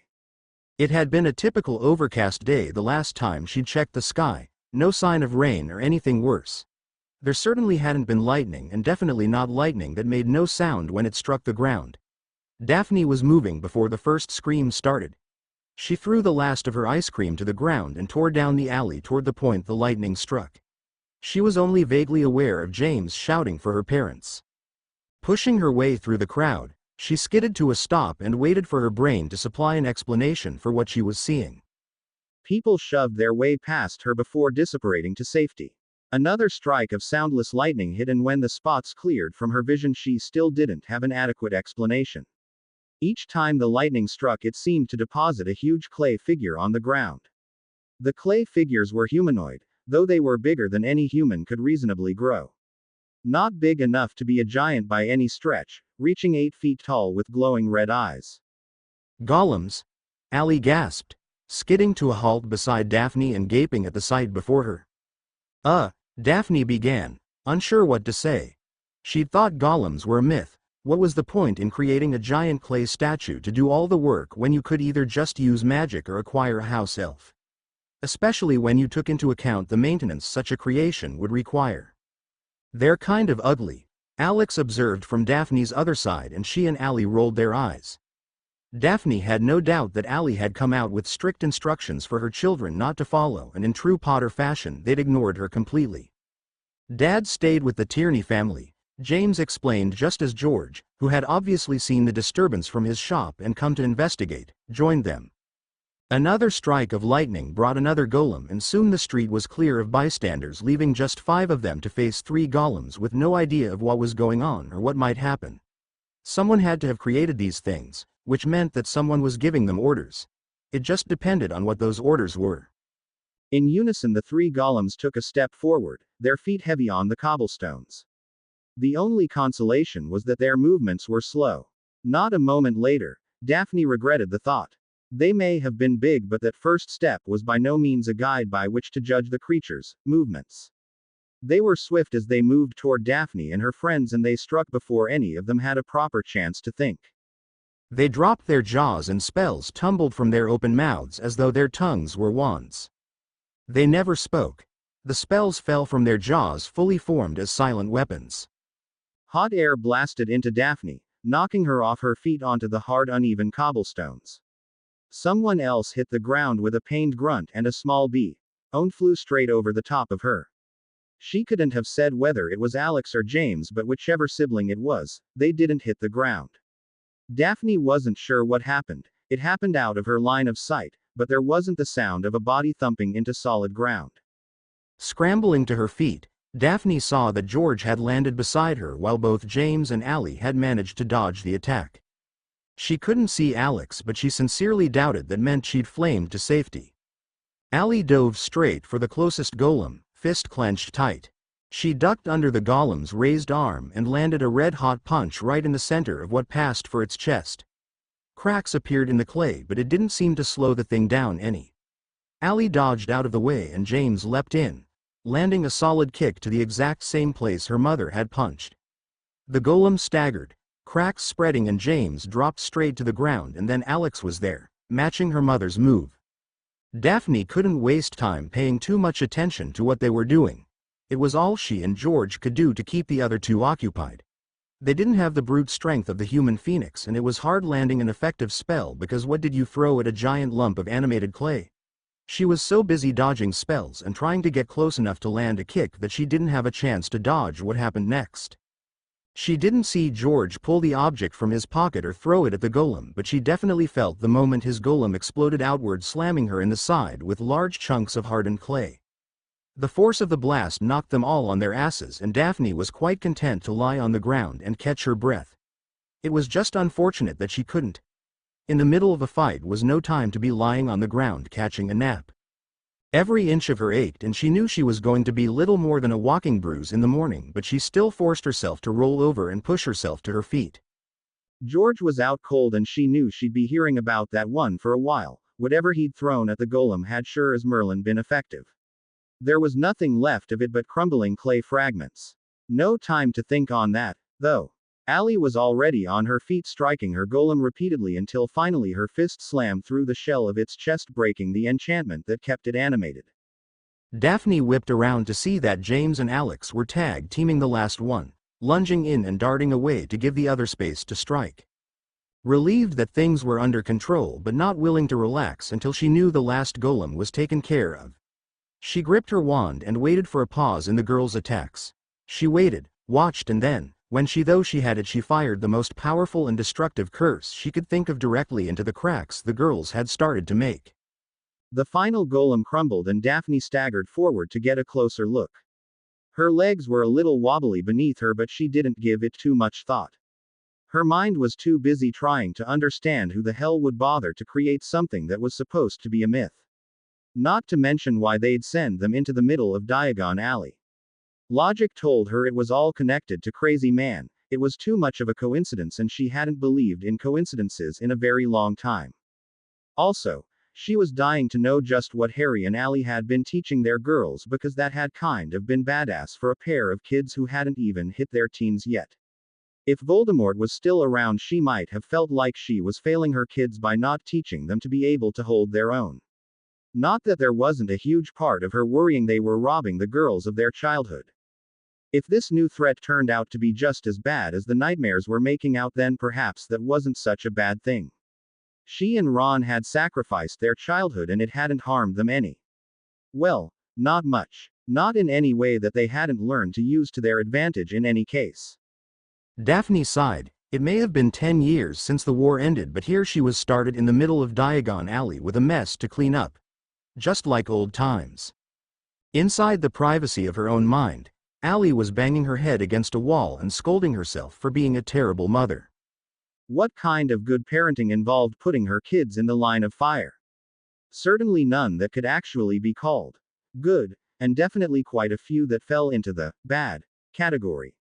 If she wanted to, she could make justifications and platitudes explaining that her girls were powerful and perfectly capable of going where they wanted, whether or not their parents agreed. That's all they'd be, though, platitudes, because when it came down to it, Allie had waited just long enough to make sure Harry had gotten the Tierneys to safety before she'd shot out of the bookstore and toward the mysterious lightning. She'd assumed Harry would have taken charge of the girls, too, but that was mostly a failing on her part to recognize just how headstrong her girls were. Also, it relied on the fact that Harry would have time to worry about them while trying to keep 2 muggles and a muggle-born kid safe. With a hand over her eyes that was intended to block out the view of her children risking their lives, she waved a hand vaguely in the direction of the leaky cauldron. Go find your father before I actually have to punish you. She waited until she was sure they were gone before she went to check on Daphne and George. Daphne was crouched over her unconscious brother-in-law, checking to make sure he wasn't dead or seriously injured. Her hands came away sticky with blood when she probed the back of his head. Looks like he cracked his head on the cobblestones when he got tossed to the ground, Daphne guessed, holding her bloody fingers up for Allie to see. Are you okay? Allie asked in turn. They'd all gotten slammed when George blew up his golem, but her girls were pretty tough and had the invincibility of youth, and she had 300 years of practice in how to land properly. Daphne grimaced but shrugged it off. The cuts and scrapes Allie could see didn't look to be too serious, but when it came to injuries and pain, Daphne had the highest threshold of them all. Dying over and over again will do that to a person. If it doesn't send them mad, that is. I thought you were working today. Daphne asked conversationally as Ally drew her wand and sent a quick message to the MLE and another to Arthur Weasley because she thought animated clay statues were his purview. Just to be on the safe side, she sent another message to the Department for the Misuse of Magical Artifacts, a new department that had sprung up after the war when they were trying to deal with all the crap Voldemort had left behind. She explained.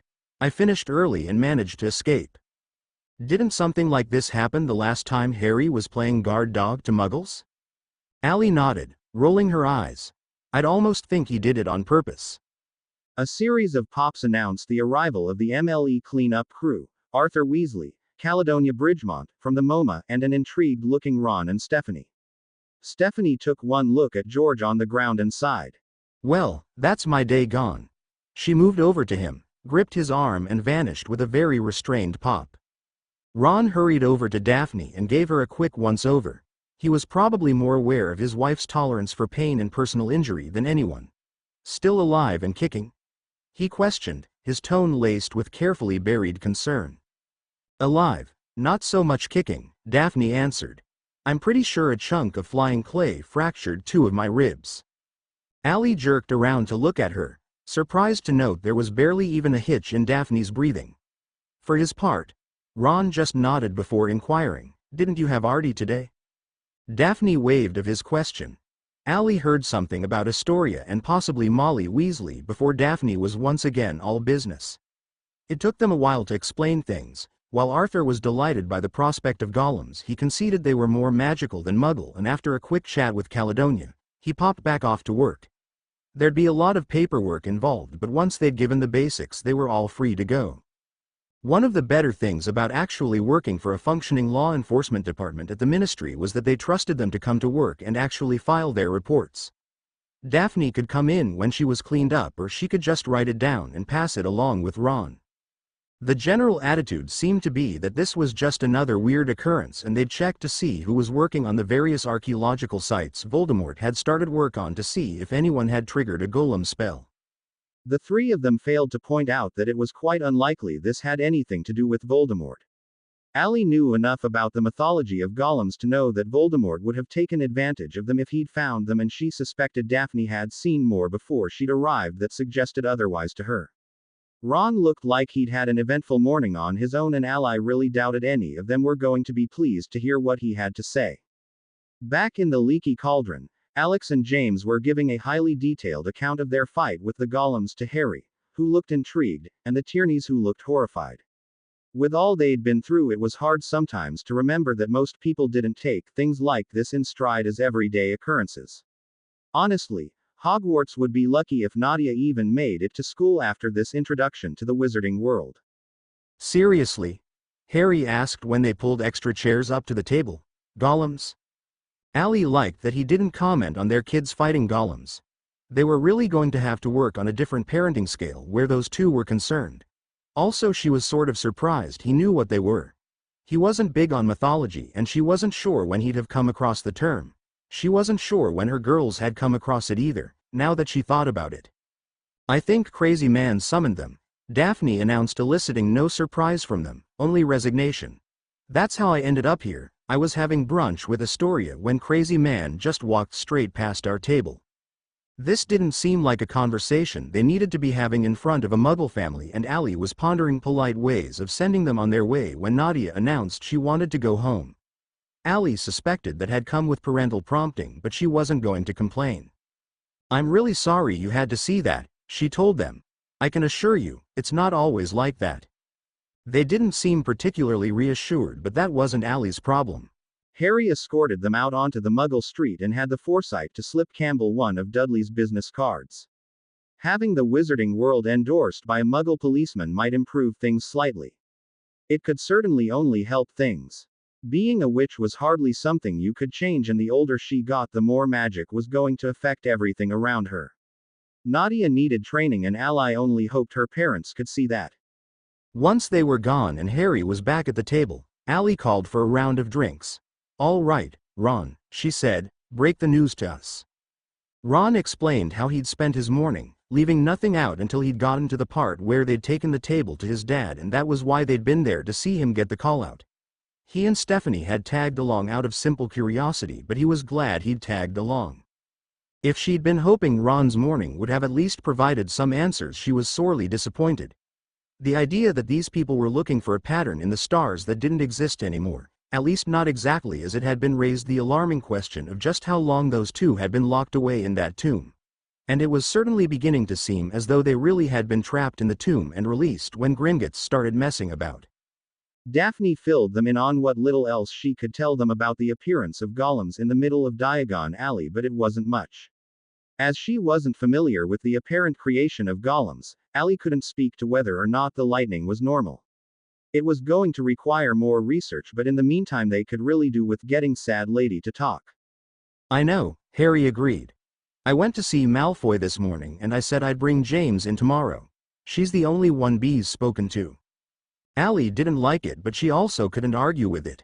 So far, James remained the only one to have gotten more out of B than a request for new reading material. Judging by the complete lack of concern on James's face, she wasn't all that worried about visiting B.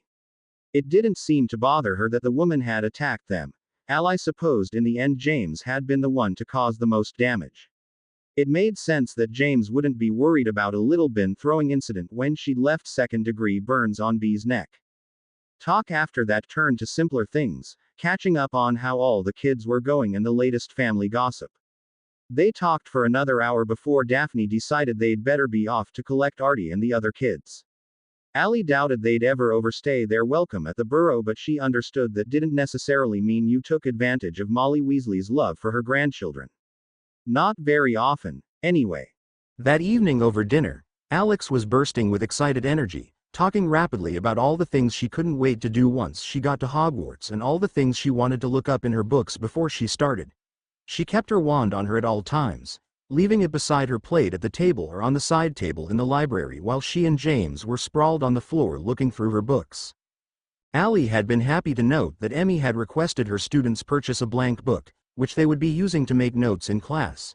She wasn't as impressed with her husband for splashing out and letting Alex buy a beautiful and expensive, leather-bound journal with thick parchment pages. The moment she'd seen it in Alex's hands, she'd had to set some ground rules for not losing it, destroying it, or setting it on fire. But Mum, Alex had protested. It's bound in dragon hide, it's inflammable. And then, to prove her point, she'd set her hands on fire while holding the book, and Allie had to concede that perhaps Harry had known what he was talking about when he said she could get it.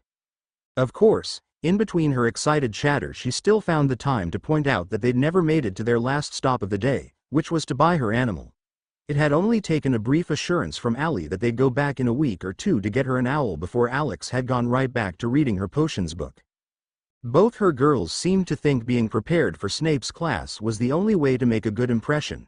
She and Harry encouraged this view because it wouldn't do to let the girls know how much Snape actually adored them. Sometimes, he'd confided, they reminded him so much of their grandmother. While Allie had found that sweet, Harry had gone a funny shade of green at the reminder that his potions professor had been in love with his mother for longer than Harry had even been alive. Allie supposed she could see how that might be a bit disturbing. She still found it sweet, though. After the girls were settled in bed and she was wrapped comfortably in her own bed with a book and a cup of tea, Allie was struck by the sudden realization that her eldest wouldn't be home for much longer. The thought made her stomach twist and she dropped the book into her lap with sudden horrifying clarity. No, she's not going. She's too young. Harry, who had been lying beside her with his arm draped across his eyes while he listened to the radio, raised his arm and blinked at her without comprehension. What? Alex, she said sharply, her voice filling with a strange note of panic she'd never heard in her own voice before. She's too young, she can't possibly be ready to go away to school. Harry still didn't look like he was getting it, so she picked up her book and thumped him with it. Oi, he yelped in protest. It's going to be so quiet, she whispered in horror. James is going to be so lonely. Harry finally seemed to realize she was serious and pushed himself up so his back was resting against the headboard. No offense, Als, but our daughter has poked a sleeping dragon, literally I might add, gotten into a number of fights with her cousins that she's always won, is perfectly capable of taking down a golem, as she proved just today, and shares out ability to flame anywhere in the world at the mere thought of it. Do you really think she's not ready? But Allie wasn't in the mood for calm and rational thought. Her brain was filling with all sorts of horrible scenarios that spanned the full range of likely to billion to one odds. Harry's words couldn't make a dent in that panic. Something he appeared to notice because he wrapped her in his arms and pulled her close. "You're allowed to miss her," he told her. "You're also allowed to freak out, but she is old enough and she's definitely ready." It was the hug more than anything that reached through Allie's panic. It gave her something to focus on long enough that she realized she'd just become slightly paranoid for little reason at all. Rationally, she knew what Harry was saying was true, but it had only just hit her that her little girl was growing up and she felt perfectly entitled to freak out about it. "And I seriously don't think you have to worry about James," Harry added. "Somehow I don't think those two will go as long without seeing each other as other students will without seeing their siblings. I mean, Ginny hardly ever saw Bill and Charlie growing up, but Alex and James will probably be flaming behind our backs before the first week is over." Although it wasn't necessarily a good thing, this did make Allie feel much better, and soon she was back to reading her book and calmly sipping her tea. It took her a few minutes to notice the amused smile that was tugging at the corner of Harry's mouth, but when she did, she hit him with her book again. He just laughed. He wasn't laughing the following morning when he was preparing to take James to see B. Allie wasn't experiencing the same kind of anxiety she'd had the night before. This was something she knew how to handle where her daughter going off to school was not. Still, she asked James more than enough times if she was sure she wanted to do this, and by the 12th time she thought James might go on her own just to stop her from asking. "Mum, I'll be fine," she said for the 100th time. "Dad'll be there and probably Draco and maybe Abby. It'll be perfectly safe." "You let her fight that golem yesterday," Alex pointed out in what Allie assumed was supposed to be a helpful tone. It wasn't, it just made Allie more aware of her failings as a parent. Harry must have read something of this on her face because he smiled reassuringly as he settled James's coat into place. "You know there isn't a ward around the Malfoy Institute that she can't flame through. She'll be fine, she's talked with B before." As far as reassurances go, it was pretty dismal, but Allie took what comfort she could and reasoned that her children really had been in worse spots before this, most of which could have been avoided if her kids weren't so reckless. She shook her head. This whole thing had shaken her in a way nothing else had since she'd seen Harry die at Voldemort's hands. It was unsettling to feel so worried about her kids. They really could take care of themselves, and when they couldn't, she and Harry were there. Or any one of the Weasleys or the numerous other friends she and Harry had made over the years. As she watched them go, she worried that there was a reason this seemed so different. That there was a reason the dreams had set them all on edge and had her panicking like an ordinary mother and not one who had made sure her children knew how to be safe. She didn't like the feeling, didn't like that she didn't feel as sure as she normally would. She'd never been this worried about her children. It had never been her style to worry over things until they went bad. She wasn't about to start now. Alex was back in the library when Allie went looking for her. "Let's go play with some werewolves." A silly, reckless response seemed the way to dispel her worries, and a quick trip to visit Tonks and Teddy seemed like an excellent way to fill the day. Something was bound to happen in a home for wayward werewolves. At the very least, it would prove distracting. They'd only made George stay overnight because they were a little too used to his visits, and there was some concern that one more knock to the head might permanently scramble his brains. Personally, Stephanie thought it was a bit late for that, but she found it best not to point it out. Since she was at the hospital anyway to pick him up, she thought she might as well keep him waiting and wander on up to B's room to see what came of James's visit. It was a perfectly legitimate excuse to avoid being alone with George, and one he would consider an excellent reason not to get him out sooner. Though he might complain she hadn't taken him with her. He was just a floor down, after all. They weren't currently discussing why she was avoiding being alone with George. He knew what he'd done, and until he apologized, he could enjoy the pleasant company of his own ego. That was her story, and she was sticking to it. "Come for the show?" Abby asked, when she slipped into the little observation room that really was too small for all the people crammed in there. Draco was there, of course, and although she'd chosen not to remark on it this time, where Draco was you generally found Abby. McGonagall was a bit of a surprise, though, and Stephanie wondered how she'd even known what was happening. Harry didn't look up when she came in. His gaze was attempting to channel some of his phoenix fire into burning a hole through the glass. Honestly, Stephanie was surprised he wasn't in there with his daughter. "We tried that," Draco murmured. "He was starting to scare Bee, so we dragged him out." Stephanie nodded. "That did make sense. What have I missed?" In the room on the other side of the glass, James was lying on her stomach on the floor reading from one of the many books littered about Bee's room. Although she was seated by the window, and apparently absorbed in her own book, Bee would look up every now and then to see what James was doing. James had to have been aware of it, but she made absolutely no move to show she knew she was being studied. Stephanie was familiar with the creepy feeling of being watched, and she felt James deserved a lot of credit for not once flinching under the gaze of a woman they still didn't fully understand. "They've just been reading for the last half hour," Abby explained. "I think James is just going to wait her out." "Kid has way more patience than me," Stephanie replied. "I'd have lasted maybe 5 minutes."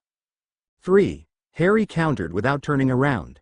"Be honest, Steph, you'd have lasted 3.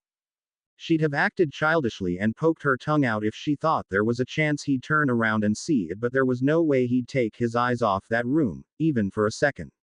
5 minutes of watching nothing happen and she was fidgeting. She'd made it to 5, though.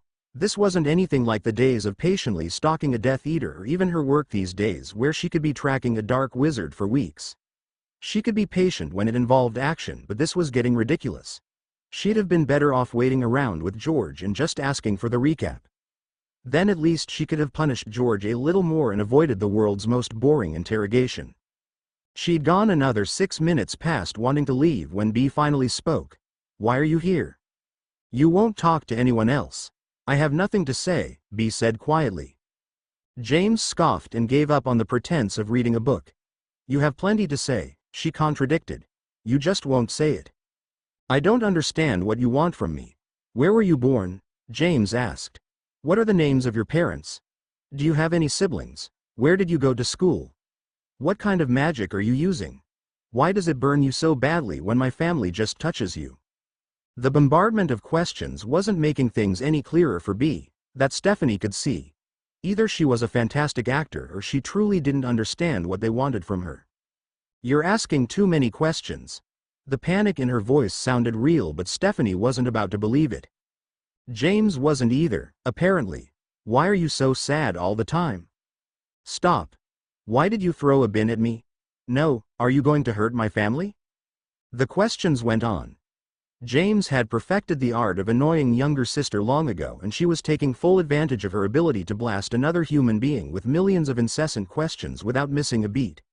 It didn't matter how much Bee denied it or how far she tried to curl back into the chair. James just kept hammering away at her with question after question. Stephanie had to admire her persistence. Enough? Finally Bee had enough. She slammed her fist down on the window ledge, cracking the wood as magic that didn't feel like magic. Or so James would have them believe. Slammed out of her and into the only place she was allowing it to escape. James smiled smugly. "I'll just keep asking until you answer," she told Bee quietly. "We know something is coming. Something big and scary, and we know you have answers. Why won't you help us? What have those of magic ever done to help me?" Bee laughed bitterly, and everyone in the observation room exchanged confused looks. Everyone but Harry, that is. His gaze was still glued to his daughter. "But you're magical," James said. Bee gave another bitter laugh. "I wasn't always." No matter how many more questions she asked, Bee refused to say more, and eventually they were forced to admit that even James wasn't going to get more out of her. They went their separate ways after that, Abby offering to head into the ministry to see if she could figure out what Bee had meant by her final words. Draco slipped back to his office with a disgusted remark about paperwork, and McGonagall accepted Harry's offer of lunch. Unable to avoid him any longer, Stephanie trudged back downstairs to collect George. When she got to his room, though, he was gone. She debated the wisdom of heading to work to do her own research, but there was really nothing for her to do. In this case, she really didn't think 2 heads were going to be better than 1. Although she supposed being a Sunday she might be able to check in on Dobby and see if he'd found her an old elf that might have answers. Feeling like perhaps giving George time to fume at her in peace was a good idea, she elected to visit Dobby. He had nothing for her, so she stopped to visit Ruby, who was having no luck at all identifying the magic on the table. Arthur wasn't around to ask about the Muggle provenance of the table, and she didn't think Molly would appreciate her making a visit just to talk work. At a loss as to what else to do and resigned to the horrible realization that George really did take up a lot of her time, she went to visit Hermione. She only found it sad that Hermione's Muggle boyfriend didn't recognize her when he answered her knock. He let her in all the same when she reminded him who she was. Hermione was in the kitchen putting together a couple of sandwiches for lunch. She'd obviously interrupted the pair because Peter went right back to preparing some drinks and setting the table. Hermione was understandably surprised to see her. They'd never been the best of friends, but they got along well enough. "Would you like some lunch?" Something about the look on her face must have suggested a need for comfort food because, Hermione added, "There's chocolate cake and ice cream for dessert." Peter carried the conversation through lunch, regaling them with the silly things some of his students came up with. Stephanie didn't mind listening to him talk. It was nice to know that some people got excited over ordinary things like teaching kids and successful lessons. Sure, it made her feel a little weird, but that was to be expected when she enjoyed chasing down dark wizards for a living. Over dessert, Hermione told her they were planning to move in together when the lease on Peter's flat ran out. Stephanie was a bit ashamed to realize that she was the first person Hermione had gotten the chance to tell. She wanted to think it was because they were all too busy doing more important things now that they were grown up and had jobs and responsibilities, but the truth was she'd found time to learn that Abby's husband's brother was up for some sort of award to do with writing, and she'd never even met the man. It all boiled down to the fact that Hermione had never really been a big fighter, and what with most of them having chosen jobs that involved fighting dark wizards, it made it a bit hard to catch up without her feeling left out. Stephanie felt a little guilty for that, but she also didn't see anyone else having stopped by to catch up. She wanted to ask her friend if she was lonely but didn't know how to word it without offending Peter. It turned out she didn't have to. After dessert, Hermione slipped off to the bathroom and Peter immediately turned to Stephanie, a serious expression on his face. "Don't tell her I told you, but I think," Stephanie cut him off, "she's lonely?" He nodded, relieved to know that she understood. "She's always so busy trying to save the world, sometimes I don't think she notices. But then there are the times I'll catch her reading the paper and one of your names will pop up in an article or," and this seemed to amuse him, "the gossip pages, and she'll get this look." "We don't want to push her," Stephanie admitted. "A lot of what we deal with is just as it was during the war, and she was never comfortable with that."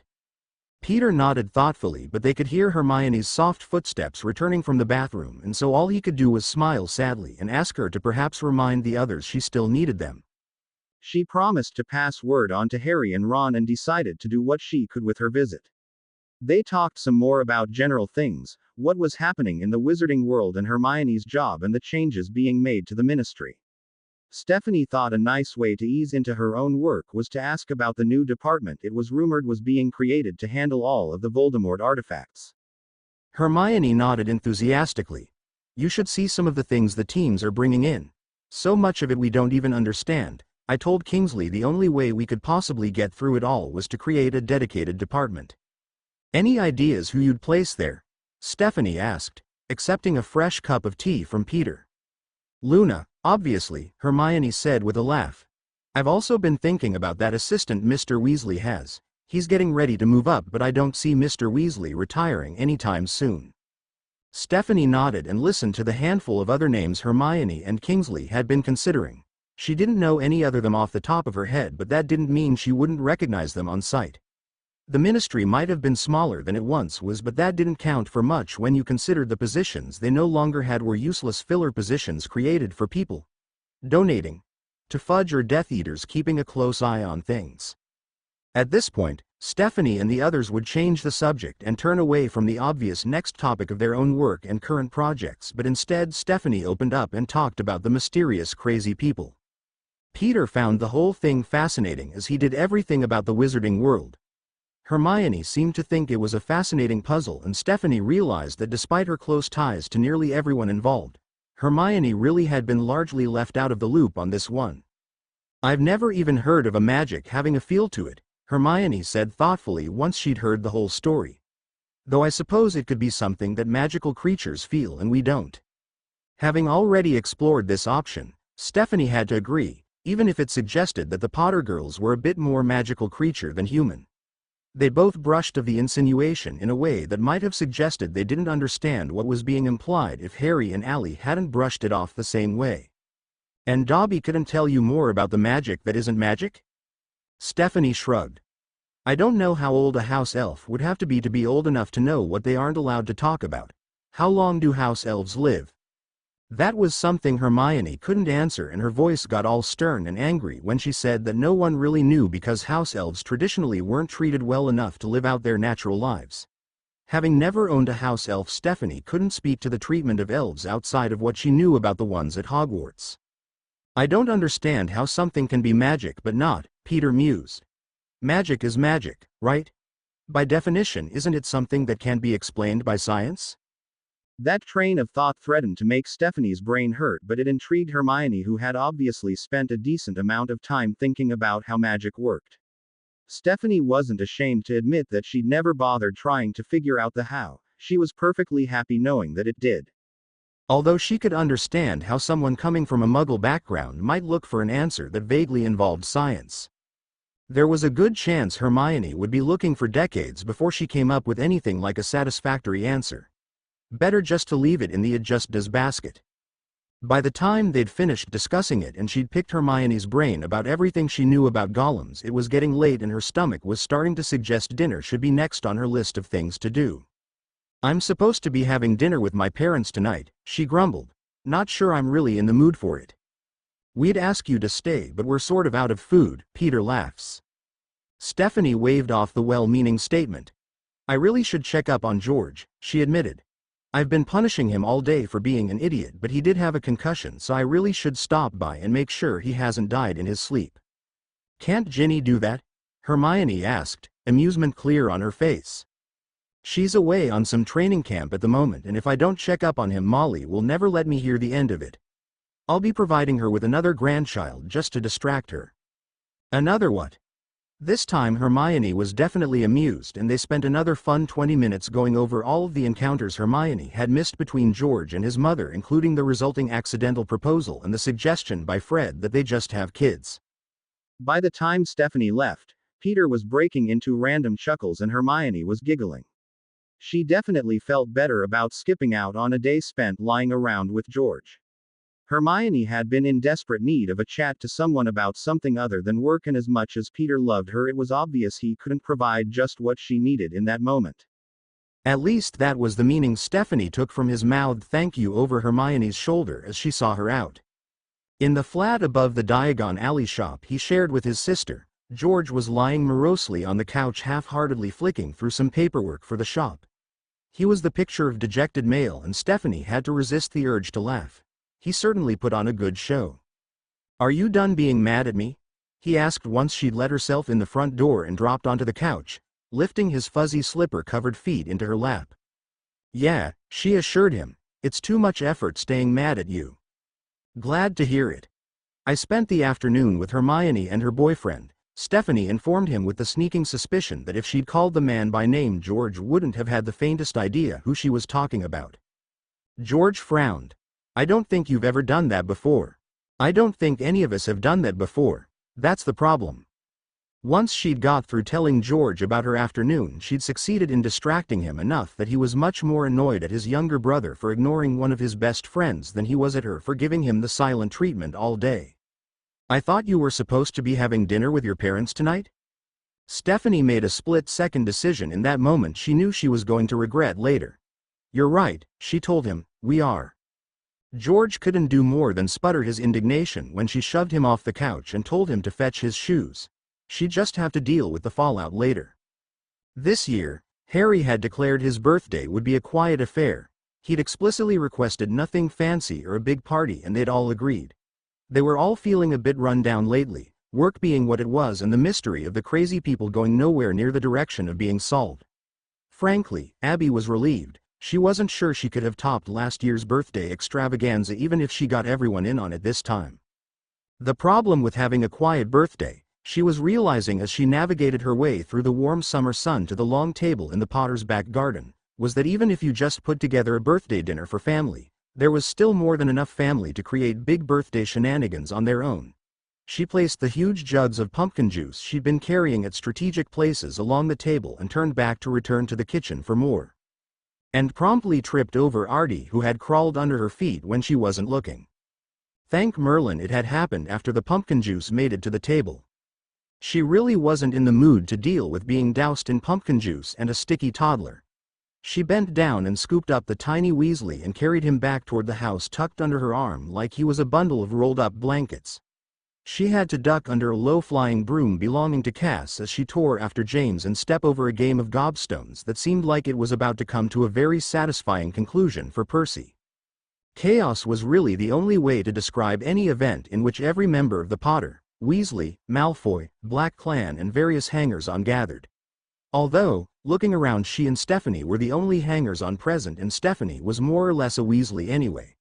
And they really did need to hunt Luna down at some point. This was getting ridiculous. Ginny had even returned from her camping expedition empty-handed and without any fresh clues as to Luna's whereabouts.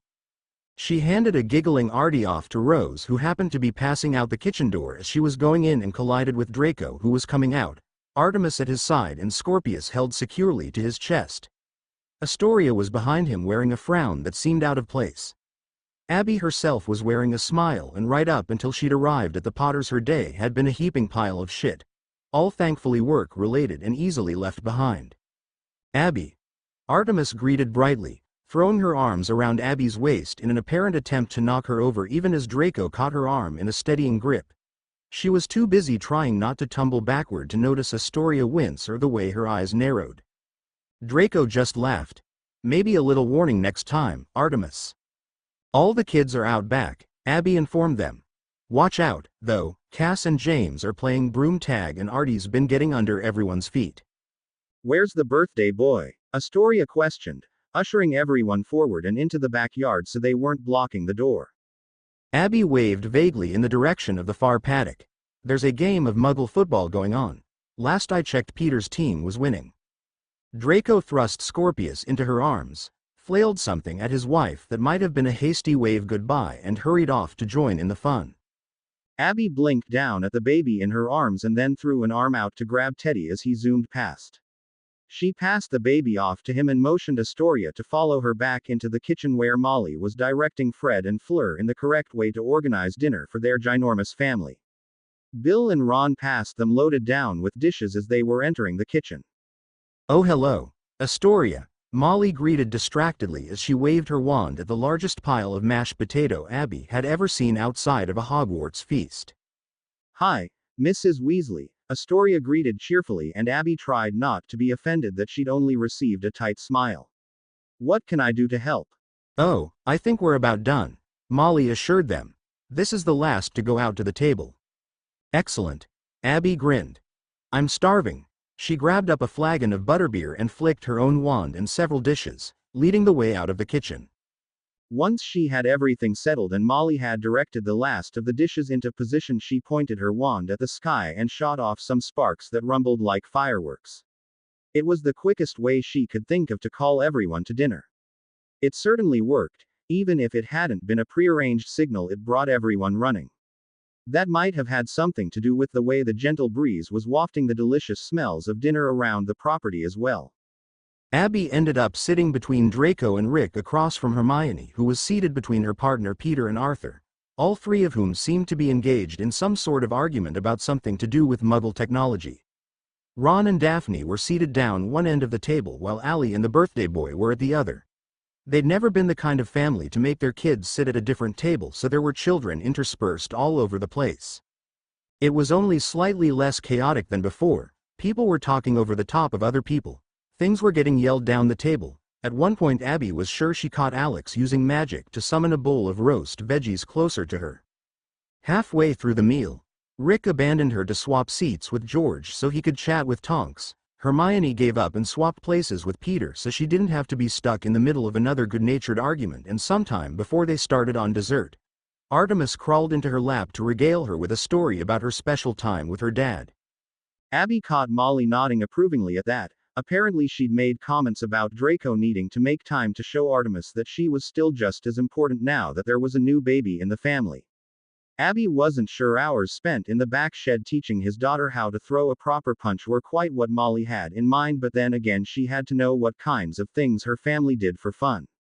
There weren't any speeches where they reminded Harry how old he was getting. Abby was holding onto a great one she was planning to use when the rest of them were all old and gray and he was still young, and there wasn't much formal gift-giving, just a general, "Dad, I'm opening this shiny box because the suspense is killing me." But when Harry slipped into the seat next to her, she knew this was exactly what he'd had in mind when he told both her and Allie quite firmly that he didn't want anything too big. "How are you, Abby?" Abby was immediately suspicious. It was very rare for any of them to actually flat out ask such a question. They liked to dance around things or simply point out flaws. "I'm fine, thanks for asking." He must have heard the suspicion in her voice because he grimaced. "Yeah, I didn't actually care. If you're not fine, you let us know." Abby could have been offended, but as his words mirrored her thoughts, she only grinned at the truth of his words. "What do you need?" "I can't believe I'm saying this, but I'm worried about Draco." Abby turned to follow his gaze. Draco had moved down the table a while ago and Artemis had fallen asleep leaning against his side. There were no outward signs that something was wrong. He seemed perfectly content to sit and laugh with Stephanie and George and just enjoy being a father. She could see what Harry meant, though. She was hyper-aware of Draco, she always was, and there was something bothering him and it was getting worse the longer he didn't address it. She wanted to think it was as simple as a new baby and a few regrets, but it wasn't. Whatever he was going through, it wasn't as simple as taking some time in the shed with Artemis and spending a few extra hours bonding with his wife. They were all messed up in their own way, but they'd come to make it work for them. Something had changed recently in Draco's life and he couldn't work around the mess like he'd always done before. "Me too," Abby admitted. They'd danced around it before, hinted that something was wrong, but always in the joking manner they dealt with everything. They'd never actually sat down and had a conversation about how things were going for Draco.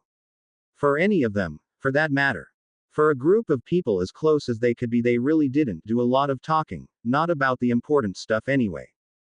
"I know talking to him is pointless, but maybe I should let him tag along with me for a while? Not for work, but tracking down crazy man."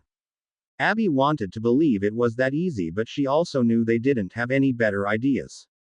They talked details for a few more minutes, exchanging observations they'd made and thoughts about what they could possibly do to help, but until they knew the exact reasons behind Draco's change in behavior, it would just be dealing with the symptoms, not the problem. They went their separate ways when the topic started to go round in circles and Abby suddenly found herself sitting beside Astoria. The young mother of two was sitting by herself watching over the kids as they played. It wasn't something she had to do, and Abby felt a twinge of pity that the woman had chosen to sit apart from everyone else. Did she not feel comfortable even with her own sister? Astoria looked up when she sat down, and Abby really wanted to believe she imagined the brief twinge of irritation she saw on the woman's face. She was beginning to realize, however, that as much as she liked Astoria, the feeling was definitely not mutual. The idea of just sitting down and asking what was wrong with Draco was going to have to be tabled, because while anyone else would have appreciated her bluntness, it was quite clear that someone else would have to be the one to speak with Draco's wife. Which left her in the awkward position of having absolutely nothing to say when it was obvious that she'd sat down for a reason. "How have you been?" Abby winced the moment the words were out of her mouth, because borrowing a play from the Book of Harry probably wasn't the smartest of moves. "Do you really want to do this?" Astoria asked, and Abby blinked at the exhaustion in her voice. "Do what? Do you really want to sit there and pretend like we're friends when you've never even liked me and resent my relationship with Draco?" Abby really had nothing to say to that. It took her so completely by surprise that she let a full minute tick by in shocked silence. Astoria looked a little smug, but Abby was just so completely shocked she didn't have time to wonder over that weirdness. Putting together a response just seemed like a lot of work when she really had no idea what in the name of Merlin had given Astoria that impression. Eventually, the word that escaped her was a rather unintelligent, "huh." Astoria looked back at her then, and the expression on her face was considering, like she was evaluating every inch of Abby, every move and sound she made. Sometimes it was easy to forget that Astoria had been right beside them at the end. She tried so hard to pretend that everything was different now that when she pulled out the girl she'd been when Voldemort was still strong, it always took them by surprise. The look Astoria was using on her now was every bit Voldemort era. That's what you really think, isn't it? Abby marveled. You honestly believe I don't like you and I want Draco for myself. Well, it's true, isn't it? In that moment, Abby wasn't feeling shock anymore, she was feeling pity. How hard must it have been for Astoria all these months, years? Thinking that she was constantly having to defend her relationship with Draco against another woman? I love Draco, Abby told her with complete honesty. But Astoria, I'm not in love with him, I never have been. He's my best friend, he's family, but I don't want him for anything more than that. Astoria just laughed and it was a bitter sound, a sound that positively screamed disbelief. I don't believe you. That's not my problem, Astoria. I'm not going to waste my time trying to get you to believe something you don't want to. It was a great parting shot and she didn't think she could be bothered sticking around for any further fallout, so she slipped away to say goodbye to Harry and retrieve her husband. The next morning she stole Draco from work and dragged him to an ordinary muggle coffee shop in a town she chose by jabbing her wand randomly at a map of Britain. It was a perfectly ordinary morning coffee. Draco didn't even blink when she appeared in his office and gestured for him to grab her hand. This tradition of random coffee dates predated marriage and jobs, and although they hadn't done it in a while, Abby had woken up needing this normality. She hoped it would help Draco too. Do you remember that time we had say? She asked without preamble the moment the waitress disappeared back inside with their order. She had to give it to him. He didn't immediately answer. His eyes rolled up a little and he looked like he was actually considering the question.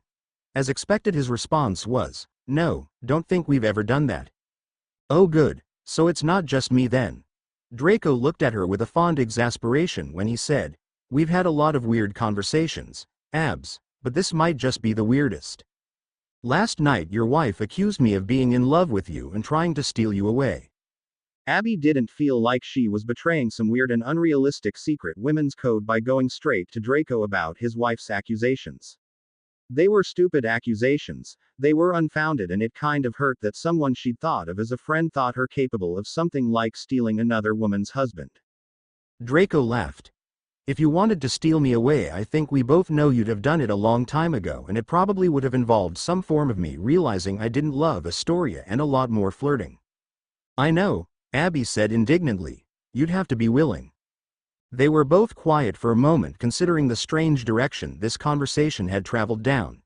Abby was incredibly glad she'd been right about Draco, but also slightly guilty that he'd immediately sided with her. She was in the right, of course, he should be siding with her, but that put him in the awkward position of knowing that his wife was being an idiot and was in the wrong. "Is this what this trip is about?" he wanted to know. "Do you need me to talk to Astoria?" Abby waved her hand dismissively. "No, I had a really weird conversation about children with Rick this morning and I needed to vent." Draco, realizing she hadn't actually done any venting, frowned. "Vent away." I'm over it. Suffice to say I am way too young to have kids." Thinking about how that might be taken, she grimaced. "No offense." Abby, you are in no way ready to have children, Draco informed her, without offense. Fun aunt. Sure. Mother. No way. Abby frowned. "What is that supposed to mean?" "It means I love you, I really do, but the last time I wanted you to babysit you were so hungover you couldn't even remember the names of my children." Rick's birthday bash, Abby recalled. It wasn't a fond recollection. That had been the most painful experience of her life outside of a war, and it had been 100% self-inflicted. "I can be mature and maternal." "I never said you couldn't, I just know you." Abby accepted his words for what they were and let him turn the conversation to lighter things. Morning coffee turned into lunch, which turned into being in the right place at the right time when the old man turned up.